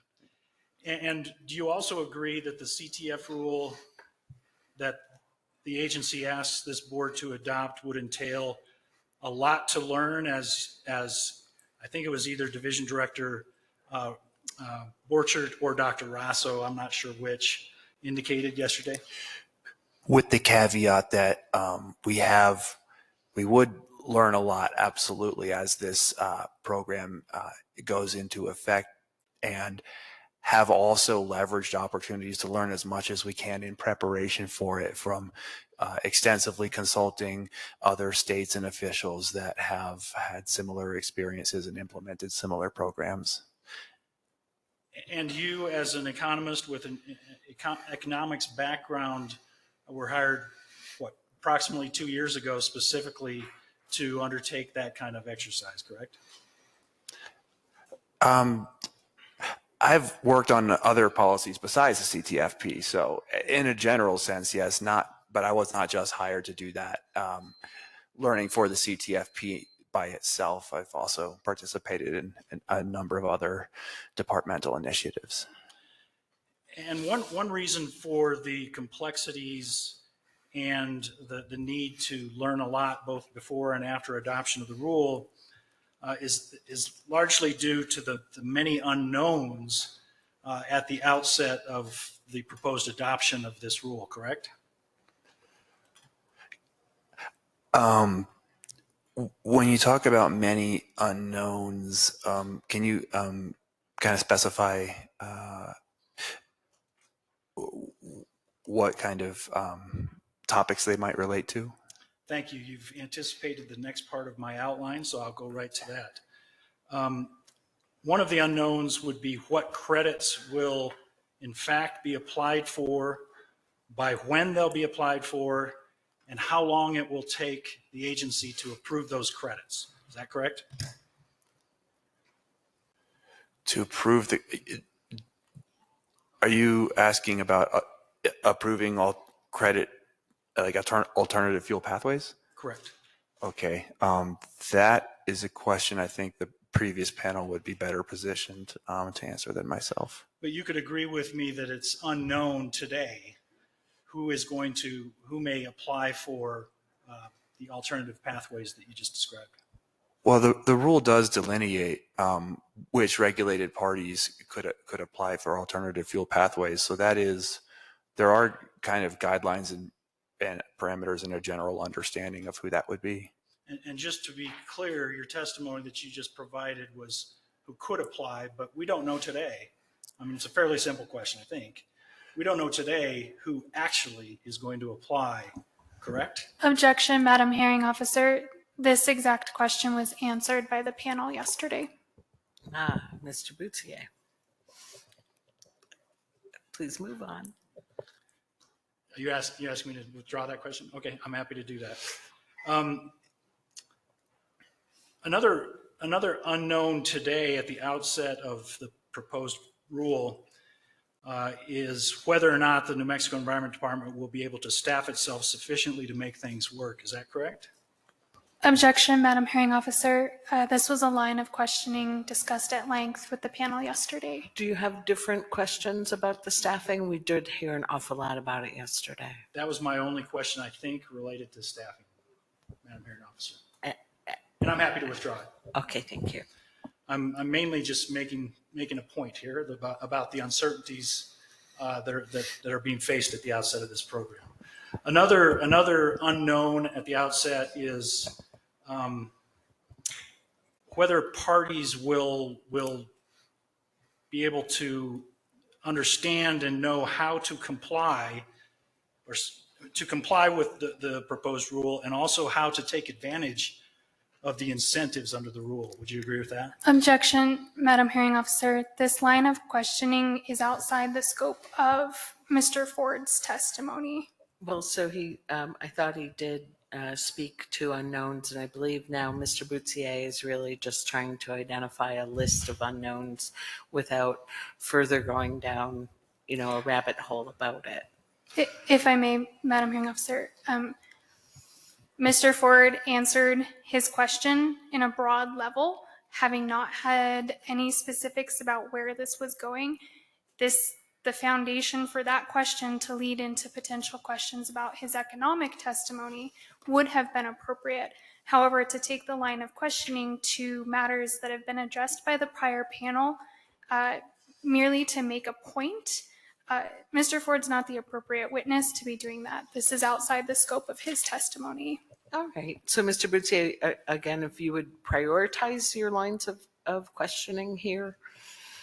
Okay, Madam Hearing Officer, in response to Ms. Sona, I am following up on the observation made in the testimony of Mr. Ford that this is the first ever market-based environmental program that this board has been asked to adopt, or that this state has adopted, for that matter. And I'm attempting to provide some color to what is entailed in a first ever program. Okay, and that's fine, to the extent it's not helpful to necessarily walk through again what the first panel agreed were unknowns. I'm not sure how helpful that is. Okay, thank you, Thank Madam you. Hearing Officer. Let me get to a topic that's more, I guess, economics related, and that is supply and demand. Under the proposed marketplace that this rule would ask the board to create, what we're talking about in terms of supply are the credits that one may have approved by the agency after proposing an alternative pathway. Is that correct? It would be, yes, the credits generated from fuel or infrastructure supplied by regulated parties that have approved alternative fuel pathways under the program. And the demand for those credits will come from regulated parties under this rule who have deficits because they are above the CI index for particular fuels that have either been produced or whatever the three things are: produced, used, or imported, produced, imported, or used. dispensed for use. And yes, they would be the buyers. They would be the regulated parties. And the way that this policy would differ when they are regulated under a market mechanism versus command and control is, in command and control, we don't care, or I'm not going to say we don't care, that's an overstatement, but regulations they're required to comply with regulations regardless of kind of the cost or the impact on their businesses, right? It's hard and fast rules. This is an area where there's competition among credit generators to try to find the credits that are most economically generated. And so in that sense, the regulated party here that would be deficit generating has a little bit more of an impact in terms of being able to have credit generators compete to reduce their cost of compliance. And that is one fundamental way that this policy would differ from traditional command and control. And in terms of the supply side of the market that would be created, all credits are not created equal. In fact, as I think you just testified, some could be created more economically and therefore be offered at a lower price. Is that correct? That's right. One credit is one credit. So at the output of a credit generator's activity is equal. It's 1 metric ton is 1 metric ton. But different credit generators could be better positioned than others to more economically create those emissions reductions that lead to their credits being traded. And back to my list of many unknowns at the outset of this program, one of the unknowns is whether the supply of credits will meet the demand for those credits from the deficits at any given point in time, particularly at the beginning of the program. Is that correct? The supply of credits almost definitionally has to meet the demand of credits, or the regulated parties who are deficit generating would not be in compliance with the program, and that would bring into play some of our numerous cost containment measures and mechanisms, such as a program deferral. It seems from the benefits cost analysis unlikely that that would arise in the first year of the program, where something like 940,000 credits were projected to be generated to cover 630,000 deficits. So that's about a 50% surplus that leads to net credit banking in the first year of the program, because of the very gradual rate of carbon intensity reductions at the outset. So it's conceivable, but it is kind of by design not a high likelihood event. But the fact is that's an unknown. We simply don't know, and I think that's inherent in the answer you just provided, right? Any more than we know anything that hasn't happened yet.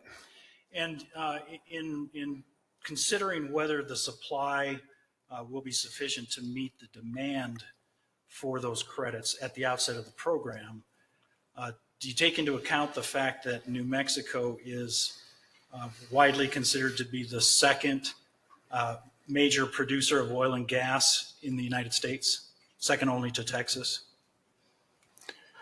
In terms of supply and demand of, so this applies to the finished fuel that is sold for use in New Mexico. Understood. So, and we in New Mexico combined consume about 100,000 barrels a day of finished fuel in our state, between gasoline, diesel, jet fuel, and a couple other fuels. The oil production, last I checked, was about 2.25 million barrels a day. So that's 25 times what we consume in finished product volumes.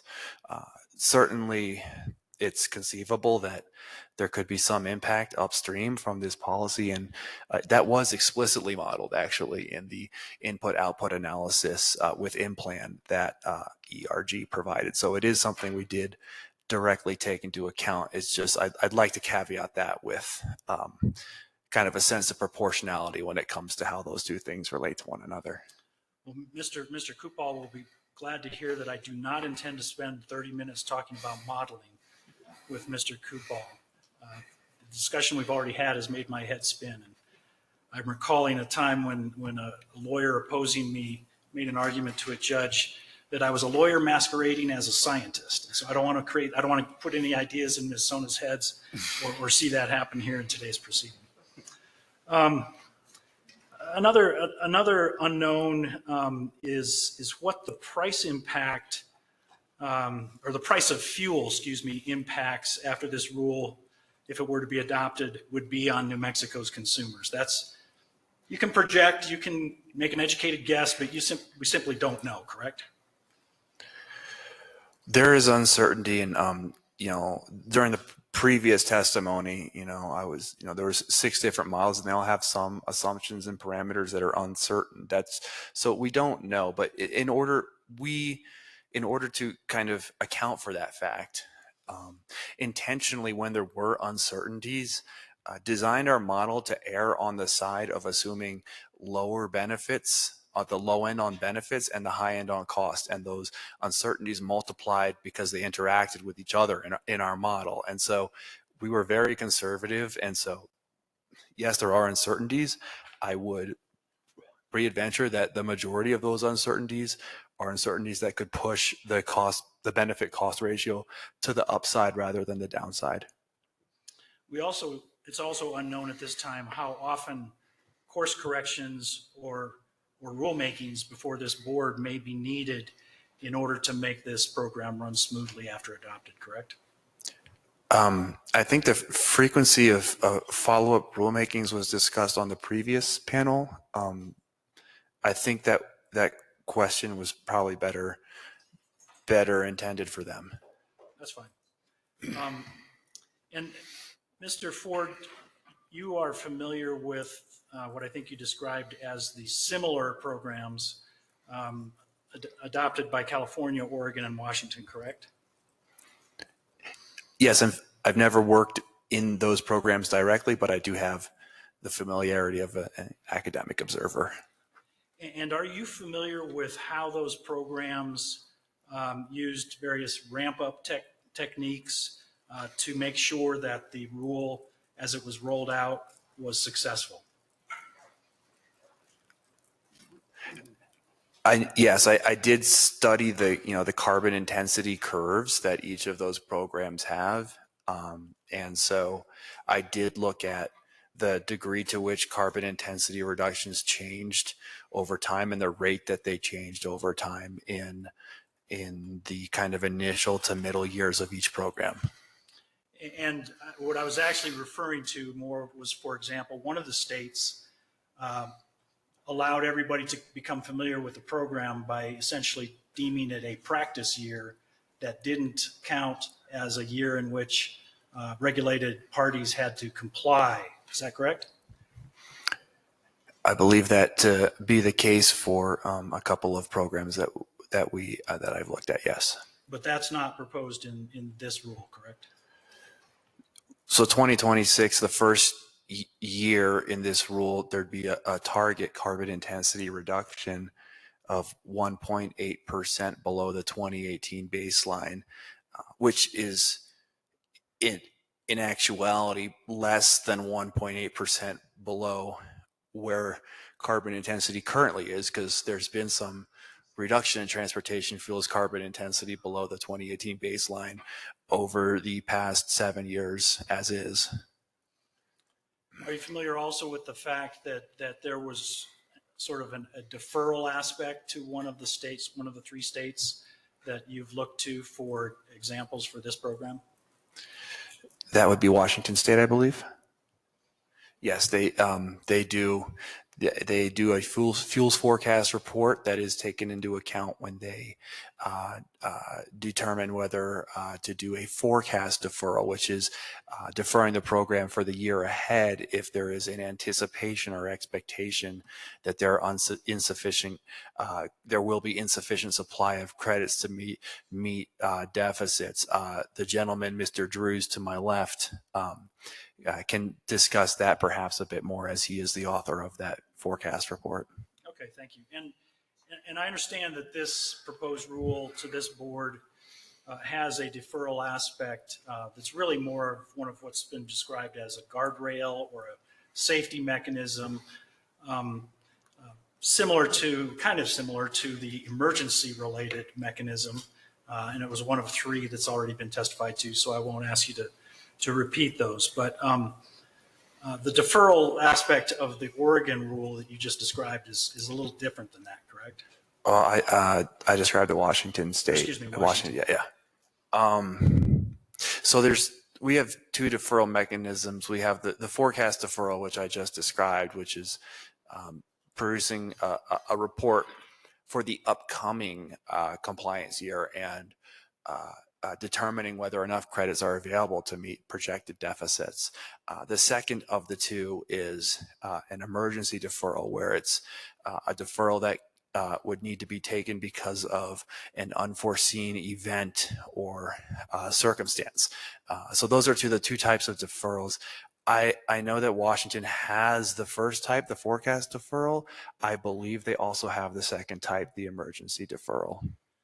But would you agree with me that it would not be sort of prudent as a board to adopt a rule that almost immediately could trigger some of these emergency or deferral mechanisms? Would you agree with me on that? I would think that would be something that, to my mind, would increase the viability of adopting the rule, knowing that there are safeguards in place were unforeseen events to occur. So you're disagreeing with me, in other words? Yes. Well, let me ask you whether you would agree that the the task of rolling out the proposed rule here would be a daunting task given the unknowns leading up to and after adoption of the rule, given the number of players that have to come up to understanding what the rule is and how to comply with it, the need for the agency to come up with staffing and the like. Would you agree with me at least that we're talking about a fairly daunting task to bring this first ever new market-based environmental program into effect? Madam Hearing Officer, I would believe we addressed this type of question as being inappropriate for Mr. Ford. I didn't hear myself, Madam Hearing Officer, say, is it possible that? I'm asked if he's agreed that this would be a daunting task. Right, and just again, think about probabilities rather than anything is possible. Go ahead. Okay. I would not agree respectfully. And I would just harken back to Mr. Vaughn's testimony yesterday. And, he talked about the 17 months that we've spent gearing up to implement this rule and running pretty much every trap we could find, and having contingency plans. I mean, this team has been working for the better part of my time here on preparing for all of the circumstances you've mentioned. So I personally, I would disagree that it would be daunting given how much legwork and how much prep we have already put into this. Okay, well, I'm determined to ask a question that you would agree with.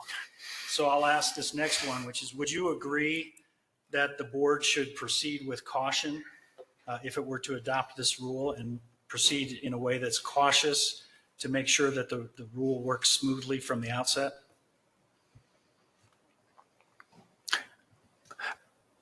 I think it would be incumbent upon us to assure the board that we would proceed with caution in implementing the rule. And I think we are more than adequately prepared to do that.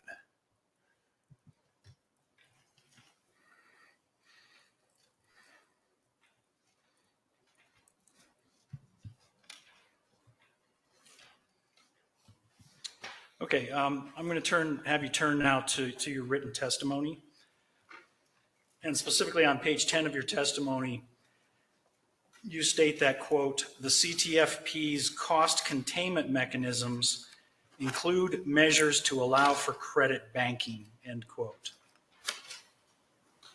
Can you let me know when you've arrived at that? Yes. I'd like to discuss this testimony in light of the credit clearance market provisions contained in the proposed rule. And first, let me ask, how can credit banking be a cost containment mechanism if a regulated party may be forced to pledge credits if they bank over the 10% market threshold? So this question specifically relates to subpart I of part 507 of the revised proposed new rule. And that provision, which deals with the credit clearance market, stipulates that regulated parties that have banked credits that they've held for more than 5 years, or who have more than a 10% share of all banked credits, would need to pledge their credits to the credit clearance market. And when I say pledge, I don't mean sell. I mean simply make available for sale for deficit parties that need to buy them to comply, to kind of look at and when they're shopping for credits and find the best deal. If a deficit generator doesn't offer a price to one of the regulated parties who has to bank their credits that's to their satisfaction, they are under no obligation to sell. The only exception to that case would be if they received the maximum price for their credit, which is the most they would ever get for that credit. So why else would you generate a credit if you couldn't get more than that price?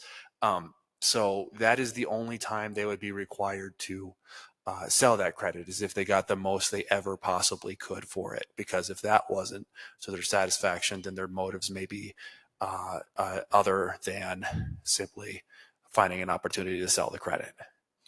And the more than 5 years and beyond 10% of the market threshold that you described, that trigger mechanism would apply whether we're talking about credit generators exclusively or deficit generators who may also have, as a business strategy, sought to bank credits in order to comply with future deficits. Is that correct? Am I interpreting the rule correctly? So deficit generators, if you have a net deficit at any period in time, you cannot offer credits for sale. You must use those credits to offset your deficit and then go look for additional credits to offset the remainder of your deficit.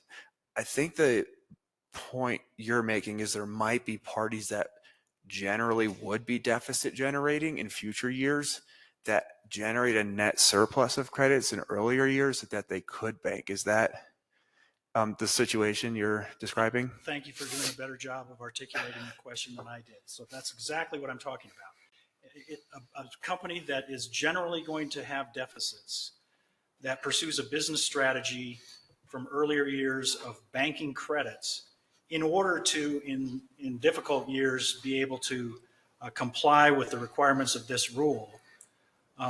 Why would the rule force them to pledge credits and potentially have to sell them if the price was at the price threshold that you indicated? Why would that be good policy?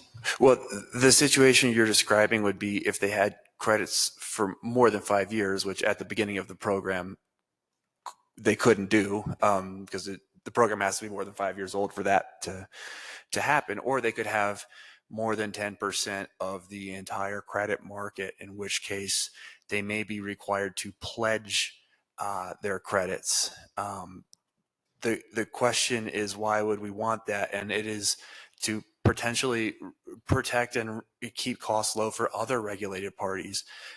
If there is the possibility that one regulated party can have kind of an undue concentration or share of the credit market, that's when us economists get worried about price fixing and price setting. And so there's a lot of regulated parties that might not have alternative fuel pathways that could be exposed in those cases to people holding on to their credits and squeezing the market. And so we want to protect them for the same reason we want to protect, consumers at large, is that would keep the costs from getting of credit purchasing from getting too high. To your point about those regulated parties suffering some undue effect from having to pledge their credits to the credit market, which I think is kind of the root of your concern, which is that they could pledge their credits. They really wanted to hold on to those credits in a future year to use to offset their deficits, but somebody gave them the maximum credit price to buy credits from them, and so they were forced to sell. Well, if that was the case, then the money that they get for those credits is more than they would ever have to pay for credits going forward. And so they would have the option, because they have the cash, more that is at least as much or more than they would need to replace that credit in another year to then buy a credit in a future year to serve the same purpose that you're referring to, which is to bank it and comply with the program further down the line if there's a price spike or something of that nature. Is the forced pledge requirement, at least as it applies to generally deficit generating companies, is that a critical aspect of the rule, or would it make sense potentially to consider scaling that back such that it only applies to credit generators who are speculating in the marketplace and hoarding credits, hoping that it might get a bigger price later? The problem is how to define hoarding behavior. We would rather tier ourselves to an objective metric that could lead to hoarding to prevent that circumstance from ever occurring in the first place. It's just a more efficient way we find to address the problem without really imposing any undue cost on anybody that just has to pledge and accept more money, as much or more money than they could ever get. That doesn't seem like an undue requirement to ask. And so we don't need to kind of try to infer what each party's motives are if we just have a hard and fast requirement that everybody knows, and that seems perfectly fair to have. And part of it is we don't have the Star Trek mind reading technology that Dr. Murphy referred to yesterday to know who is, planning on speculating versus not. Mr. Boutier, even allowing generous allowances for the objections, your time with Mr. Ford has come to an end.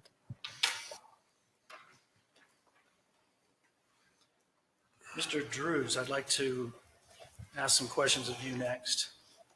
Okay.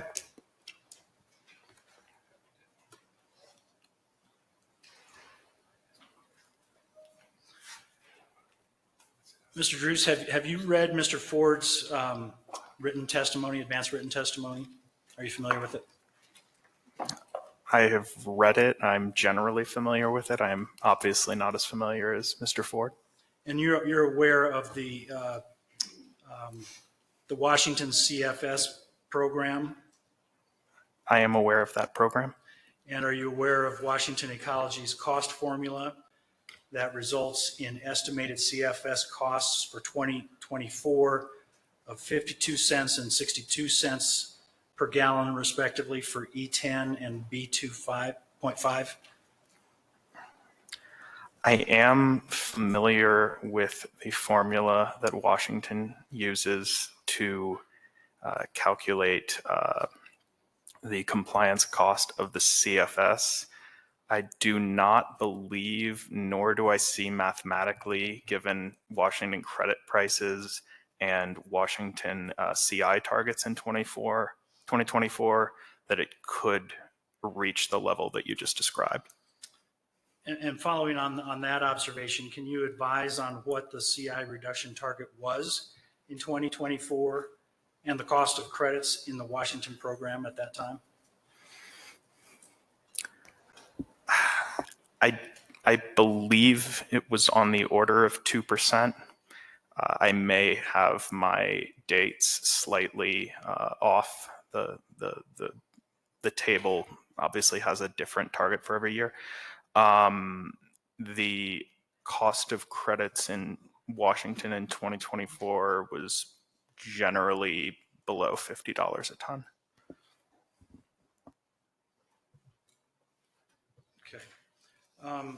I'd like to have you turn to page 5 of your advanced written page 7 of your advanced written testimony. Okay. In which you discuss credit banking.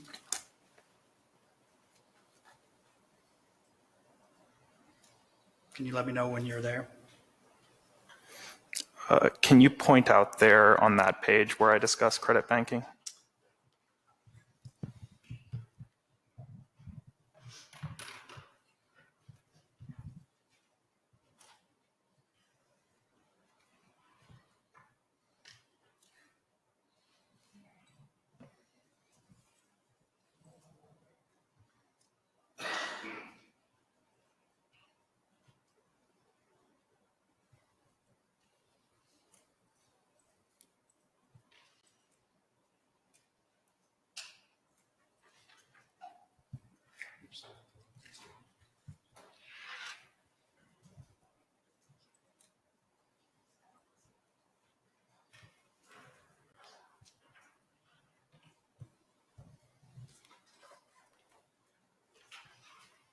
If I can get to the right report, I can probably do that.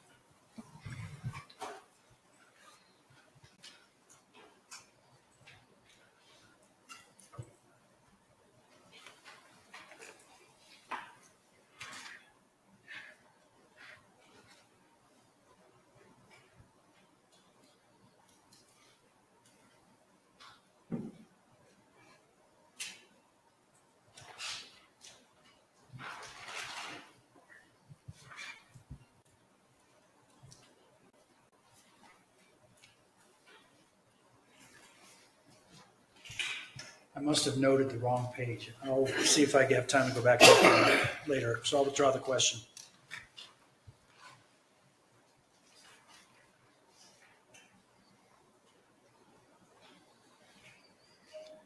Do you recall testifying in your written testimony that in Washington, the state's credit bank billed was 115% and 173% of deficit generation in 2023 and 2024?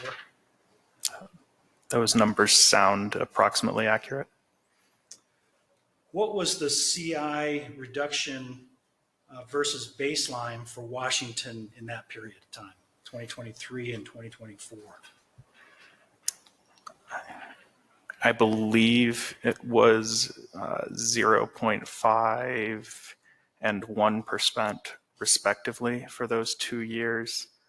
Again, I would have to consult the specific Washington Clean Fuel Standard tables to absolutely confirm that statement. Do you know how that would compare? Those low figures would compare to what NMED is proposing under the CTPF rule? I do know how they would compare. I think it is important in this discussion to contextualize that in 2025, the Washington legislature adopted a House bill which substantially accelerated the 2026 and beyond CI targets, because it was generally understood by the legislature and the Department of Ecology that there was an oversupply of credits that was leading to too low credit prices. And in New Mexico, under the proposed rule, there would be a fairly steep curve to try to get to the CI reduction targets that New Mexico has set for itself up to 2030. Is that correct?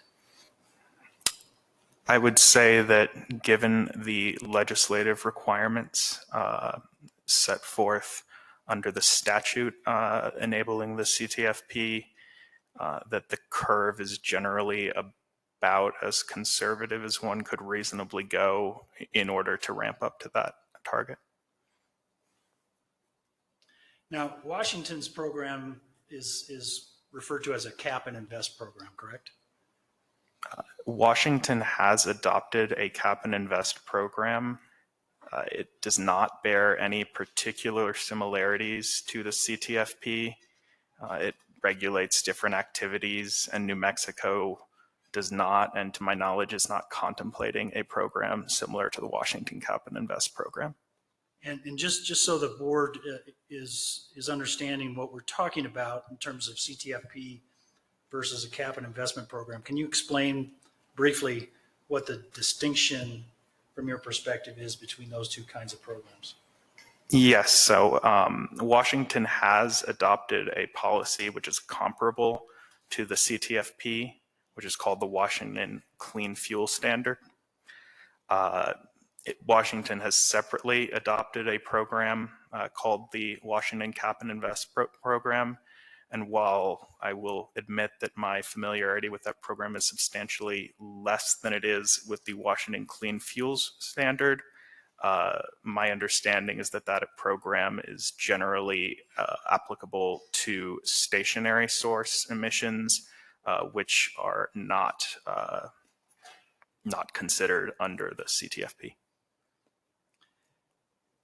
Am I correct that most of the economic projections for CTFP programs would show that over time, the rate of increased reduction of CI would increase at some point in the program? Is that accurate? It is accurate that most of the CTFP-like programs in other states have a declining CI target. Mr. Copal, as I indicated, I have no desire to talk to you about modeling, so I'm going to call it right here. That's all the questions I have. Thank you so much, Mr. Boutier. Let's see. Next, we go to Coalition for Clean Affordable Energy. I understand our examiners are on the platform. Who'll be going first? Oh, Ms. Lynch. Yes, okay, great.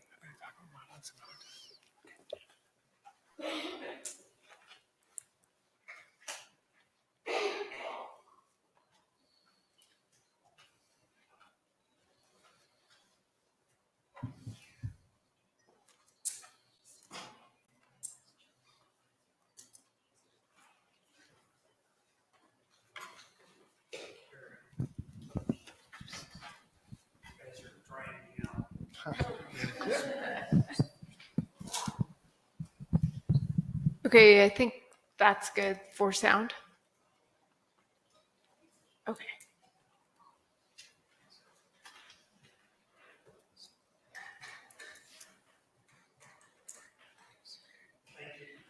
Yep. Go ahead. Thank you. My name's Kara Lynch, and I'm with the Coalition for Clean Affordable Energy. I'd like to thank the department for the time and effort in preparing the analysis used for this rule. CCAE is going to conduct cross-examination in 2 phases. I'll be asking Mr. Ford questions, and then my colleague, Ms. Gerson, will be coming forward to ask further questions. Mr. Ford, would you mind turning to your written testimony? I would not mind. Thanks. And from there, turn to page 10.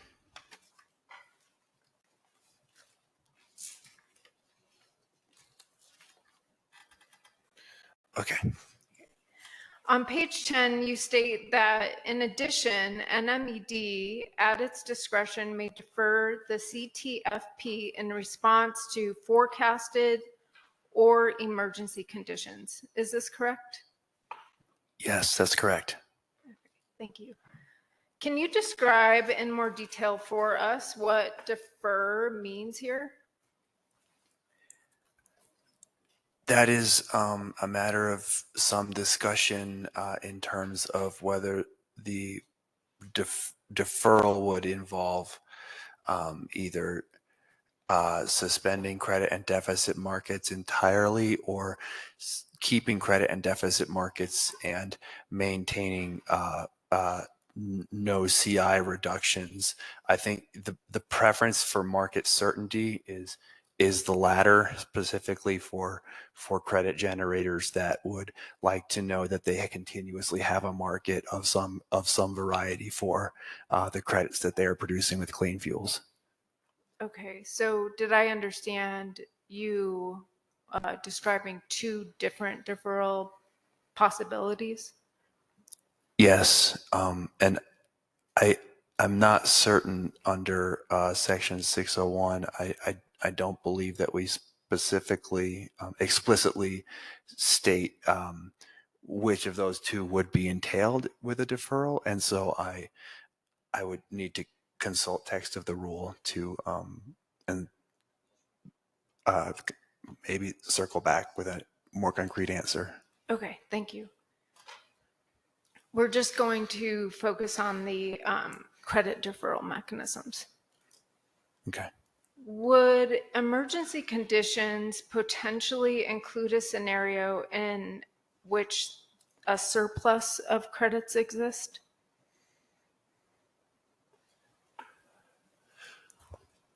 An emergency condition could occur even though there were a surplus of credits if it appeared that it would significantly threaten the viability of having a credit market. I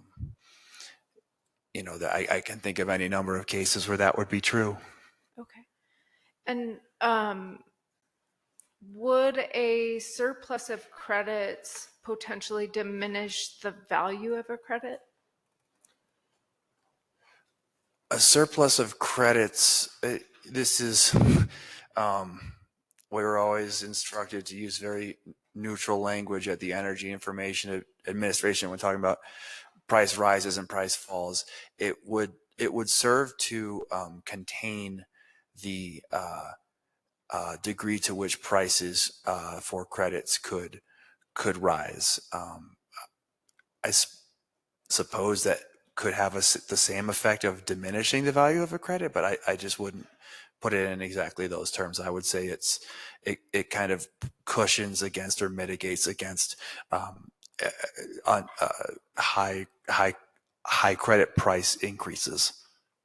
Okay, so right now you would potentially agree that the regulation does not address scenarios of credit surplus. It's structured mostly to be triggered by a lack of credit supply. That is correct. I can't think of any provision in the rule that is similar to the Washington state legislation or the auto acceleration mechanism in California or anything of that sort in the current version of the revised proposed new rule. Okay. In your opinion, would deferring the program reduce the incentive for fuel suppliers to invest in clean fuels? I think that would depend on your previous question and what the nature of the deferral would be. And there would be a need in any case to more explicitly balance the need of that market certainty for credit generators with protection against very high price increases that could result from an emergency. And I don't think that being able to get really high price spikes is necessarily a disincentive to invest in a program. You generally make your investment with a pretty steady projection of what your revenue stream is going to be. So any such price spike to a credit generator would probably be to the upside of anything that they foresaw, but we would need to balance that with what that would do to regulated parties and consumers of fuel supply by regulated parties on the other end of the ledger. Okay, so let's consider a scenario where the department forecasts a credit shortage.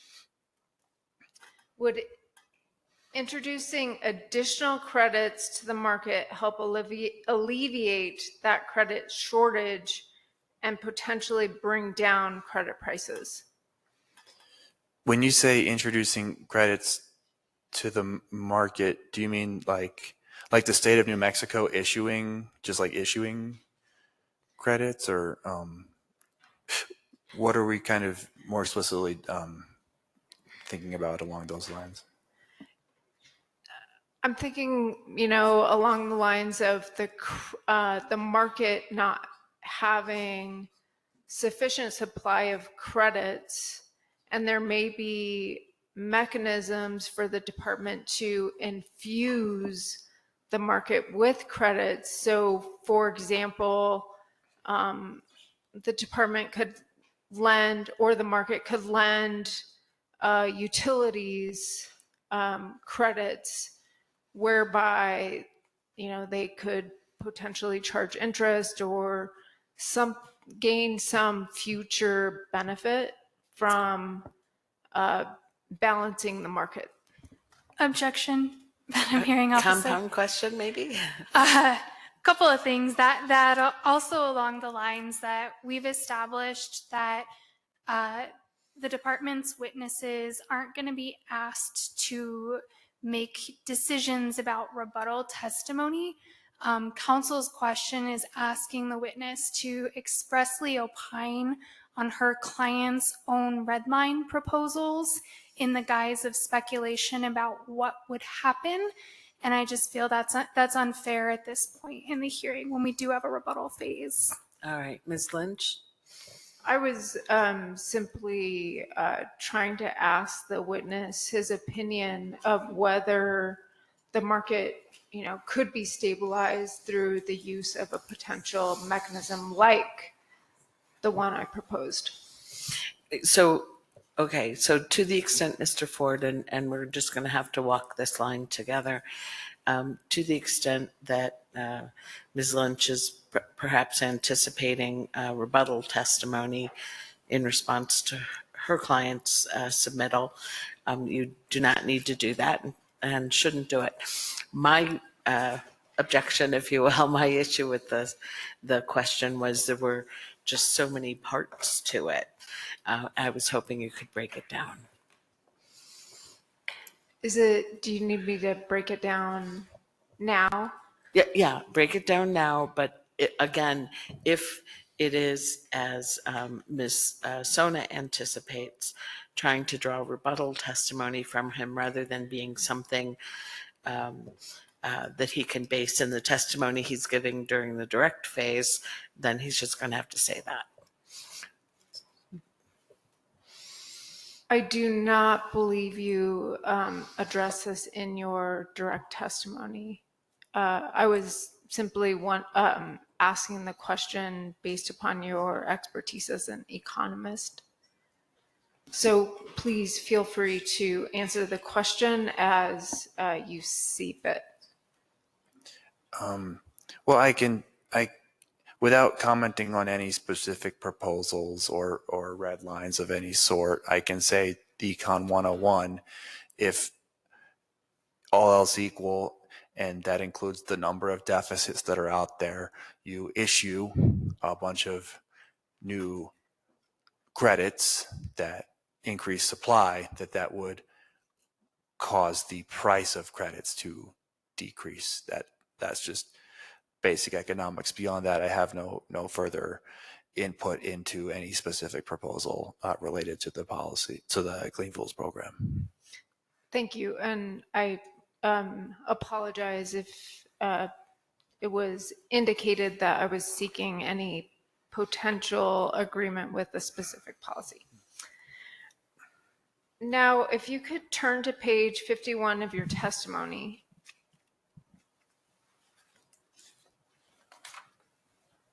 We just have a few questions dealing with page 51.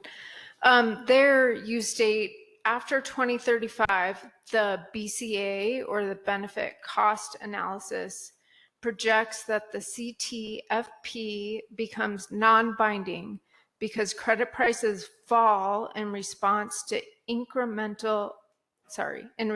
non-incremental credit options and banked credits fully satisfying the program compliance obligation to meet annual CI reduction targets. Is that familiar? It is, yes. Okay. Can you explain what you mean in that section of your testimony in simple terms? Yes.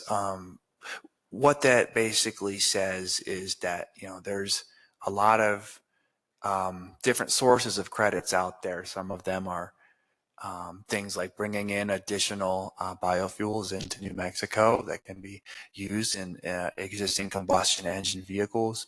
And some of them are for fuels that are specific to a very specific vehicle type, like electricity. You need an EV to dispense it. CNG, you need a CNG vehicle to dispense it, and so on. And so the NMVES policy drives in the benefits cost analysis more of those vehicles that consume vehicle specific fuels.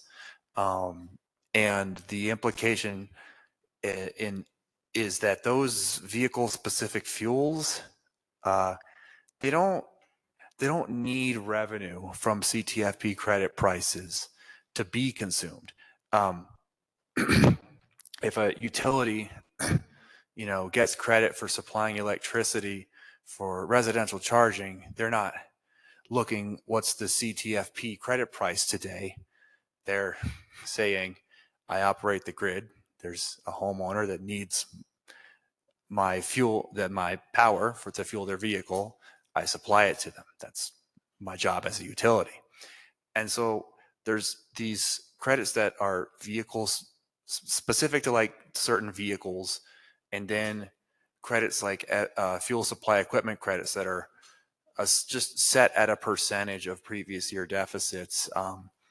And some of those need, and so a lot of those credits, they don't need a credit price per se to happen, because like it's your duty to to supply electricity to a household that's using it to charge their vehicle. And so those are vehicle specific fuels.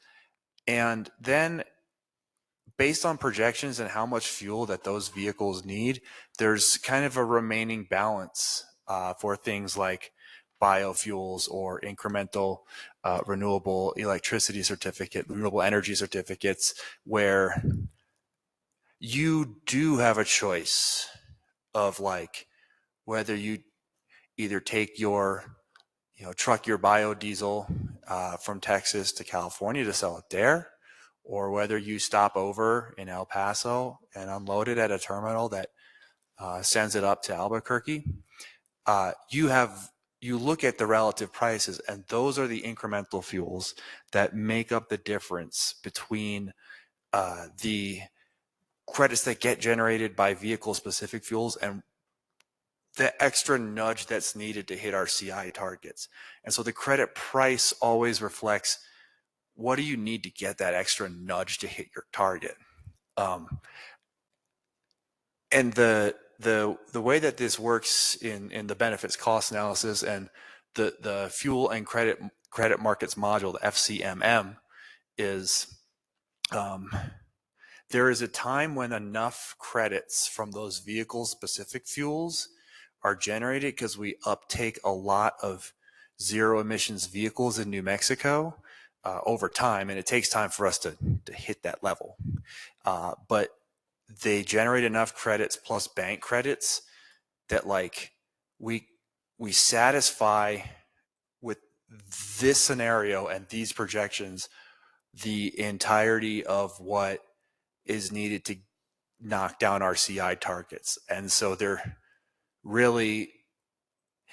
isn't enough demand, and there's not a need for those incremental credit generating fuels to come here, and the price kind of goes to zero and the market does what's known as collapses. There's just enough supply to meet our targets. And there's a couple of states that are concerned about that collapse happening and have introduced mechanisms to keep demand high and keep that collapse from happening. But that's effectively where we get to in New Mexico in 2035 in this benefit cost analysis model under these scenarios.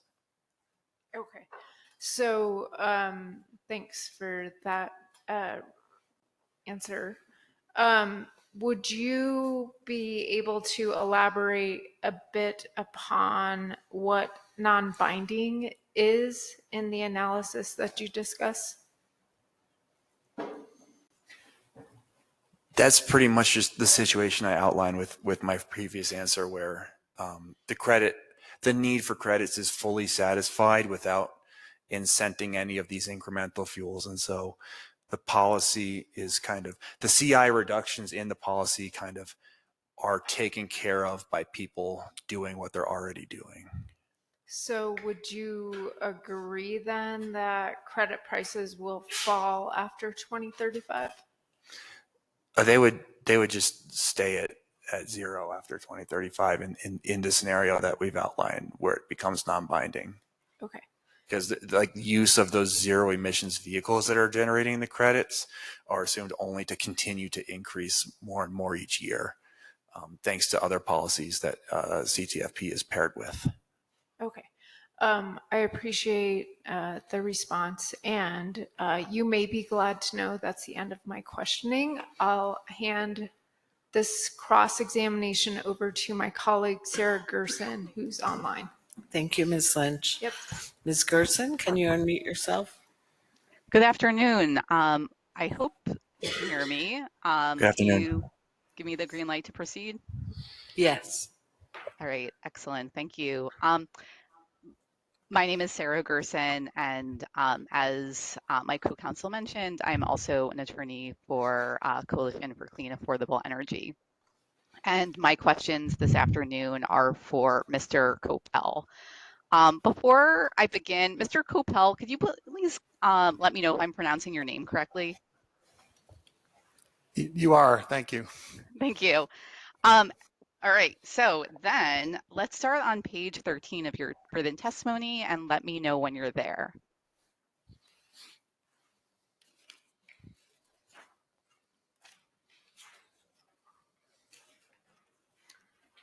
I'm there. Thank you.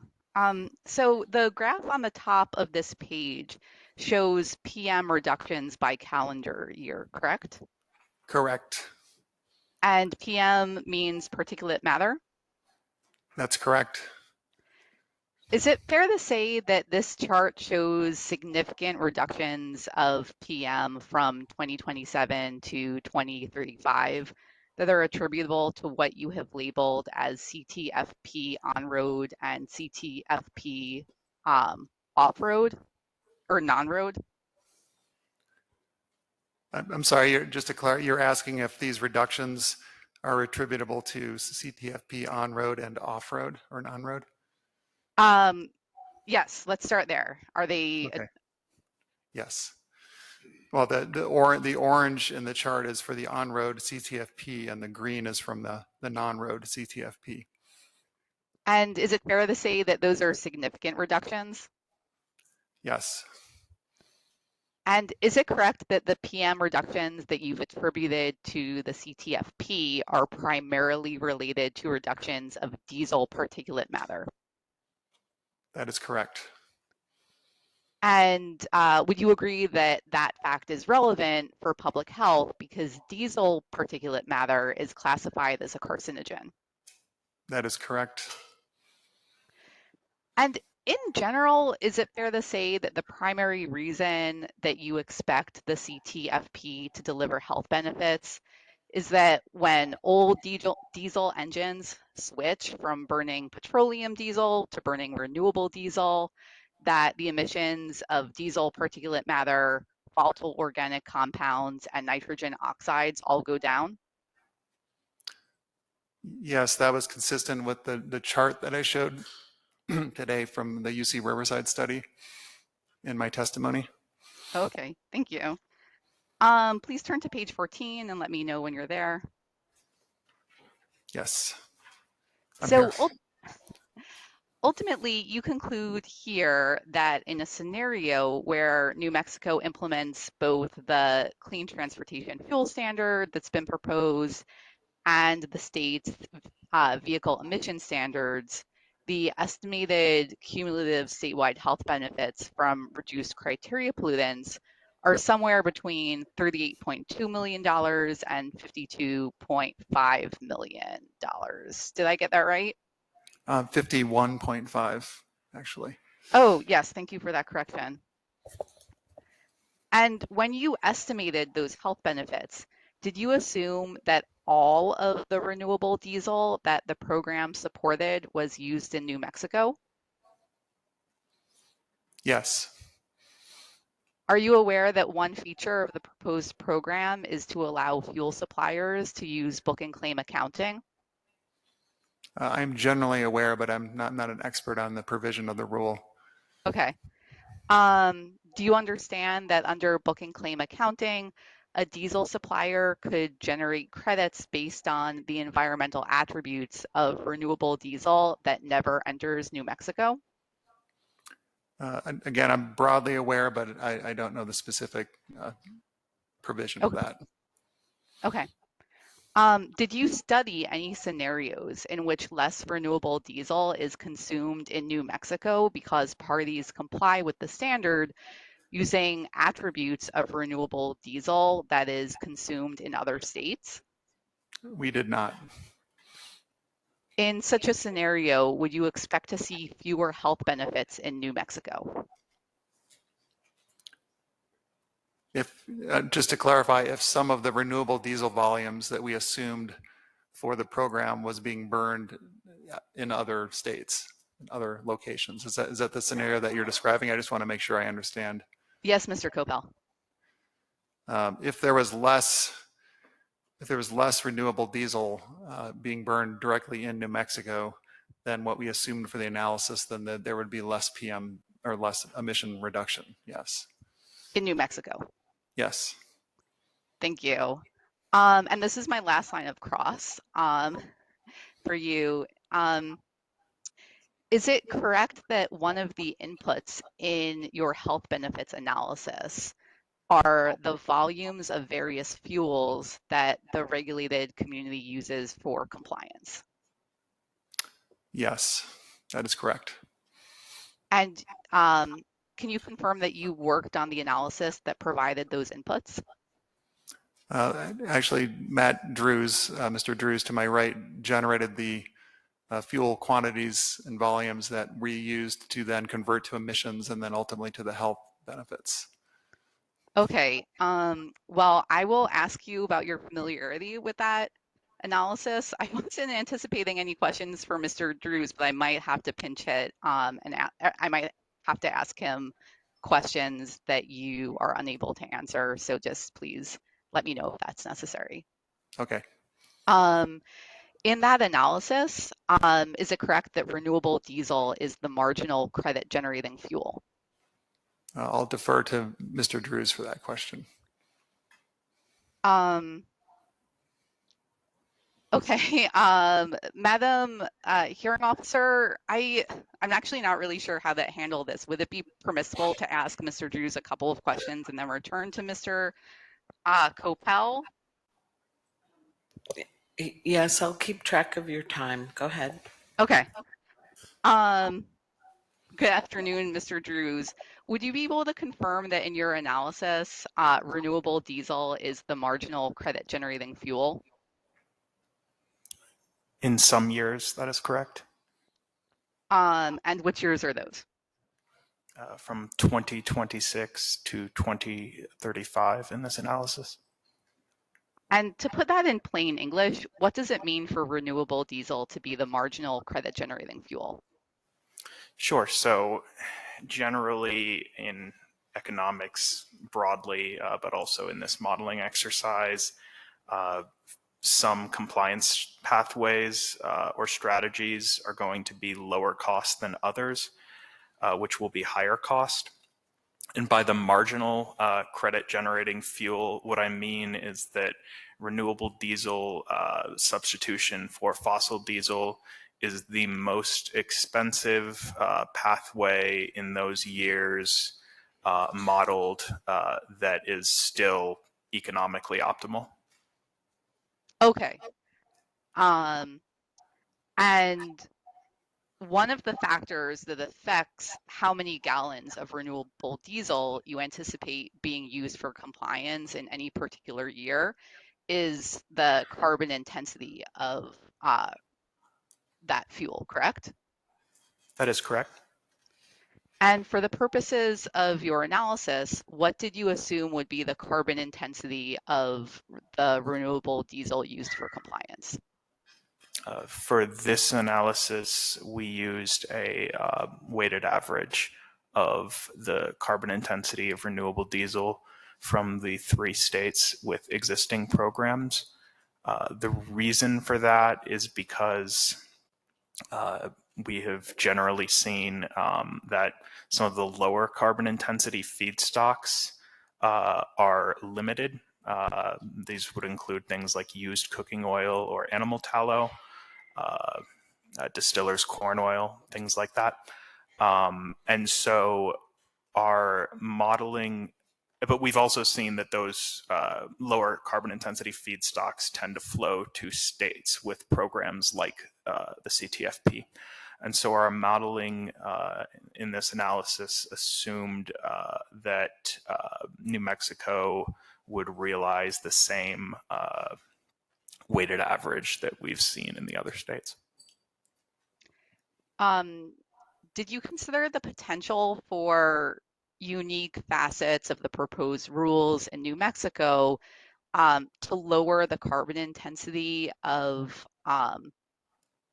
renewable diesel from crop-based feedstocks far below what you've seen in the other states? Can you be specific with those facets? So in particular, the unlimited use of extremely carbon negative biomethane for process energy. That was not specifically considered in the analysis. I will note that the benefit cost analysis tried wherever possible and reasonable to assume high cost, low benefit estimates in order to provide the board with a forecast that could be more likely than not under these assumptions to come out on the high side rather than the low side.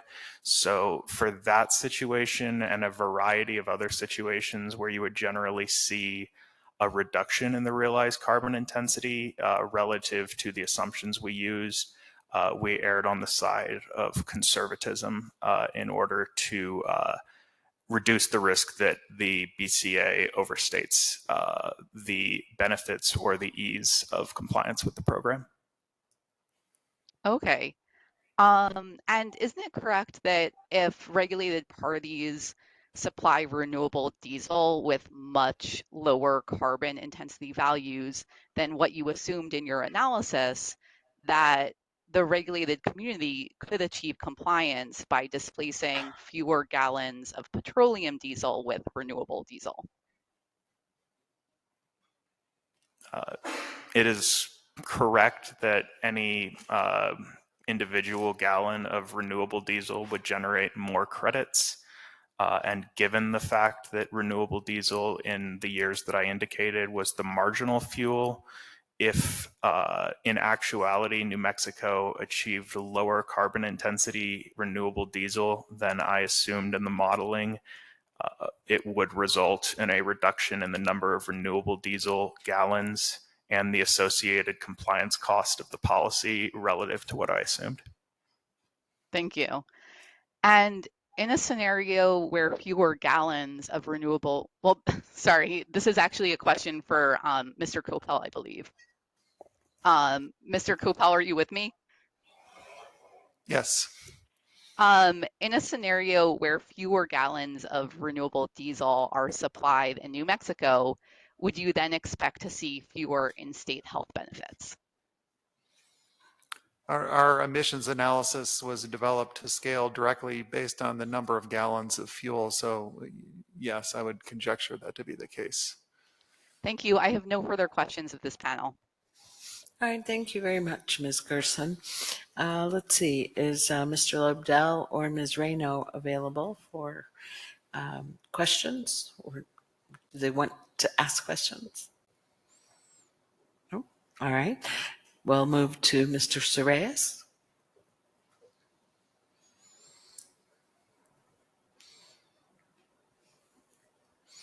Madam Hearing Officer, this is Sam Wade with the RNG Coalition. I believe my colleague Gani had to step out for a moment, and I can ask our questions briefly here.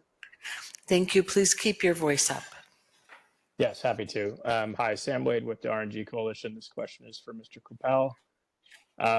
Would creating a dramatically different approach to avoided methane crediting in New Mexico than we've seen in existing programs in California, Washington, and Oregon skew incentives to build RNG I'm sorry, projects?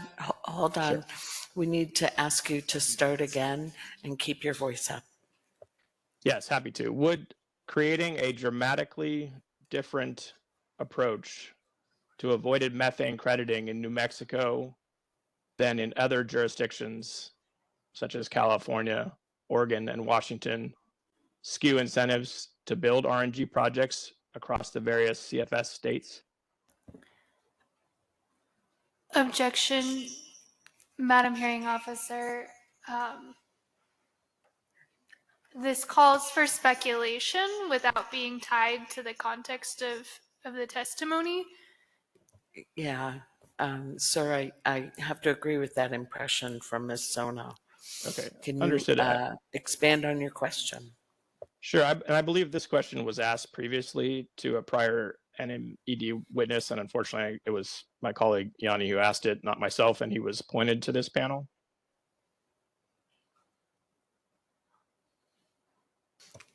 Okay, but again, it does, the question, I do remember this, some form of this question being posed earlier to another NMED witness. I think though it was in the, it was part of a context of questions or a series of questions. Yes, that's correct. So essentially, we can frame it as a more directly related to the economic analysis, if that's helpful. Did the analysis look at if any changes to the proposed crediting framework for avoided methane were dramatically altered? Would that switch the incentives to build renewable natural gas in New Mexico?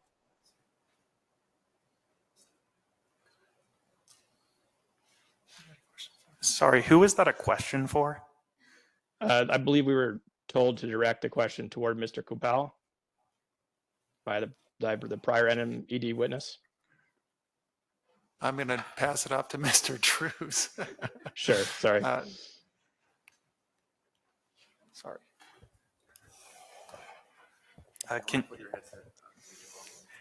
Sorry, can you repeat the question? I just wasn't sure if it was for me or not. Yes, so the original question we asked was, would creating a dramatically different approach to avoided methane crediting in New Mexico than in other jurisdictions skew incentives to build RNG projects across the various clean fuel standard states? And then as another question I asked in the analysis, was that looked at all? So generically speaking, if any aspect of the rule changed the carbon intensity of any fuel in the state, that would have an impact on the incentives to produce that fuel in whichever direction the change occurred collectively. To this, your second question about how that was considered in the benefit cost analysis, as I stated with the previous attorney, the benefit cost analysis strove to generally make high cost, low benefit assumptions relative when there was a degree of uncertainty that we faced. For the purposes of the benefit cost analysis, all renewable natural gas or biomethane was assumed to be generated from landfill gas or wastewater treatment plant gas, which under the temporary fuel pathways in the proposed rule does not make a distinction between avoided methane and being included or excluded.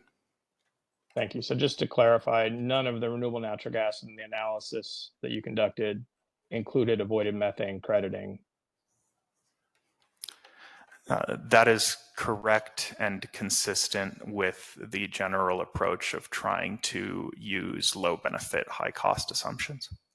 Understood. Thank you. That's no other questions. Thanks. Thank you very much. Let me move then to Mr. Nasco on behalf of Growth Energy. Are you with us? Mr. Duff for the National Sorghum Producers.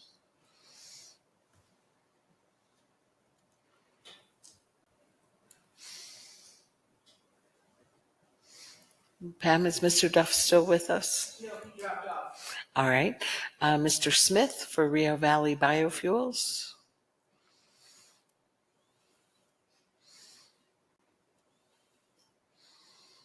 He's not on the platform. All right. Ms. Veracruz. Okay.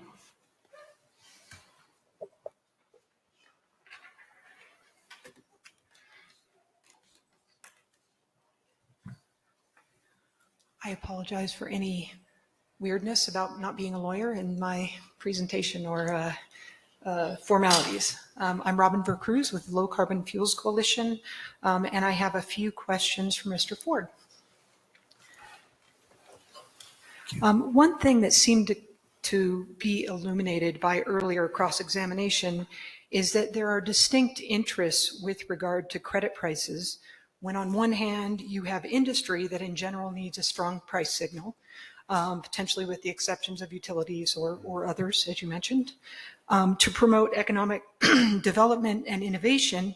And then on the other hand is the question of potential consumer impacts, where lower credit prices could presumably decrease likelihood or magnitude of pass-through costs. Does that accurately describe considerations that your analysis and this rule had to balance between? That accurately describes like general considerations for the rule in terms of like policy making. In terms of the analysis, and Mr. Drews can help illuminate this, but it kind of it's an is what it is analysis. It's a Johnny Friday approach. It's just the facts, man. It takes a set of assumptions and projects forward based on those assumptions and isn't really normatively determining what price is a good or a bad price per se. Makes sense. So I should have asked that to the previous panel, but the cross kind of elicited that. So thank you.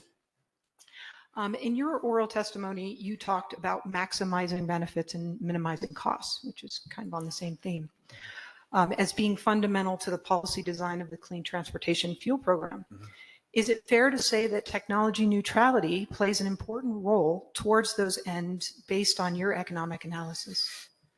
I would say in terms of maximizing benefits and minimizing costs, that tech neutrality can only help to the good, in the sense that if you want to be open to innovation and new ideas, then being proscriptive generally could only serve to limit them. So if you are tech neutral, maybe that could open up possibilities for new innovations that aren't considered in the benefits cost analysis that Mr. Drews developed because of, as he noted, the intentionally conservative, meaning high cost, low benefit assumptions. And so, yes, tech neutrality could open the door for new innovative fuel making pathways that we don't consider that would only serve to provide more upside than what his analysis projects.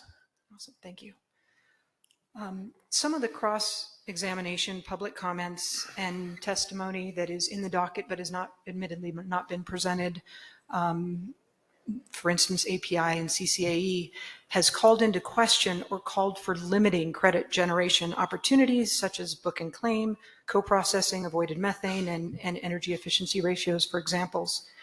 How could limiting credit generating opportunities affect the success of the program from the perspective of maximum benefits and minimum cost? Madam Hearing Officer. Ms. Sona. I would just ask that to the extent this is rebuttal testimony, Mr. Ford just keep it to the answering the question without considering the specific proposals not in the record yet. All right, so Mr. Ford, you have that caution. Okay, I can just give a generic high-level answer. I couldn't comment on any specific rule provision because of some of the nature of the status of those. So I would simply say having more opportunities would only serve to increase benefits. It would either be the same or more, greater than or equal to, and costs would only be less than or equal to by having more rather than fewer options. That's great, and you just anticipated my next question, and I apologize for kind of being prescriptive. I was trying to point to things so that I would give representative examples versus kind of asking for opining on those. In your oral testimony today, you referenced the Bates-White report, and that was footnoted in your written testimony. It is also hasn't been introduced, but is in the docket as Verde Exhibit 7. And you described it as something like a time series evaluation of relative effects of various factors affecting gas prices in California. And at the same time, you also reference the Clean Transportation Fuel Program driving market competition. So if I can tie those two together, do you recall what that Bates-White report found in its assessment of relative fuel prices resulting from fuel market competition induced by the LCFS program in California? So I can definitely, I think it was more an observational rather than normative study in terms of like, I don't recall an explicit mention of like competition being like an independent variable. Their dependent variable, they wanted to look at the effect of the LCFS. And so they took the difference between what's called the reformulated blend stock for oxygenate blending price. And that's the price of just like clear gasoline that hasn't been blended with ethanol yet. And the price of RFG or reformulated gasoline, Cal RFG it's called in California. And that's the finished product that's in your pump that goes to your car. And so they look at the difference in prices between those two products, and they, you know, there's a certain amount that can be explained by different factors. So for example, you know, excise taxes are going to explain some difference in prices. Refiner and distribution profits and margins are going to explain some difference in prices. And then they look at, you know, kind of the unexplained part of the difference between the clear Bob and the final reformulated gasoline. And so they look at those and they find, you know, some sort of counterintuitive findings with regards to what happens to that difference in relation to like credit prices, where a simple view would be, well, when credit prices go up, they should go up by the same amount. When they go down, they should go down. And sometimes the correlation that they find is not consistent with that simple, straightforward expectation. And so that is sort of where they talk about the remaining, you know, the parts of the prices that are like the 90% that is explained by like your traditional crude prices, refiner costs and margins, distribution costs and margins, and excise taxes. Like the 10% remainder, it's hard to like, the correlation of it and like just the LCFS prices is found to be not statistically significant. And that could be for a number of factors. And one of them, to your question, could be, you know, market competition and competition from other fuels. If, you know, you want to pass through the cost of a program, some people, when they look at new vehicles to purchase, and it takes a long time for all of this to get factored into a program, but may reconsider either getting, you know, a vehicle that has better mileage per gallon, or getting a vehicle that doesn't necessarily consume gas or diesel as a price response. And so that is sort of, I think, the effect of competition on, and that may have been part of why the correlation did not survive like a null hypothesis test. Awesome. That it wasn't statistically significant. Great. I have no further questions. Thank you. Thank you. Thank you, Ms. Weckers. Let's see, Mr. Noyes.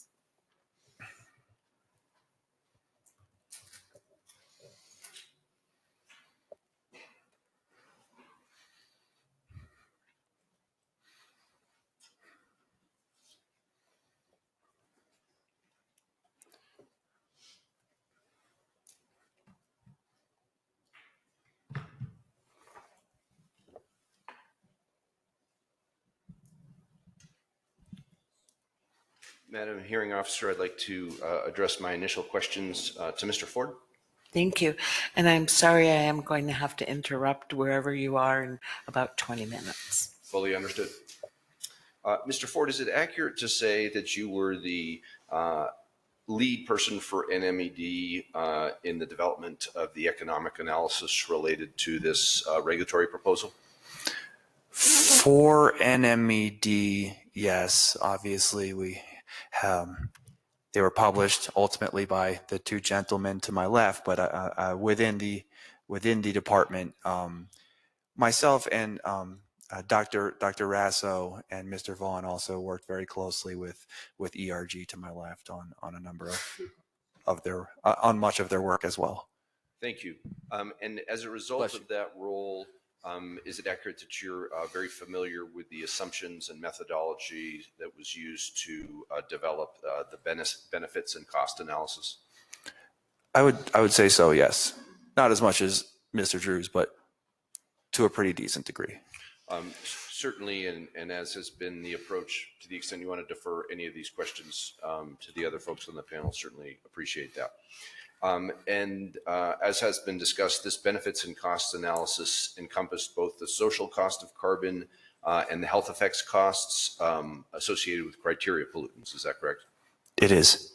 And is it accurate to say that in terms of program design, NMED sought to design the program to provide the maximum benefits to the people of New Mexico in two respects? Number one, to reduce greenhouse gas emissions and thereby reduce the social cost of carbon in the state? As that first, I guess. Yes. And number two, also to reduce criteria pollutants as a co-benefit of the program and thereby reduce adverse health impacts. Yes. Thank you. Those are two policy goals. As somebody that works in workforce, I do feel the job creation aspect is one that is also of high importance. Certainly. So there was on the benefit side, there was the job benefit side, and then there was also an effort to design the program in a way that would minimize the economic costs, any economic costs on the downside to New Mexico citizens. Yes. Okay.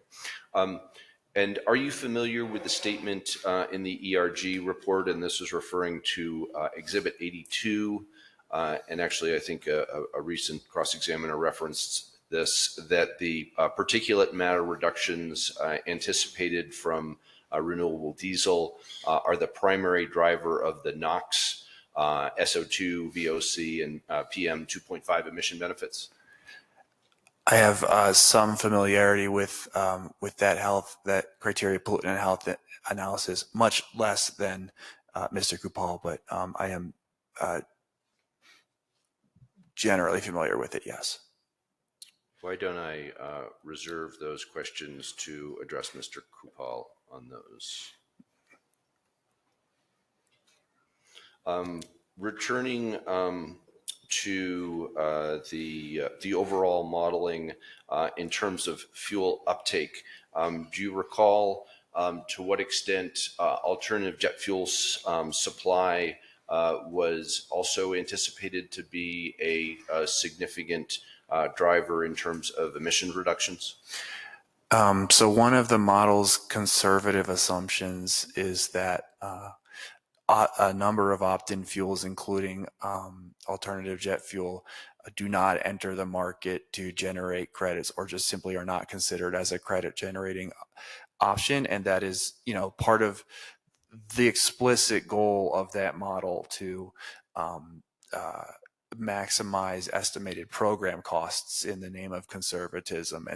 And so there is the possibility that fuels like alternative jet fuel could opt into the program at prevailing prices, generate credits, and keep them from going higher by satisfying program requirements before more expensive fuels are needed. That would drive the per gallon of gasoline equivalent costs for gasoline and diesel below those 16 to 17 cent figures that I cited earlier, which is by design. We assume that fuels like alternative jet fuel couldn't come in and do that, so that the uncertainty that is inherent in our model is predominantly to the upside of what we considered in the analysis. Thank you. And as to just to make sure I'm capturing this correctly, is it your response then that the model did not project significant uptake of alternative jet fuel in what, the next 5 to 8 years, or?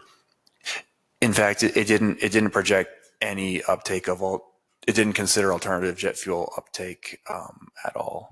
And was that in part because at the time of doing the modeling, there was a significant discount in terms of alternative jet fuel crediting opportunity relative to diesel fuel of approximately 25% because of the different baselines for those fuels?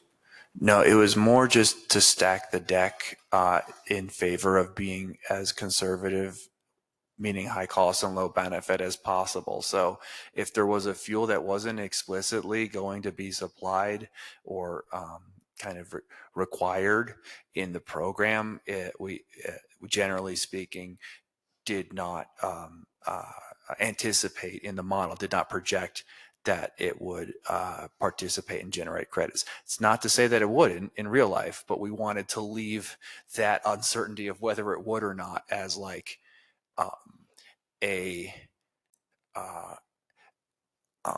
additional benefit of the policy that we didn't consider in our numbers, so that we just kind of are giving you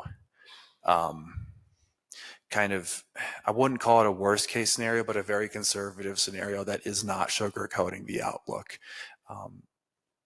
But that does not mean I'm anti-alternative, or anybody here is anti-alternative jet fuel. It's just that's part of stacking the deck. That's part of what we did to stack the deck in favor of being conservative. And if fuels like alternative jet fuel did come along and we're able to sell at prevailing prices, that would reduce the negative impact of the program. Thank you, Mr. Ford. That completes my questioning for Mr. Ford. I do have additional questioning for Mr. Kupal. Shall I proceed? Thank you. Mr. Kupal, you in your initial questioning mentioned that you spent a significant period of time at EPA. What were the years that you served there? 1989 to 1995, and then 1997 to 2012. And during that period, you would have, depending if you were an OTAC, is it fair to say you likely were involved to some degree in the ultra low sulfur diesel proceeding that occurred in that time frame? Yes, I was. I was more tangentially involved with the ULSD rule, but more directly involved with Tier 2 gasoline sulfur rule. The Tier 2 gasoline sulfur rule. But on a high level, you did have an understanding of the key issues and some of the technical aspects of the ULSD program? Yes. Yeah. And referring ULSD, that is the ultra low sulfur diesel.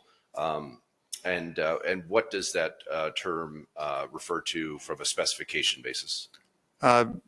15 parts per million. And what were the reasons that motivated EPA to pursue that rule as an environmental objective? I think my microphone may have gone out. Sounds like it. So, or is it? It's had enough.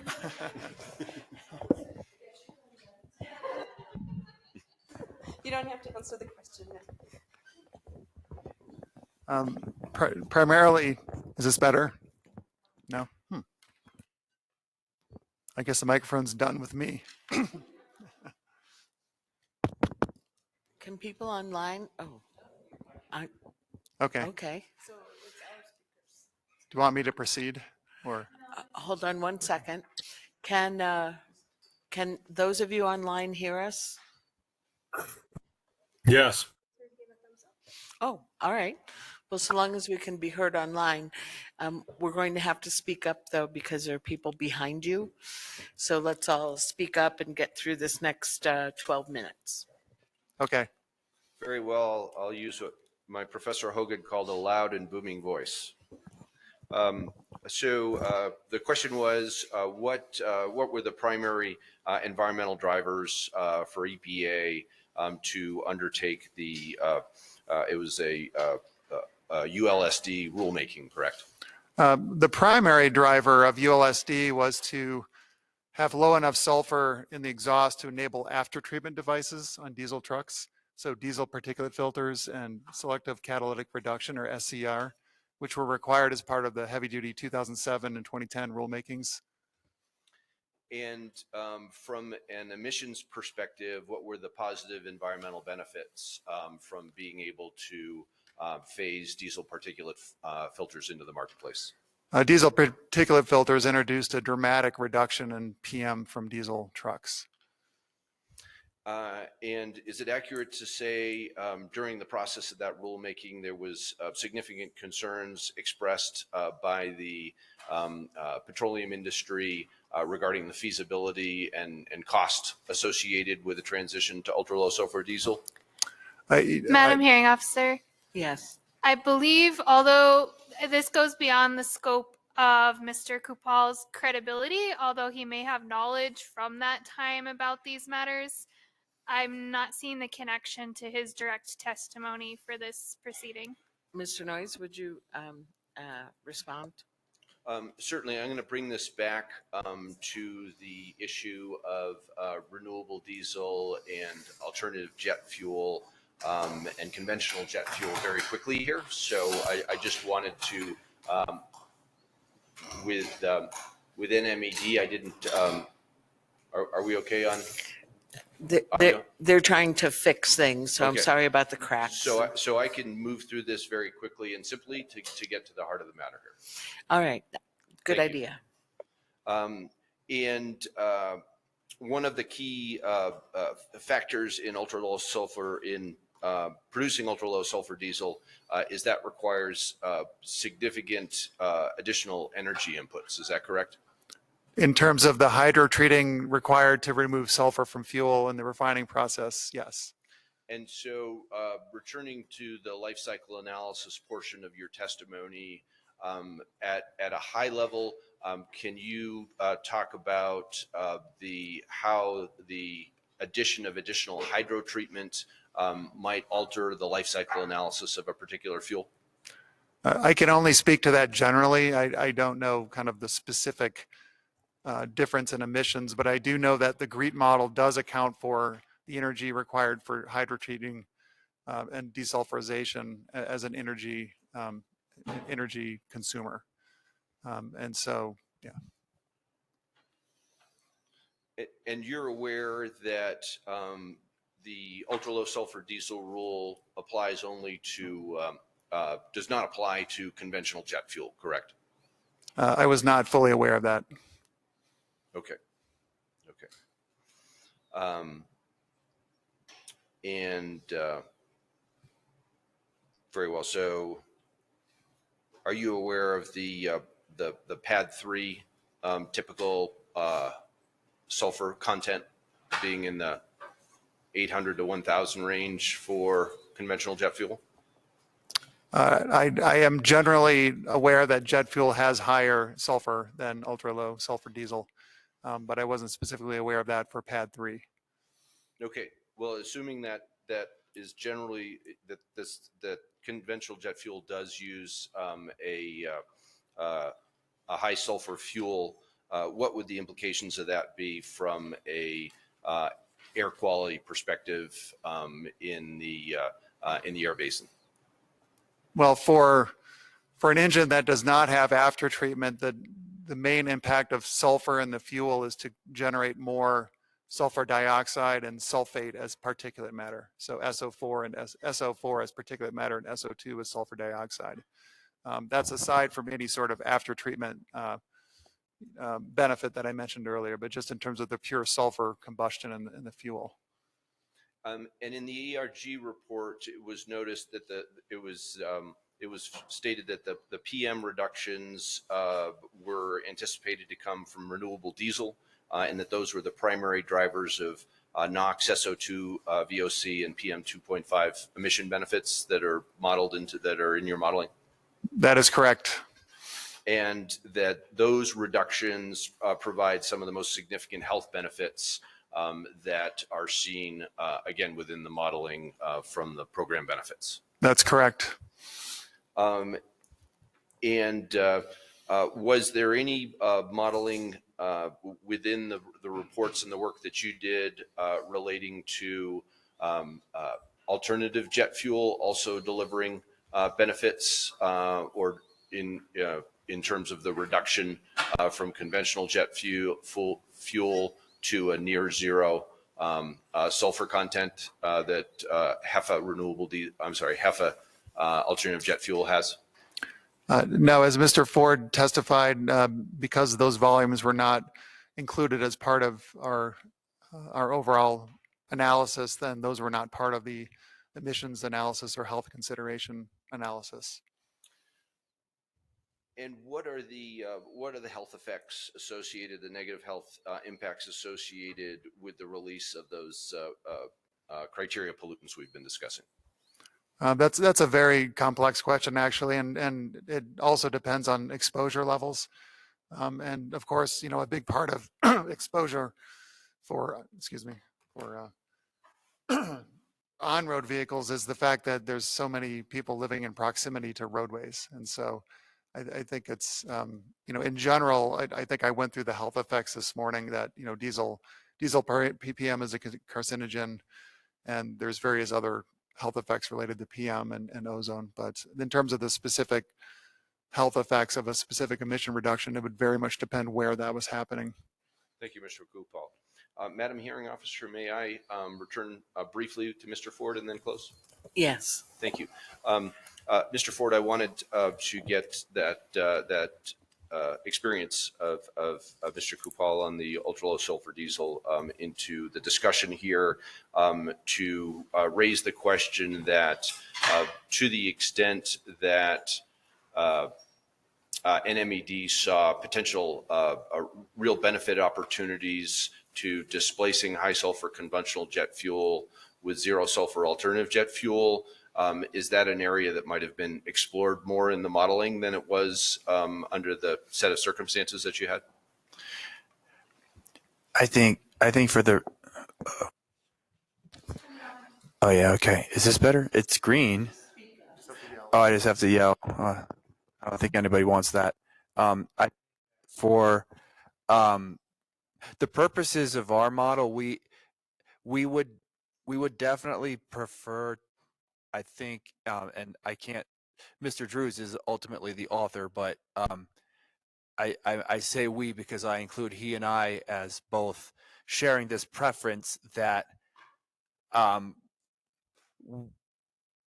the one risk we wanted to avoid was potentially sugarcoating anything about the program. So like including a fuel that could help satisfy deficits and had benefits and could reduce the need for marginal fuels that had additional program costs could risk being perceived as sugarcoating in our results. And so we intentionally did not do that because of that conservatism.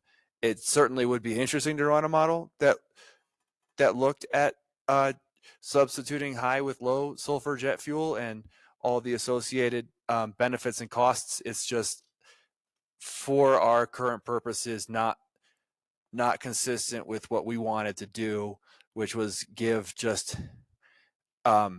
a conservative view of the program for the board's consideration.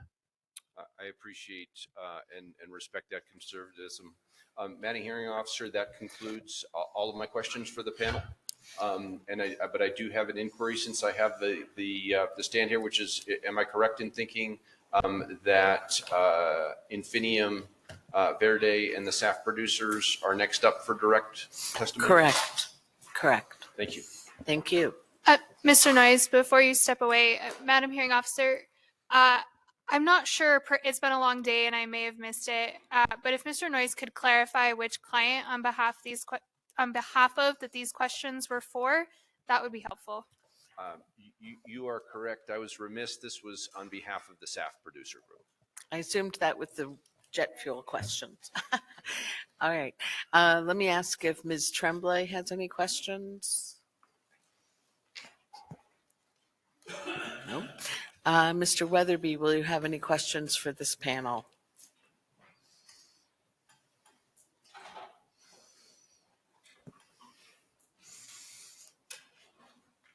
Pam, is Mr. Weatherby on? He is not. Okay, thank you. So I have a question, Ms. Sona, and you and Mr. Noyes and I can speak privately, or we can do this. I'm sorry, let's go off, David, please.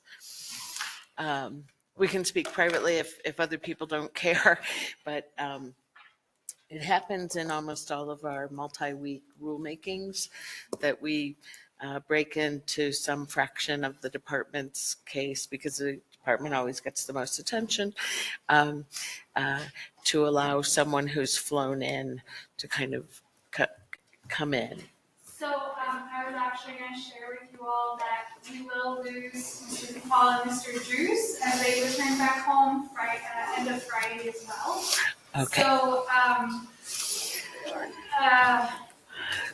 I guess it depends on the board's preference for how they want to approach it. You know, splitting up the testimony of this panel over the week, if we need to, essentially which one they prefer to err on the side of caution, having to hear virtually.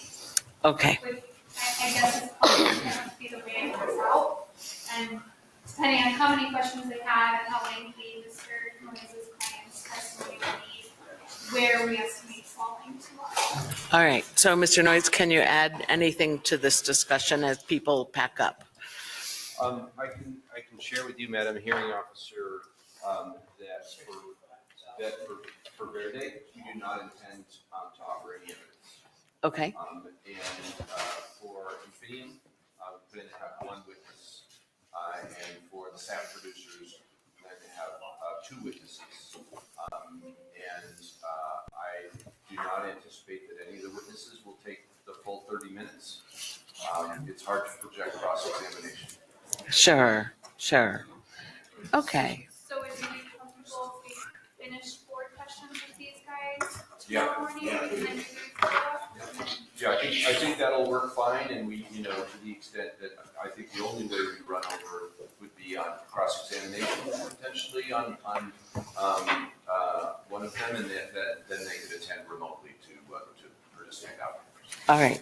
Thank you both very much. All right. We'll see you tomorrow morning at 9.